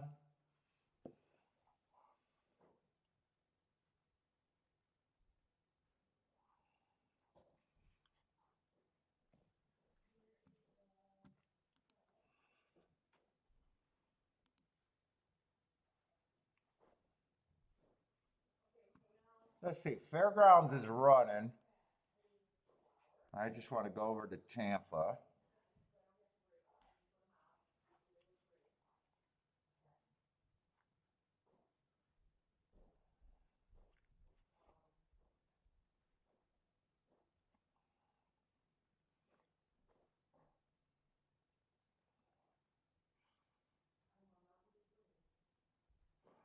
I think there used to be a fine, but a minimum fine, best person.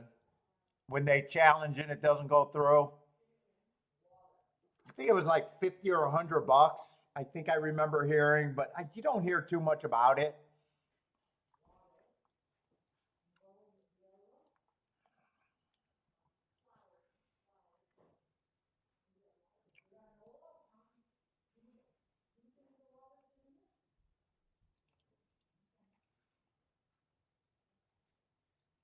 What is that? 3-6 over there at Fairgrounds. Not much there. Chalk over chalk.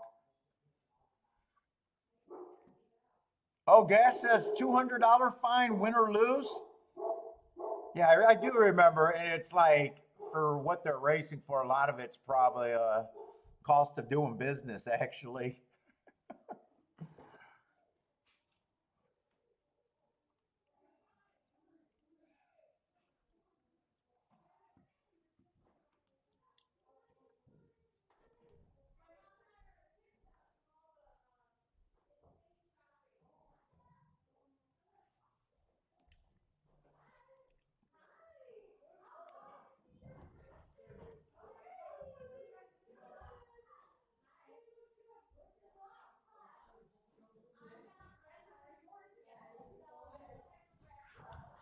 Let's see, where are we going in the 7th race here?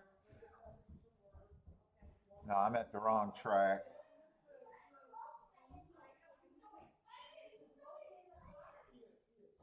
Trainer usually pays? Stewart's inquiry. Well, yeah, that's the Stewart's inquiry.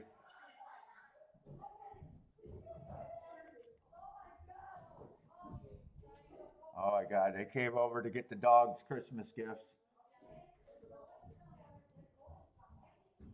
It's going to be loud for a minute. Let's see, there's a 1 to 5 in this race.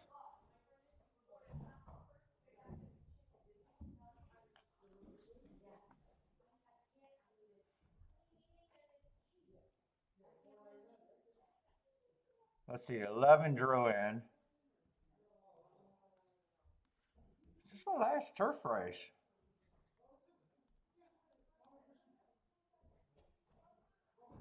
I'm saying Speed's done good. That 9, I wish the 9, the inside's been winning. I don't know if I think it's inside or not. Both turf races were kind of a lot of first-time starters, lightly raced horses. Holy shit, are they loud up there? Let's see, we got to look at the 5. What is this, a mile, allowance 1X?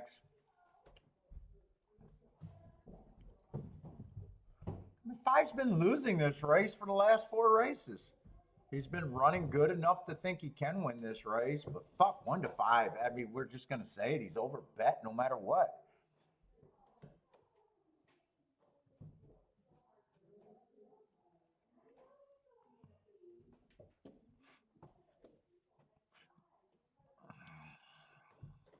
Hold up, I want to see his speeder stalker running style. I don't have a real problem other than the price is over bet. He hasn't raced since July. He's just over bet.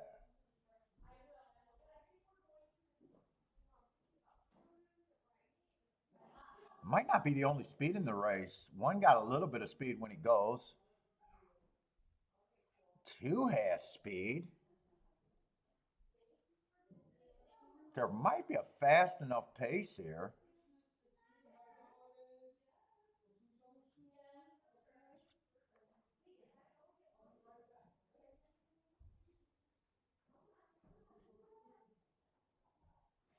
Keep looking to see if he ran it with anyone, but yeah, he's coming from a different circuit.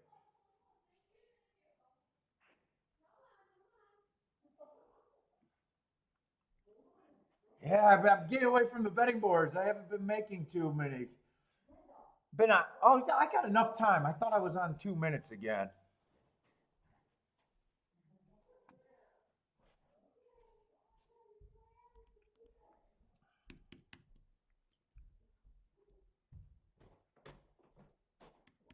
I thought I was on a lot less time.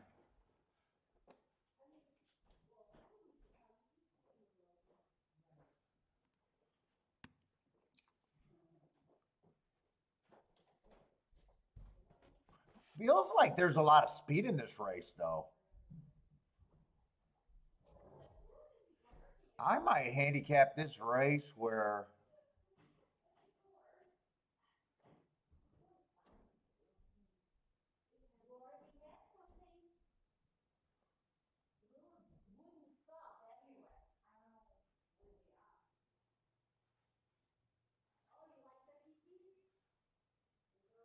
boy, I don't think 9 should be 10 to 1, 9 to 1. Let's see, it does look like the 8. I'm not going to look up the 8, but it does look like the 8. And I'm going to have to be really hard on these horses because there's a lot of them.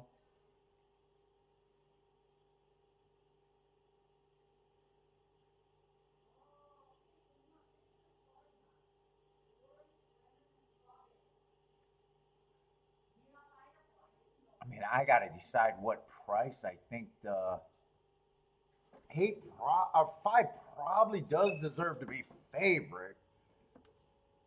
But I don't even know if I think I'm going to go with 40%. I'm not even sure if I'm thinking coin flip. I could see a lot of pace here, and the pace being fast. He's been running at this level, doing good enough to win, where a lot of horses haven't really been at this level.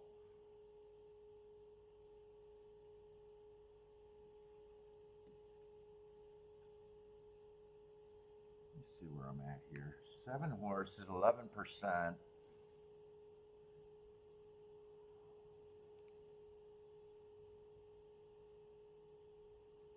True, I like the marks on it too, but man, if I'm going to be hard on people or horses, it's going to be because I think the pace is fast.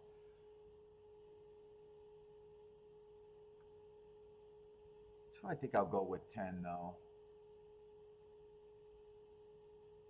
Oh wait, I think I gave the wrong horse. Yeah, I did the wrong horse.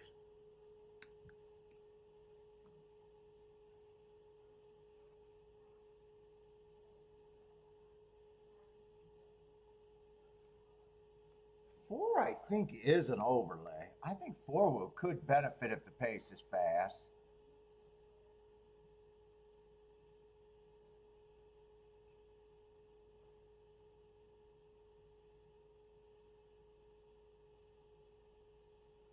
Seven gets a decent amount of points. 8, I'm taking a hard stand. 9, I think, gets more points than the average horse. 10, I think is gonna. I think there's too much speed for the 10.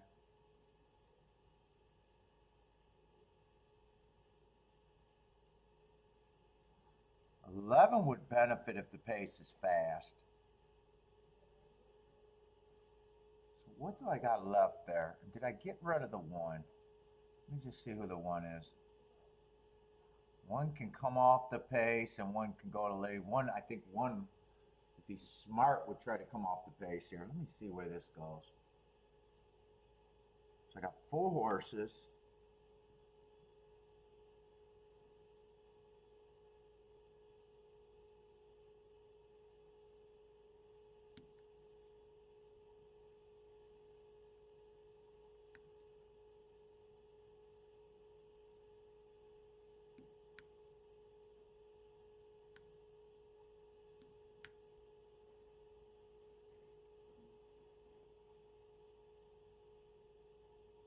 I think that's what I'll go with there. Can I make tickets off of that?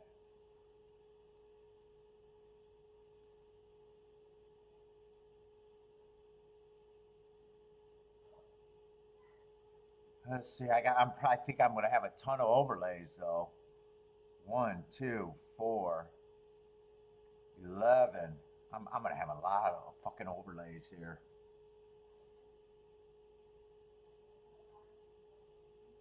Nine's not gonna be attractive enough as an overlay.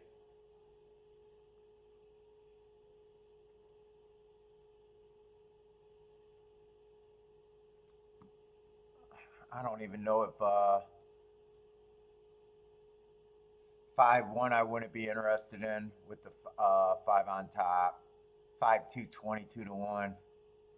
5-4 I'm not interested in. 5-11 I'm not interested in. So I would definitely have to beat the 5 here. And if I'm beating a 5, then I also got the 7 and the 11. Oh no, I still got the 11. Who's 7 and the 9?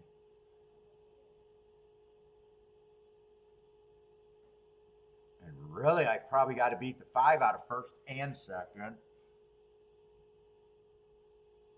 Yeah.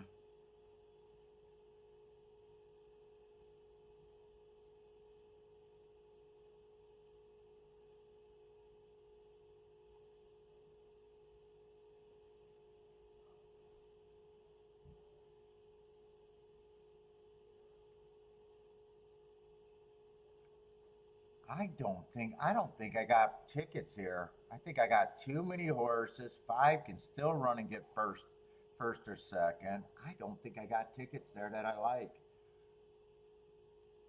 I don't think I got that good of an opinion there. 2's getting to be a huge overlay, but I also think the pace is going to be too fast. 7 still over bets. 9 is creeping up. 11 looks like a big overlay, but I kind of just I didn't really look up the race. I'd have to look. I don't have time.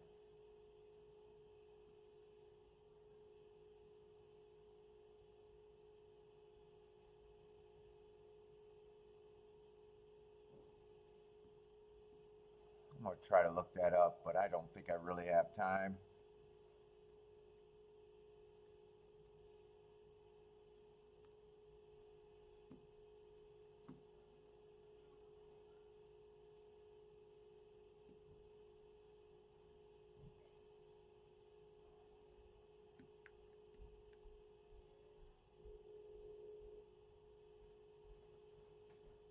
He's just a horse that I think benefits because I think this will be a fast pace. Let's see, I think 11, 9.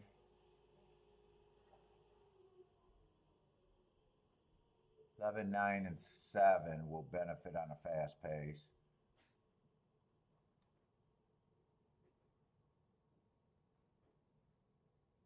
Oh, and the 4 also. Yeah, I don't think I don't have a bet here.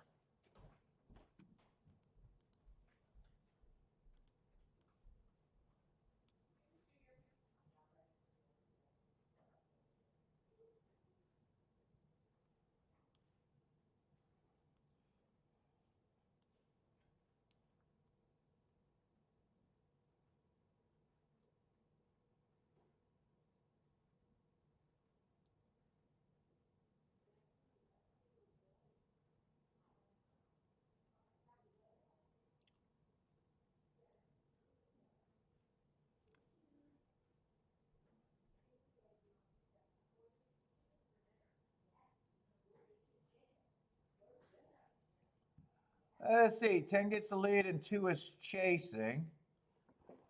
Oh, that pace is insane right now, usually. Let's see. I got to get over to Gulfstream, though. And shit, is this Gulfstream's last race? It might be. Is that Gulfstream? It is Gulfstream's last race.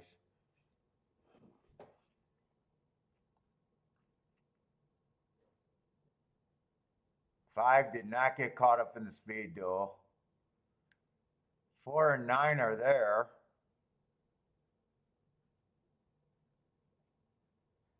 4 kind of ran up, so is the 1. I think the 5 could get beat out of possibly first and second. No, he's responding. He looked like he could get beat for a minute. Yeah, it was a 5 with all the horses that felt like they'd benefit on a fast pace. All right, we got to look at Gulfstream. Just nothing there. And 5, I definitely could have on top. That's an $8 exact to 5-4.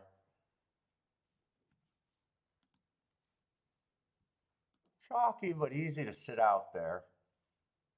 They can be chalky. They just got to be easy to sit out.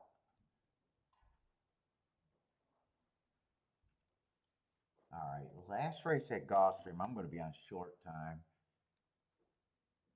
I probably gave that race more time than it deserved.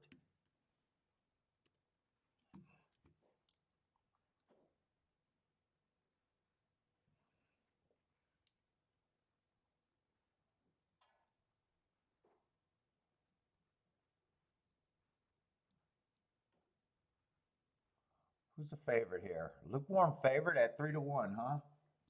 We got 10-horse field. What class is this? 16,000.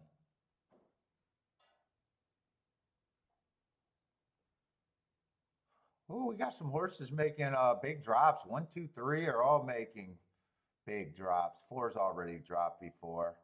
That makes the 5 kind of feels like there's a lot of droppers and he's stepping up. It makes him feels yeah, 5 I probably could just right away.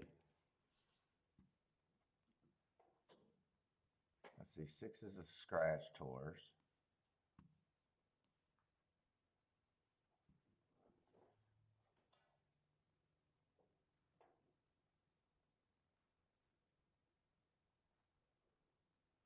Eight probably feels really cheap here, even though he got really nice marks. Last race, closing day, was going too fast to win, but man, there's so many horses making like considerable drops.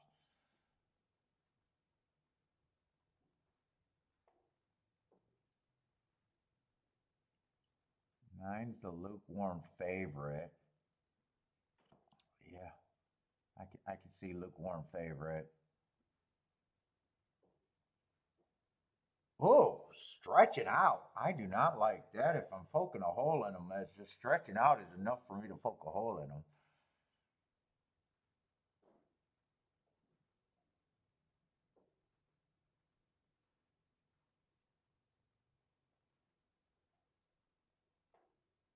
Ten's another horse that I think is being overplayed. Who was the other horse that I said a real hard time? I think it was the 8 horse.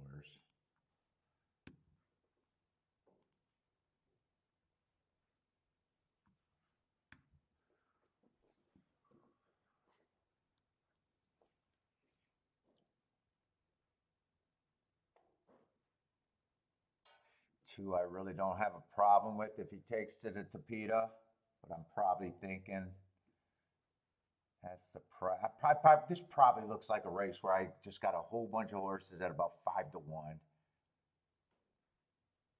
1, 2, and 3 all feels like 5-1s.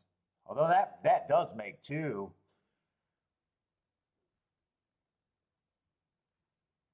the overlay there. That does make 2 a decent overlay if I settle on 5-1.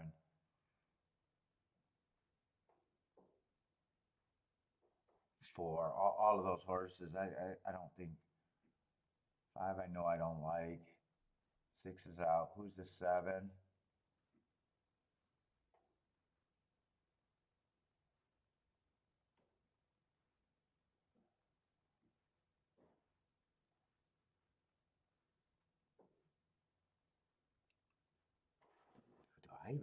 Do I even think the 9 should be the favorite here? It's tight.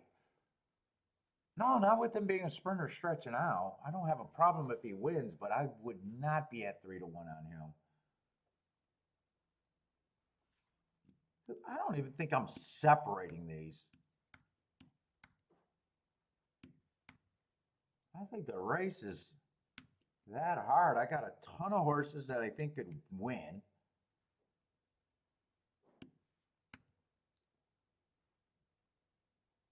I wouldn't touch anyone for a win ticket over under 5-1. They got to be well over 5-1. One at 6-1 is barely over. So who could I even consider? 2, 7.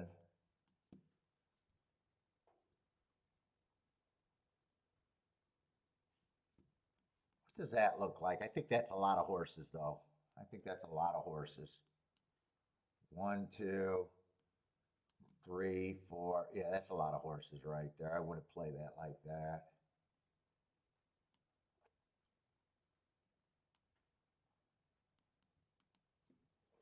No, that's too many. That's too many.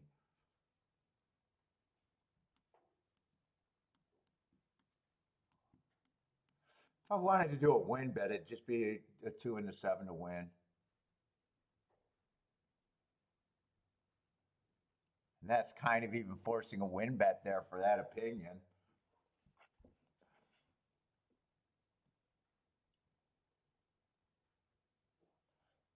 Grandma's footing. Grandma's betting grandma's footing. Can't resist it. What is that, the 11?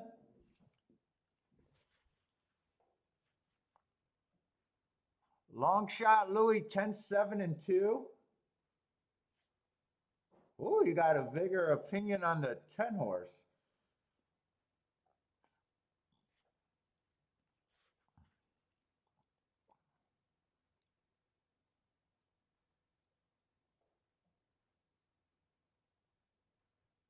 Let's see, Lee, who do you like? The 12 Mish? Who is 12? Gulfstream Park, number 12. Mish.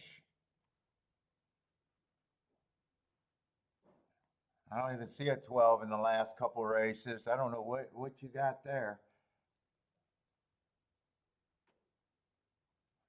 Parsons is trying to key off the 4. Let's see, Grandma's Pudding with the lead.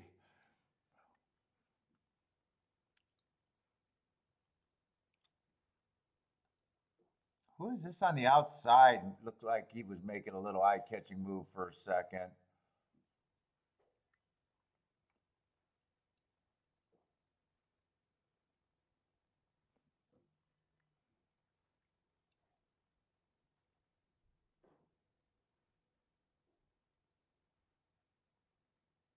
Nine was the favorite, right? That was the 6 furlong horse. 7's interested. 2 might be interested. I need 7 or 2 to run first or second to even say my betting board was great. Well, it was not even going to be. I can't even say it's great. Those were just the 2 overlays that I thought I could root for.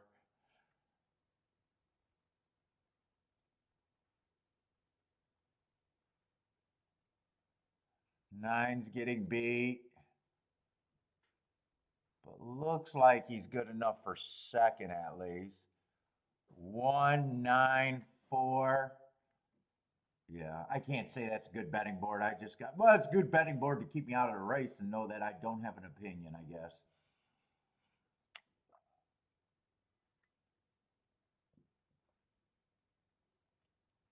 One ended up being 6-1, but not a big enough overlay. Not going to be a bad exact at everything if you can get there.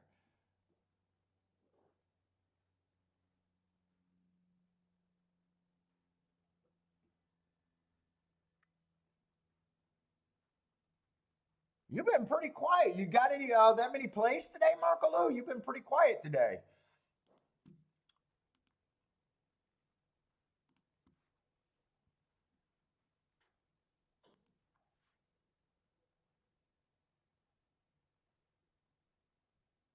Yeah. Oh yeah, I do remember the perfect pick 5 ticket.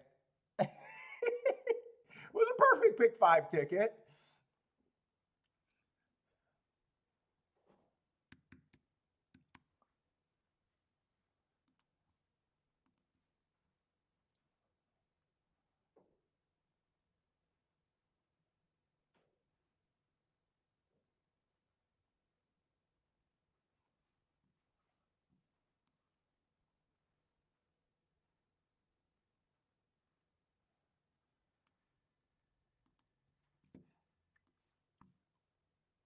Grandma's just waiting till Turfway tonight. Good luck tonight, Grandma.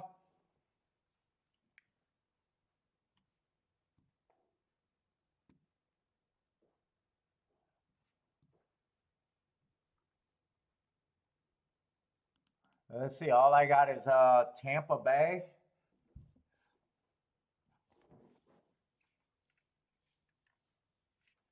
Oh.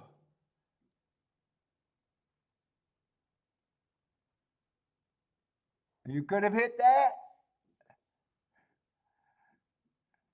Were you laughing at me? Could have constructed it different.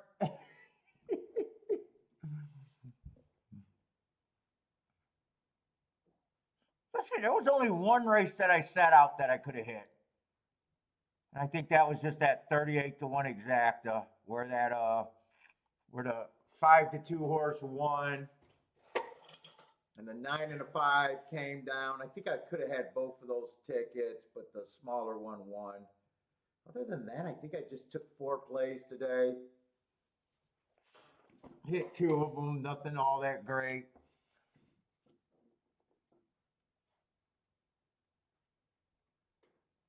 Oh, you thought today was going to be kind of chalky today?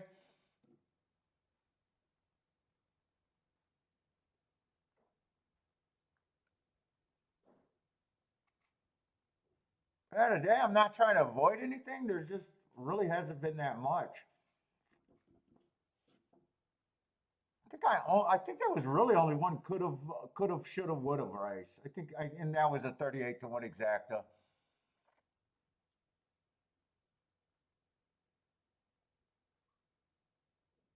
That 3 horse box I could have played better, but that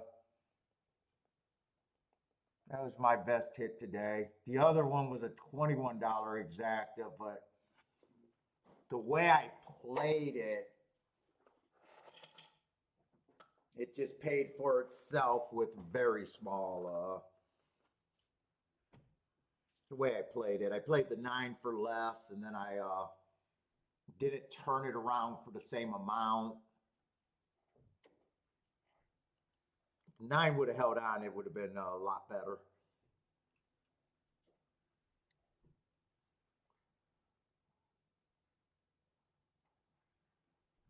Not like any regrets. Nothing all that regretting today.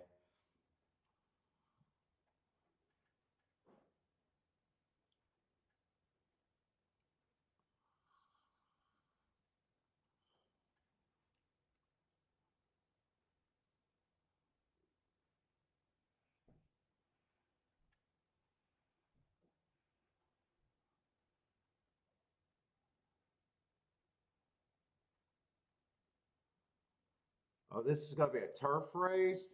Is this even a route or a sprint? Oh, this is a sprint over there at Fairgrounds. Let's see. All I got is Tampa Bay. What we got? Maybe 2 races left.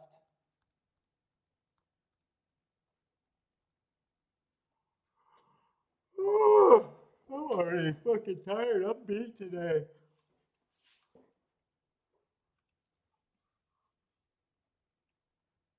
Grandma. Yeah, I just don't think you can. I don't think you can put a link in the chat room, but it's not because of me. I don't think I can put a link in either.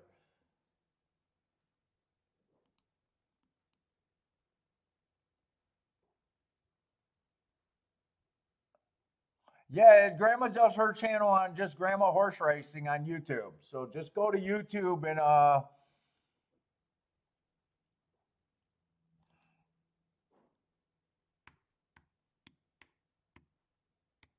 don't think it'll do a link.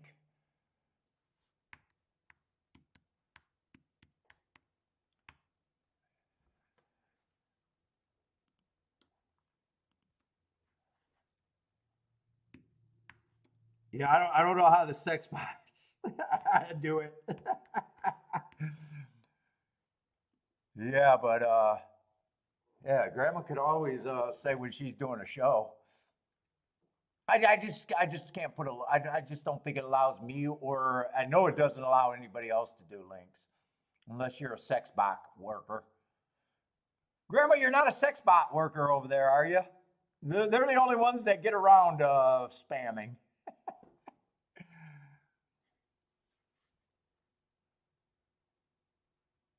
Well, there's 5 holes up at Fairgrounds. This is another huge upset.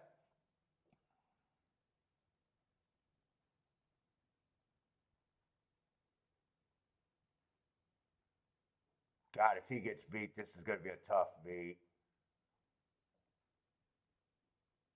Whoa, I think he's 46-1. Is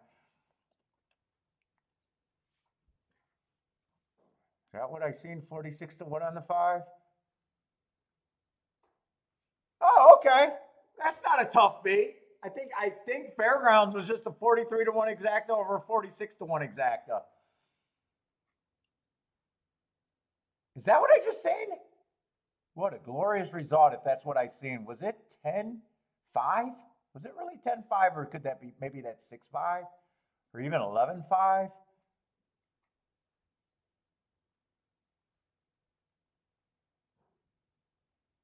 I can't tell who that is. I think it's no, it can't be the 10. I think I seen the 10. Oh, 11-5.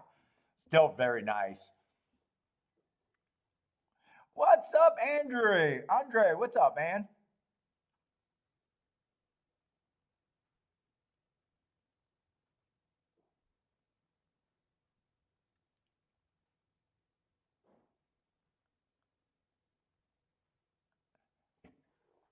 Still going to be a nice exact. I thought maybe that was a 10 horse and it would have been a good, still glorious exacta, but man. Banger at Fairgrounds. You'll never catch me complaining, even if I don't have it.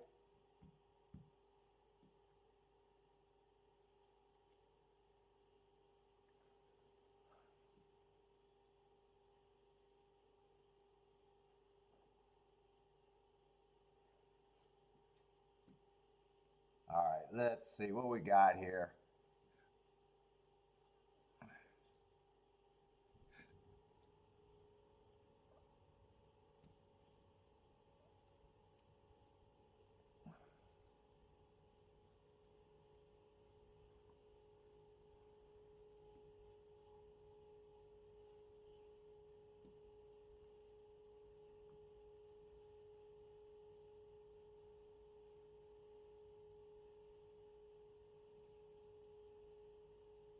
Is this cat turd track? What is CTD? Cat turd track? I don't know what that is.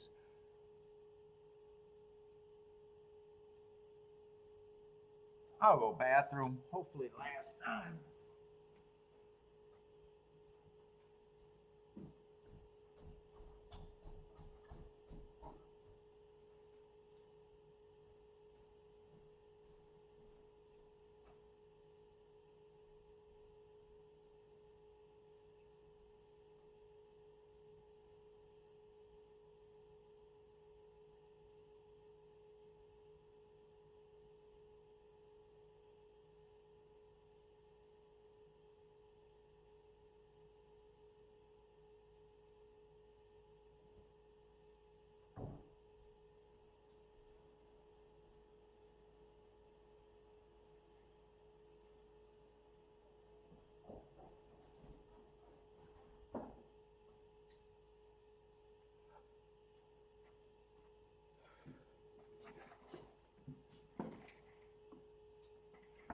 Mish.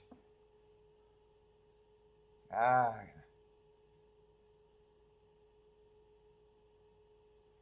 $32,000 claimers.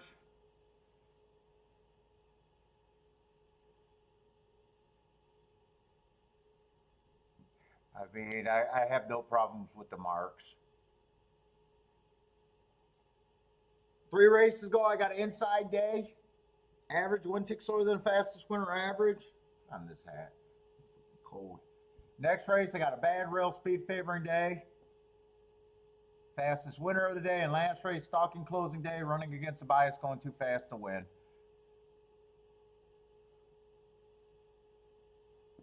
Biggest problem with me is just the price.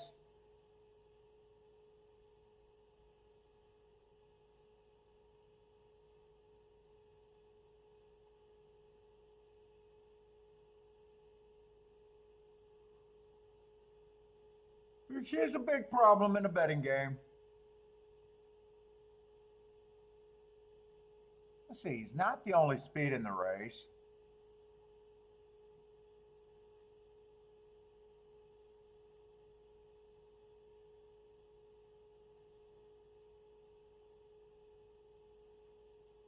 Five's fast, but man, I'm not at 3-1 on him.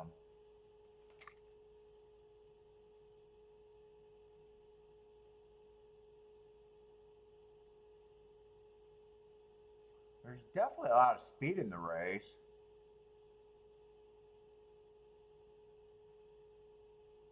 Two got real speed.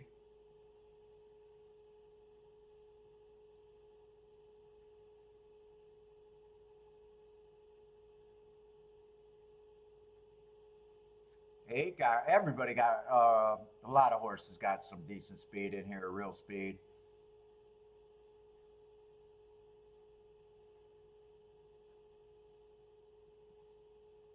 Really, I think 11 might be the only horse to come off the pace, if anyone comes at all. Unless someone does something that they haven't really showed before.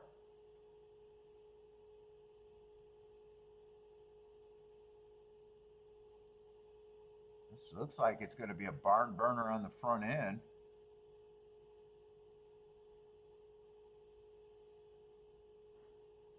Actually, Mish might not be the fastest horse early here.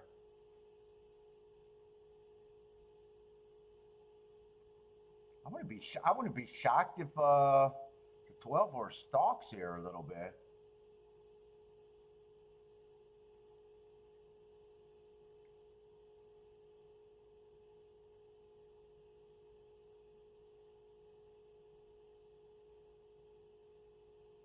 What's up, Mac and Co?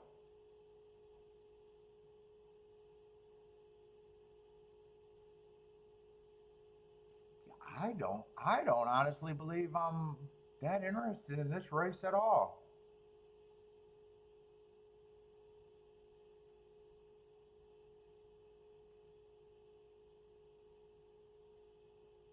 I don't have a problem with Mish being the 12 being the favorite. I don't have a problem with 5 being second choice.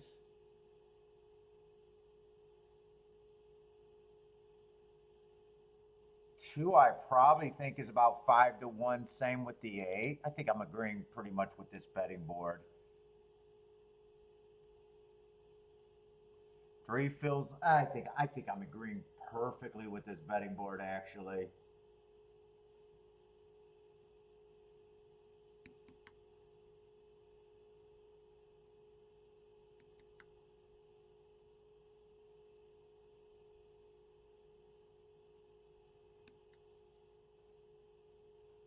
No. There's one more scratch.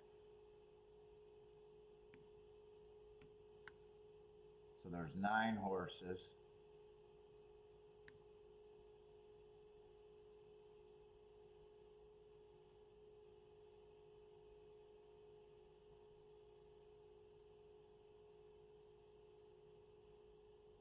Seven, I just don't know what that track, and what I don't know, I'm probably just say he feels like, to me, the least likely horse.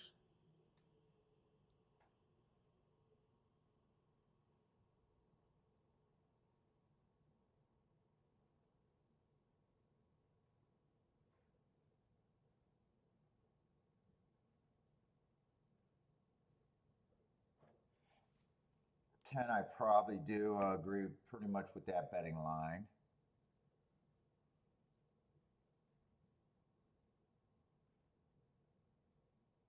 $11,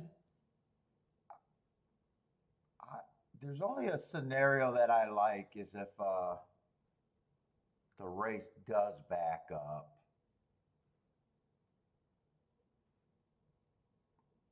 If speed just wins this race, I don't like him at all. I think he could be a bit of an overlay if the track backs up, or if everyone's chasing and he just comes late. I think that's the only scenario. Not really all that realistic.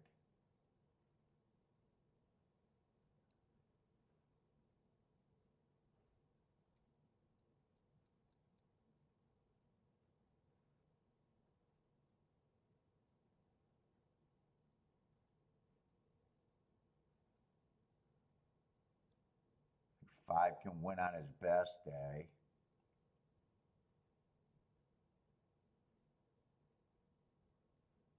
I think 3 has a hard time competing.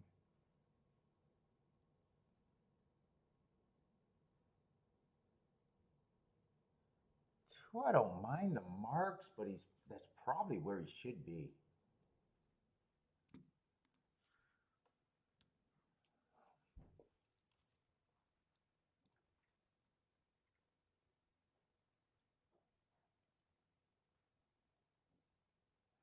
I will say Mitch is probably, I probably do agree that he's a pretty solid favorite here.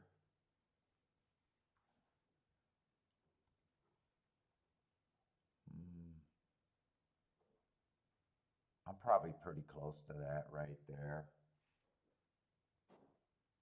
I always thought he should be about 5 to 1.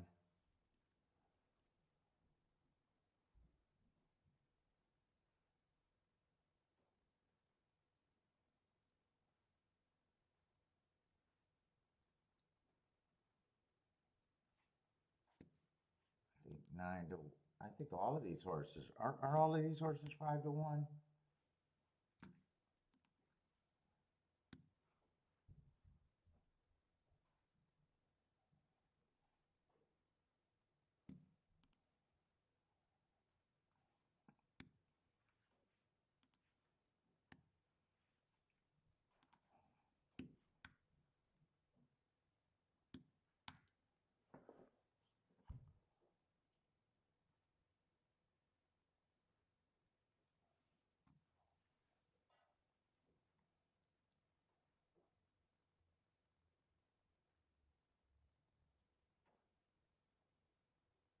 I don't think there's any combination, so I think 12 even puts me in a spot where I got to beat him. Yeah, none of the horses that I think got a reasonable shot does anything.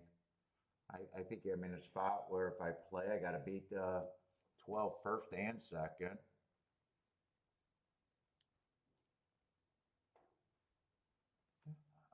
I'm not really seeing all that much that I'm interested in so far today.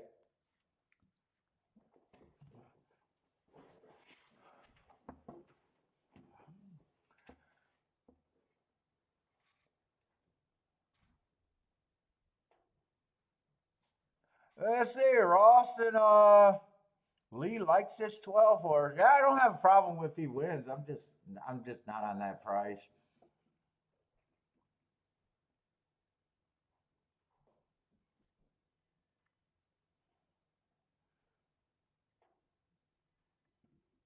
Oh, that's right. I still think 11 is interesting if the pace is fast and you got 3 or 4 horses across the track. I think 11 could be interesting, but definitely should be a long shot.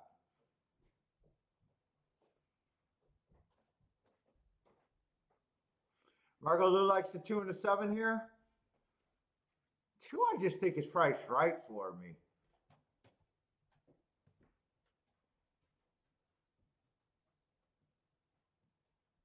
So So I just think he wins this certain number of times, and that's the right price.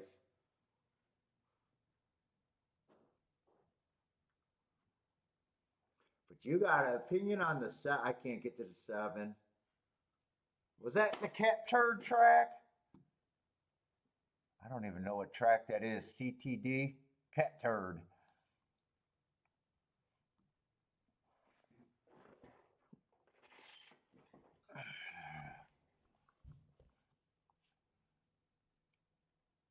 Let's say Gas likes the 7 too. Gas and Marco Lou likes the 7 a bit.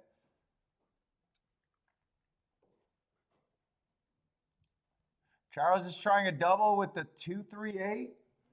Ooh, we got an opinion on the 3. Who's the 3?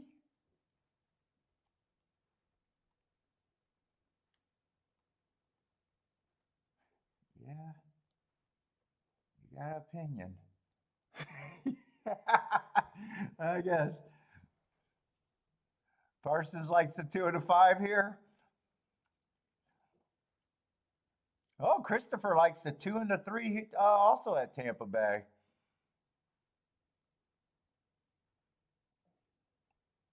I think Lee's a real person.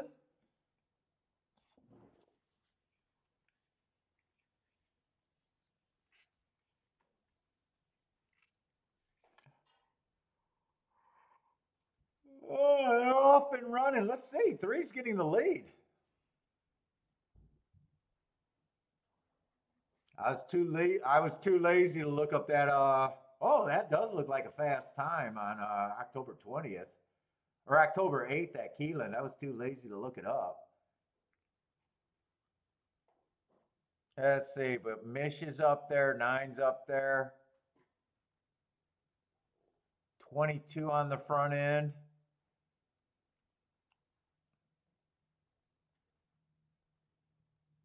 Three's still up there. Three's trying.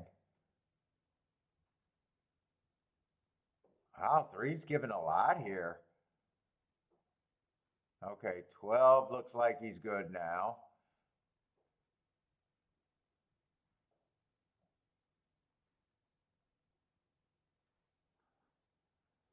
Well, that 7's running. 7 is running. 12-7, 12-7-2 that looked like.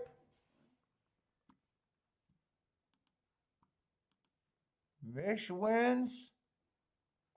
At 12-7, I was looking at the exact, it's still $14. That 7 ran a pretty good race. Cat Turd is a good track, I guess. Lee's happy with the Mish.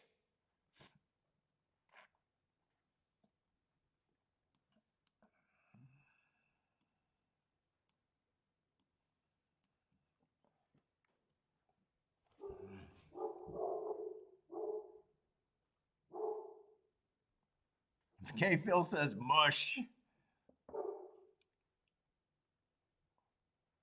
That's what you're talking about right there?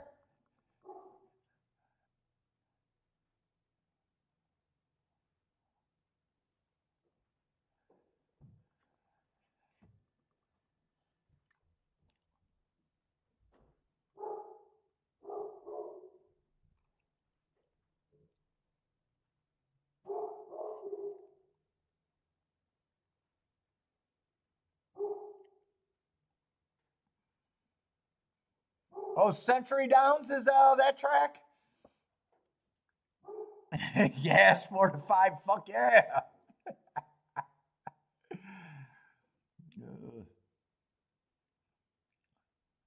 Staffy juice.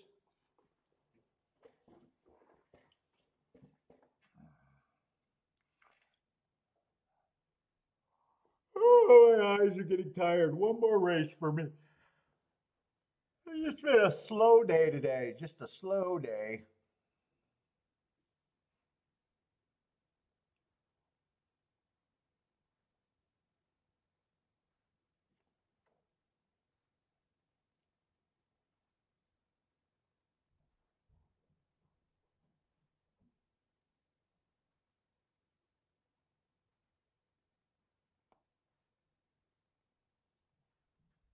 I think that super is actually pretty good, isn't it?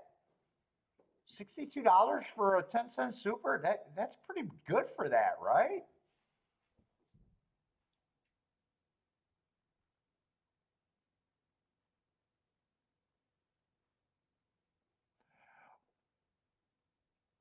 I don't know why that. It seems to be a thing though, best first. And why do most non-Americans like to bet huge on short? I don't know. I don't know.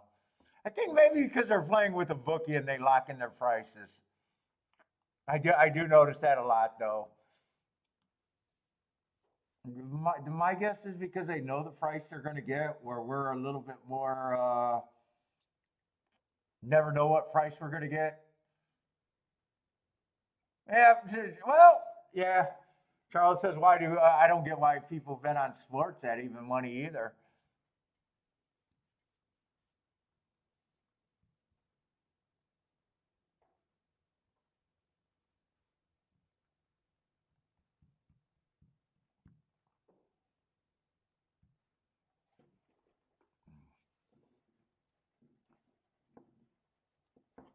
I know I got stories of my great uncles doing that though.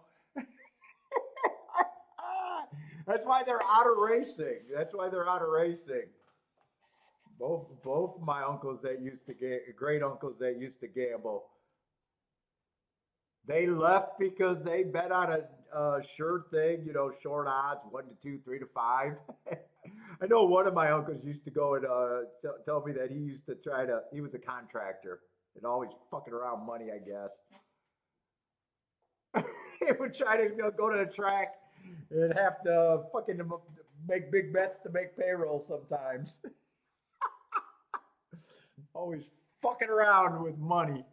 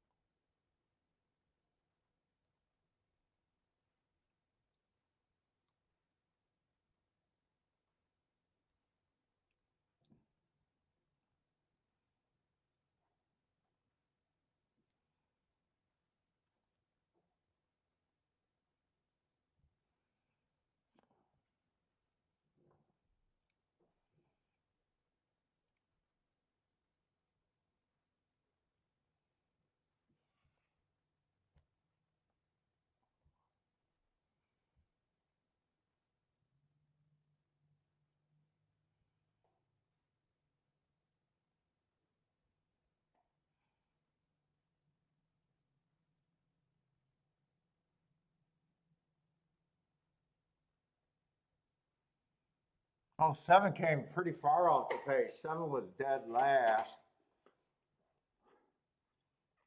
He made it pretty. But he got in position by the half though.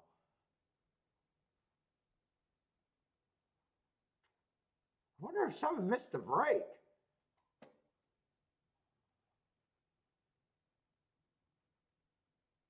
Then he kind of got shuffled back a little bit.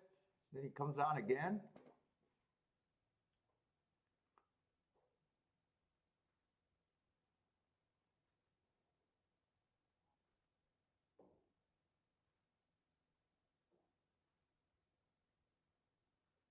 He was pretty live though. I'd say that he ran a pretty nice race for being at cat turd track.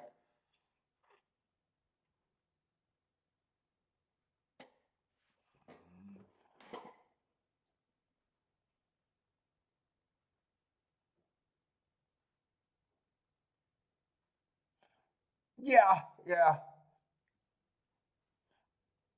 Well, that's always That's why I tend to be harder on the favorite. The most I give a favorite is even money. You guys know that. When I'm saying I think the horse had a 40% chance, I'm saying, yeah, that's pretty much the horse on paper. But then they run the races. I'm not interested. If I bet that race, I'm trying to beat the horse that I think has the best shot, you know, probably out of first and second place money. I think that's the right long term move. I'm with you, Charles. Like, to me, if you want even money, or let's just say 4 to 5, to me, I'd rather go play roulette and just fade red and black. I think you got a 46% chance, which is probably, you know, why I don't get betting huge in horse racing when, you know, you got a 12 horse field and, you know, they do win. I'm not saying they don't win, but it's like there's 11 outcomes where fucking play the roulette wheel. There's fucking really only 4. You know, it's going to be green, single zero, double zero, and, you know, either red or black.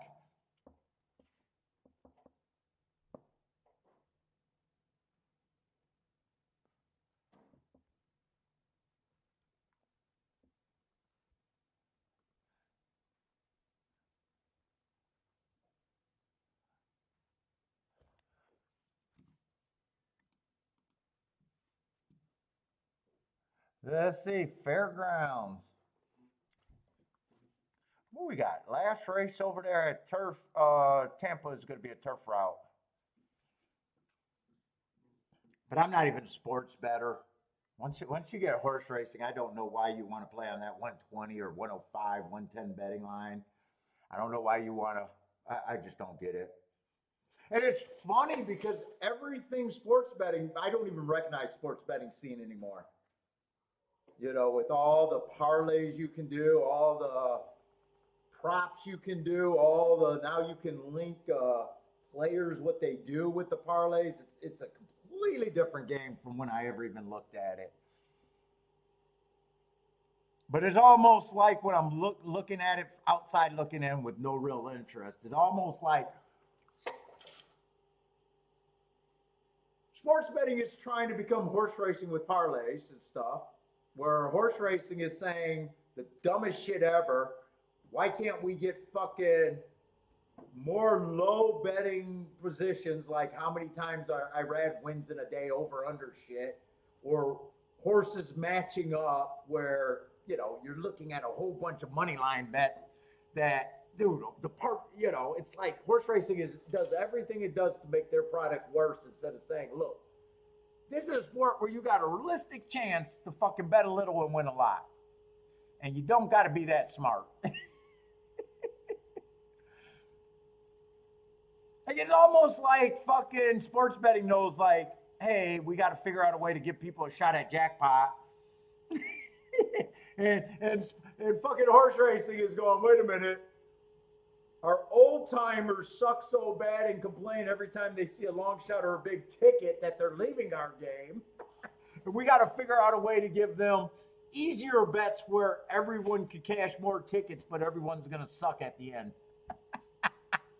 Instead of just trying to tell horse players, look, don't be a pussy, bet when you think you got an opinion, and don't be a pussy when you bet.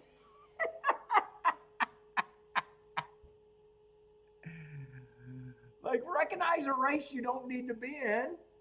Quit complaining. Like, even yesterday. Okay, yesterday you guys seen me get disqualified, and rightfully so, right? On a really nice ticket that I had pressed, right? I didn't complain. I didn't blame horse racing. In fact, I said the only thing I did wrong was not coming back and betting my fault. Not horse racing fault, not, oh my God, I got taken down. There was no complaining. It sucked. I whined. I wanted to bury my face and turn off the light. But it wasn't horse racing. It wasn't the computer team. It wasn't the CAWs. In fact, if that horse stayed up, I got the better of the CAWs. What the fuck are you talking about? It was 100%. You know what? I was trying to beat the 1 and the 7. I could have came back and played that exacta and still had a nice hit with the takedown even. There's too many crybabies in gambling. Public service announcement. If you're a crybaby every day, stop it. Stop it.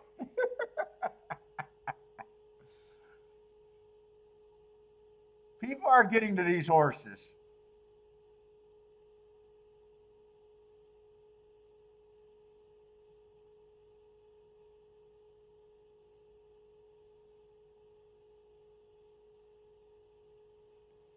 Leader at the parlay quarter. I mean, they can get creative, but it just seems like they're trying to fucking figure out how we could get to a whole bunch of fucking like I believe horse racing you gotta have jackpots. If you not jackpot wagers, but you gotta hit big tickets. And I think so many of our players just put in tickets that will never produce a payout.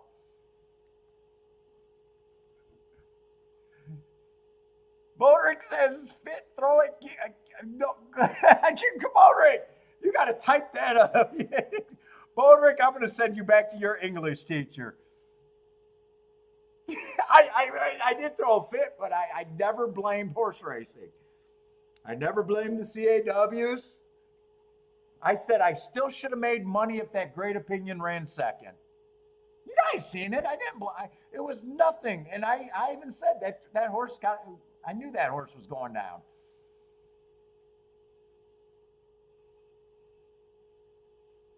I was hoping that I said the only chance I got is if the steward had the ticket with me. Oh man.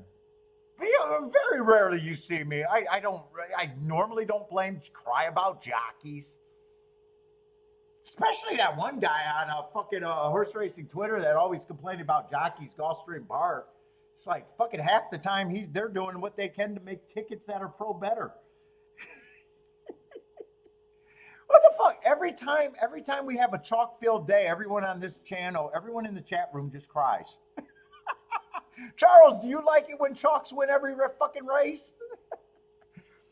Everyone in this chat room who plays all the time hates it when we have a chalky day.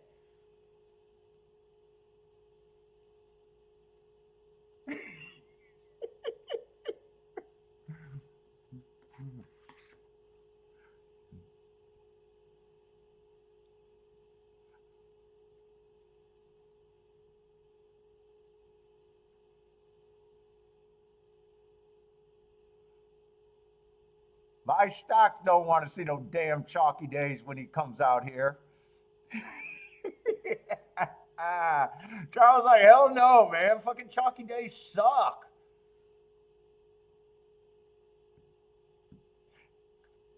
Worst days ever. Dude, and what's funny is most people that left horse racing left mainly because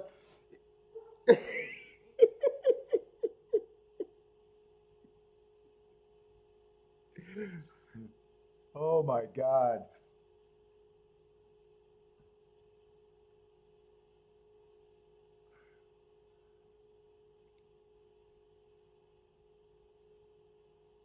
Charles hit the try fairground. Was it all chalk for Charles?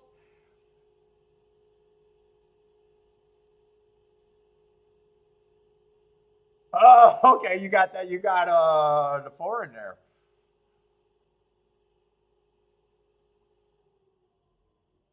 Had to beef up that exacta.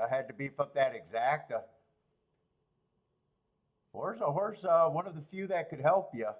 Good luck. Good luck. I'm not sure what that might meet the threshold for me. You did meet the favorite.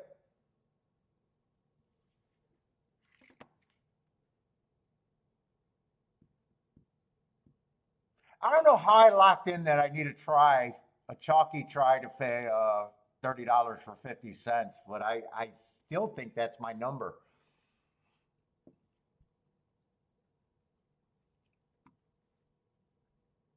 Oh, you had some outs with the 3?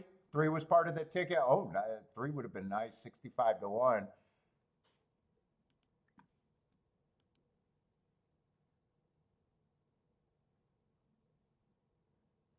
Oh, that try paid good. That try paid $52 for 50 cents.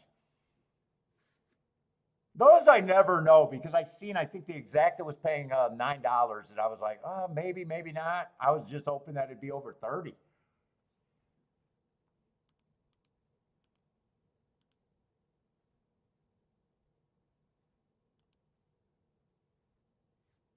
All right, one more race at Tampa Bay.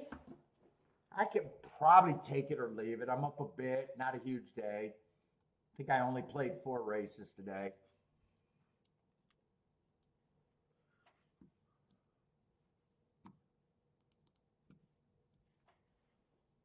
If I like something, I probably do play.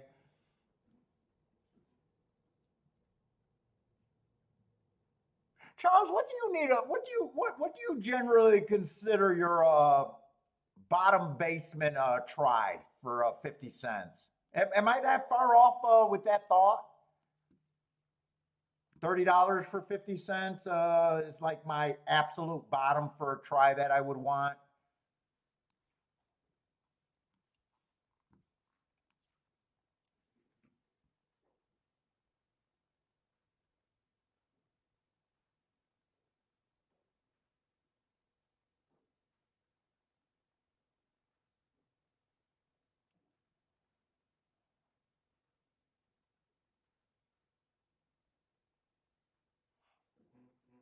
Yeah, if I see something I like, I'm probably not up the.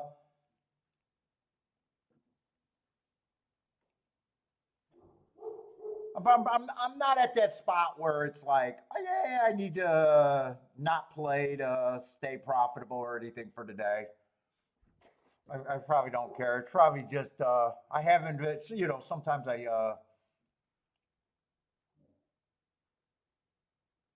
have in the past just tried to nurse a lead home. Right now, I don't know if I care what. It's just going to be based on if I think I got something that makes sense that I could play.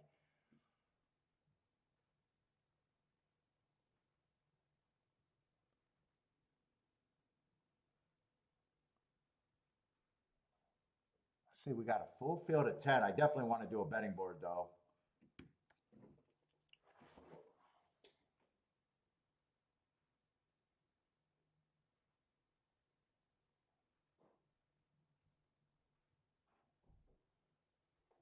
20, you're about $25 is the too little. Mine is like 30. Oh, you're talking about based on how you usually structure your bet. So $36 the way you do yours is the break even point. Okay, so you know how many horses you got kind of a betting structure when you do the try. So you probably single and probably roughly use the same amount of horses every time. Oh yeah, well there's no number that's too high.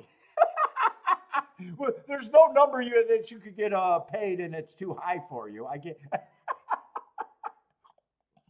but the way you usually structure, you know that $36 is your break even point for 50 cents. So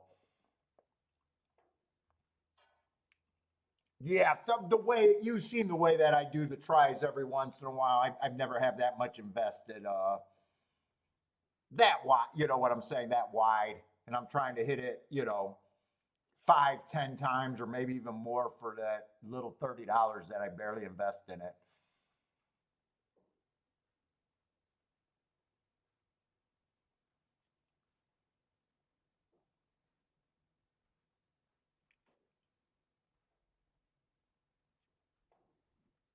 Let's see. 6 is a favorite. I got to get on this race if I'm all that. I'm still trying. 16,000. Where are we at? Let's see. 4 races ago, I don't mind that race. Went too well. I like that race. Went too fast to win is always my best mark. Went down to 12.5. I got average. 1 tick slower than the fastest winner. Got in position at the top of the stretch. Wasn't good. It's not always the first drop that they win. I'd say that's overall a decent race. Comes back. They put him back up in class. Stalking closing day. Stalked. Matching strides with the fastest winner. Still went too fast to win. So I do like that race. And then last race again went too fast to win. I don't have a real problem with him.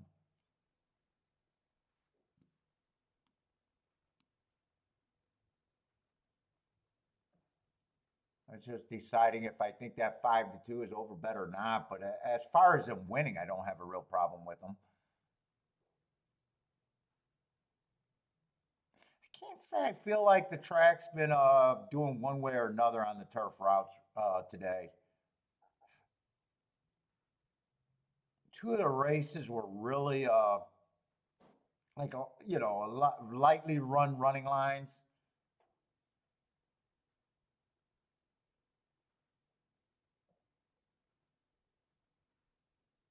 Two just feels a little cheap. Needs a fast pace.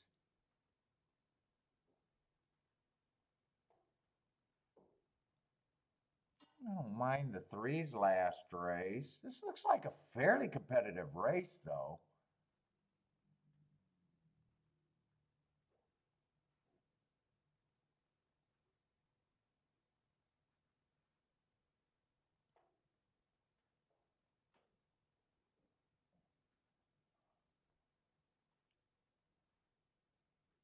Yeah, well, when I used to play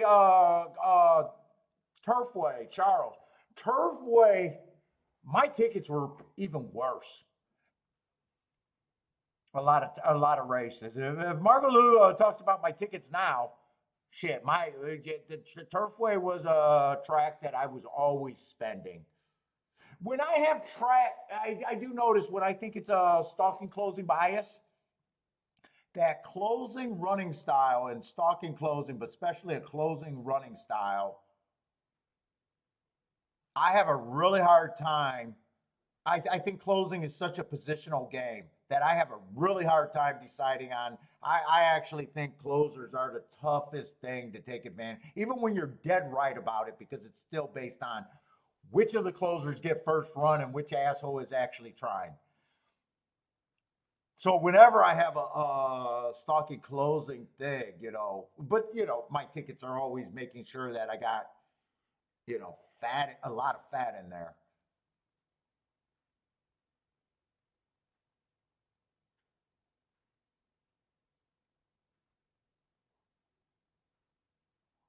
What's up, Randis? Let's see. I'm having a hard time wrapping my head around this race, other than feeling like it's fairly competitive. Dude, 10 got good marks. Speed's been holding up a bit. I do not mind the races he's running back.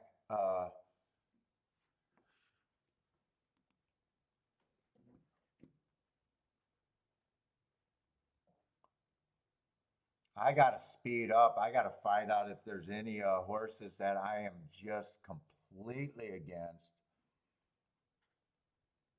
8 feels like a pretty safe contender here. Although, when I say safe, he just seems like he's a real contender here.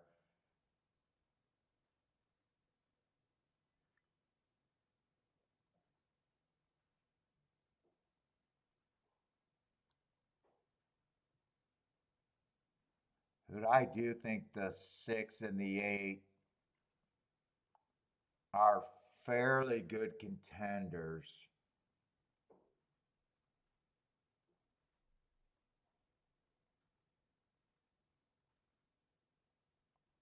Uh, 4, I feel like is a real reach.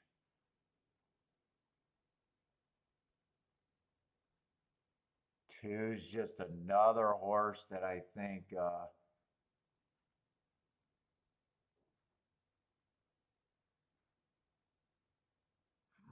I think I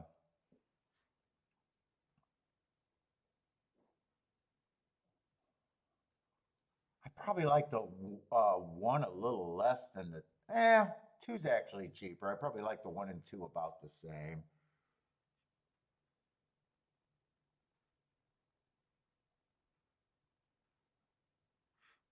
I honestly don't think I want to deal with this race.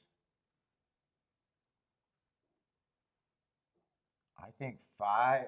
I think 6 and 8 should be the two favorites here.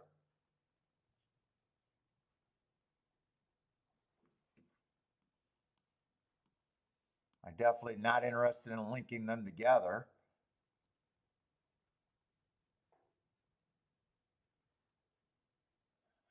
10 is the long shot that I would be interested in.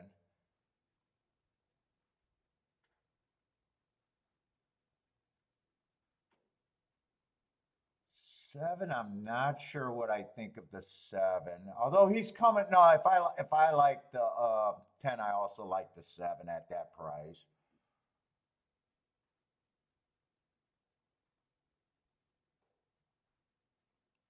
And five just beat them both. But five, I would still take a stand against here at and actually four ran in that race. I don't think I'm betting this race, but I am writing down what I think. I think it was 8 and 6 I thought were legit. I think I'd used the four, the 10, and who was that other horse? It wasn't the five, it was the other horse coming out of November 22nd.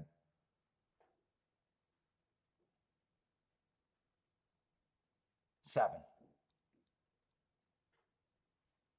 And the five, and 4, 7, 10, and 8 are all coming out of that race. Five beat them all, but five is the one that I'm not interested in.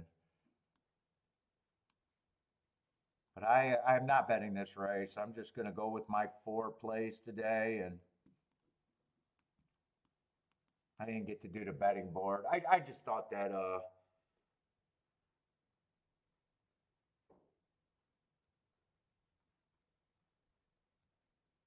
6 and 8 I thought deserved to get the bulk of the action.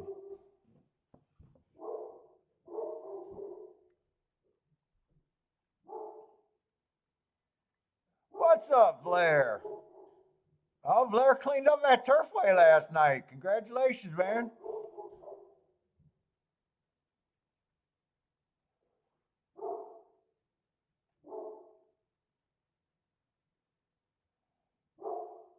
What is this? 9 that's trying to get involved.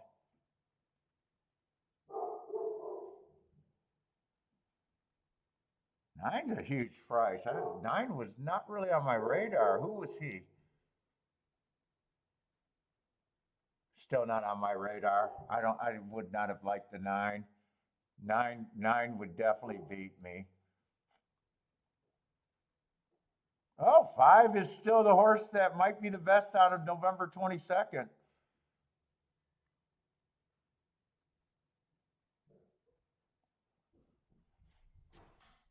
I threw the wrong horse out of November 22nd. Well, they're going to beat the 6 and the 8, so I was not really interested. 7 got third.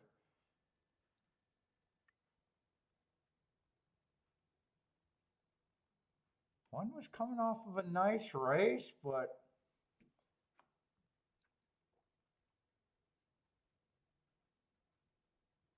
I didn't like the 3-1 on him. 5 was the best horse out of November 22nd. I liked that November 22nd race, and I thought he got the perfect trip. And he had the human anchor on him, and he got a perfect trip again with the human anchor.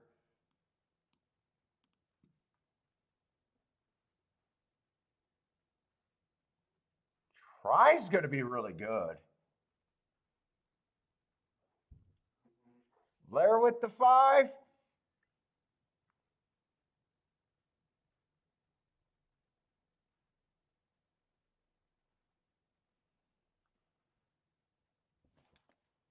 Exacta should be solid with the 5 went from 9-1 to 5-1. And the exacta, I thought the exacta could have been so they did bet him down 24-1 exacta. Try should still be solid though.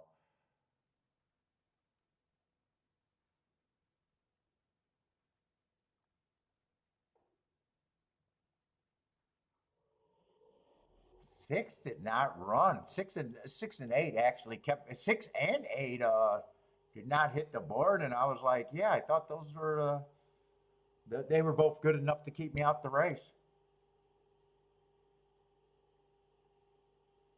8's coming out of that same race and really didn't fire.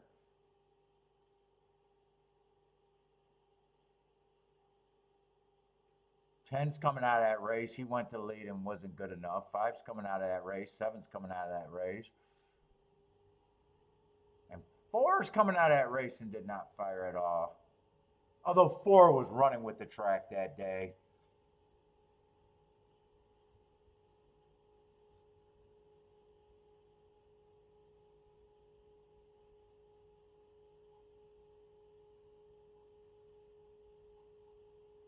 Let's see, $114 for 50 cents there. Oh, what I was cheering for did not work out.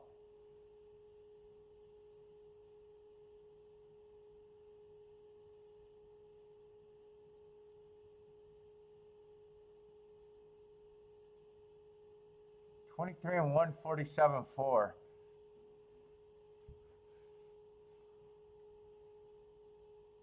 Let's see, pick 5 paid 17,000.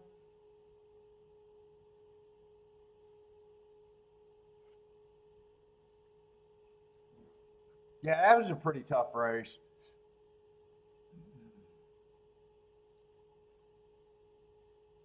Let me save this. Tomorrow we're going to have what? Gulfstream in Tampa Bay, and that'll be my last show for the weekend. I'll be on for tomorrow.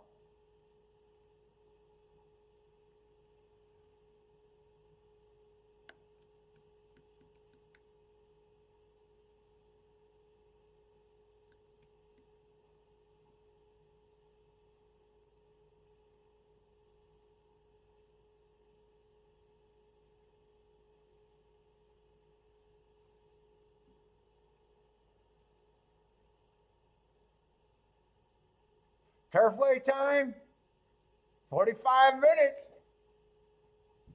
Charles, you better get something to eat.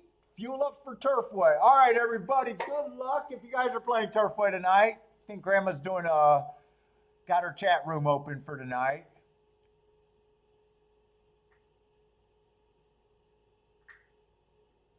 So good luck, everybody, if you're playing tonight. Tomorrow, Gulfstream and Turfway Park for me. Hope to see everyone tomorrow, but good luck, and thank you for hanging out with me.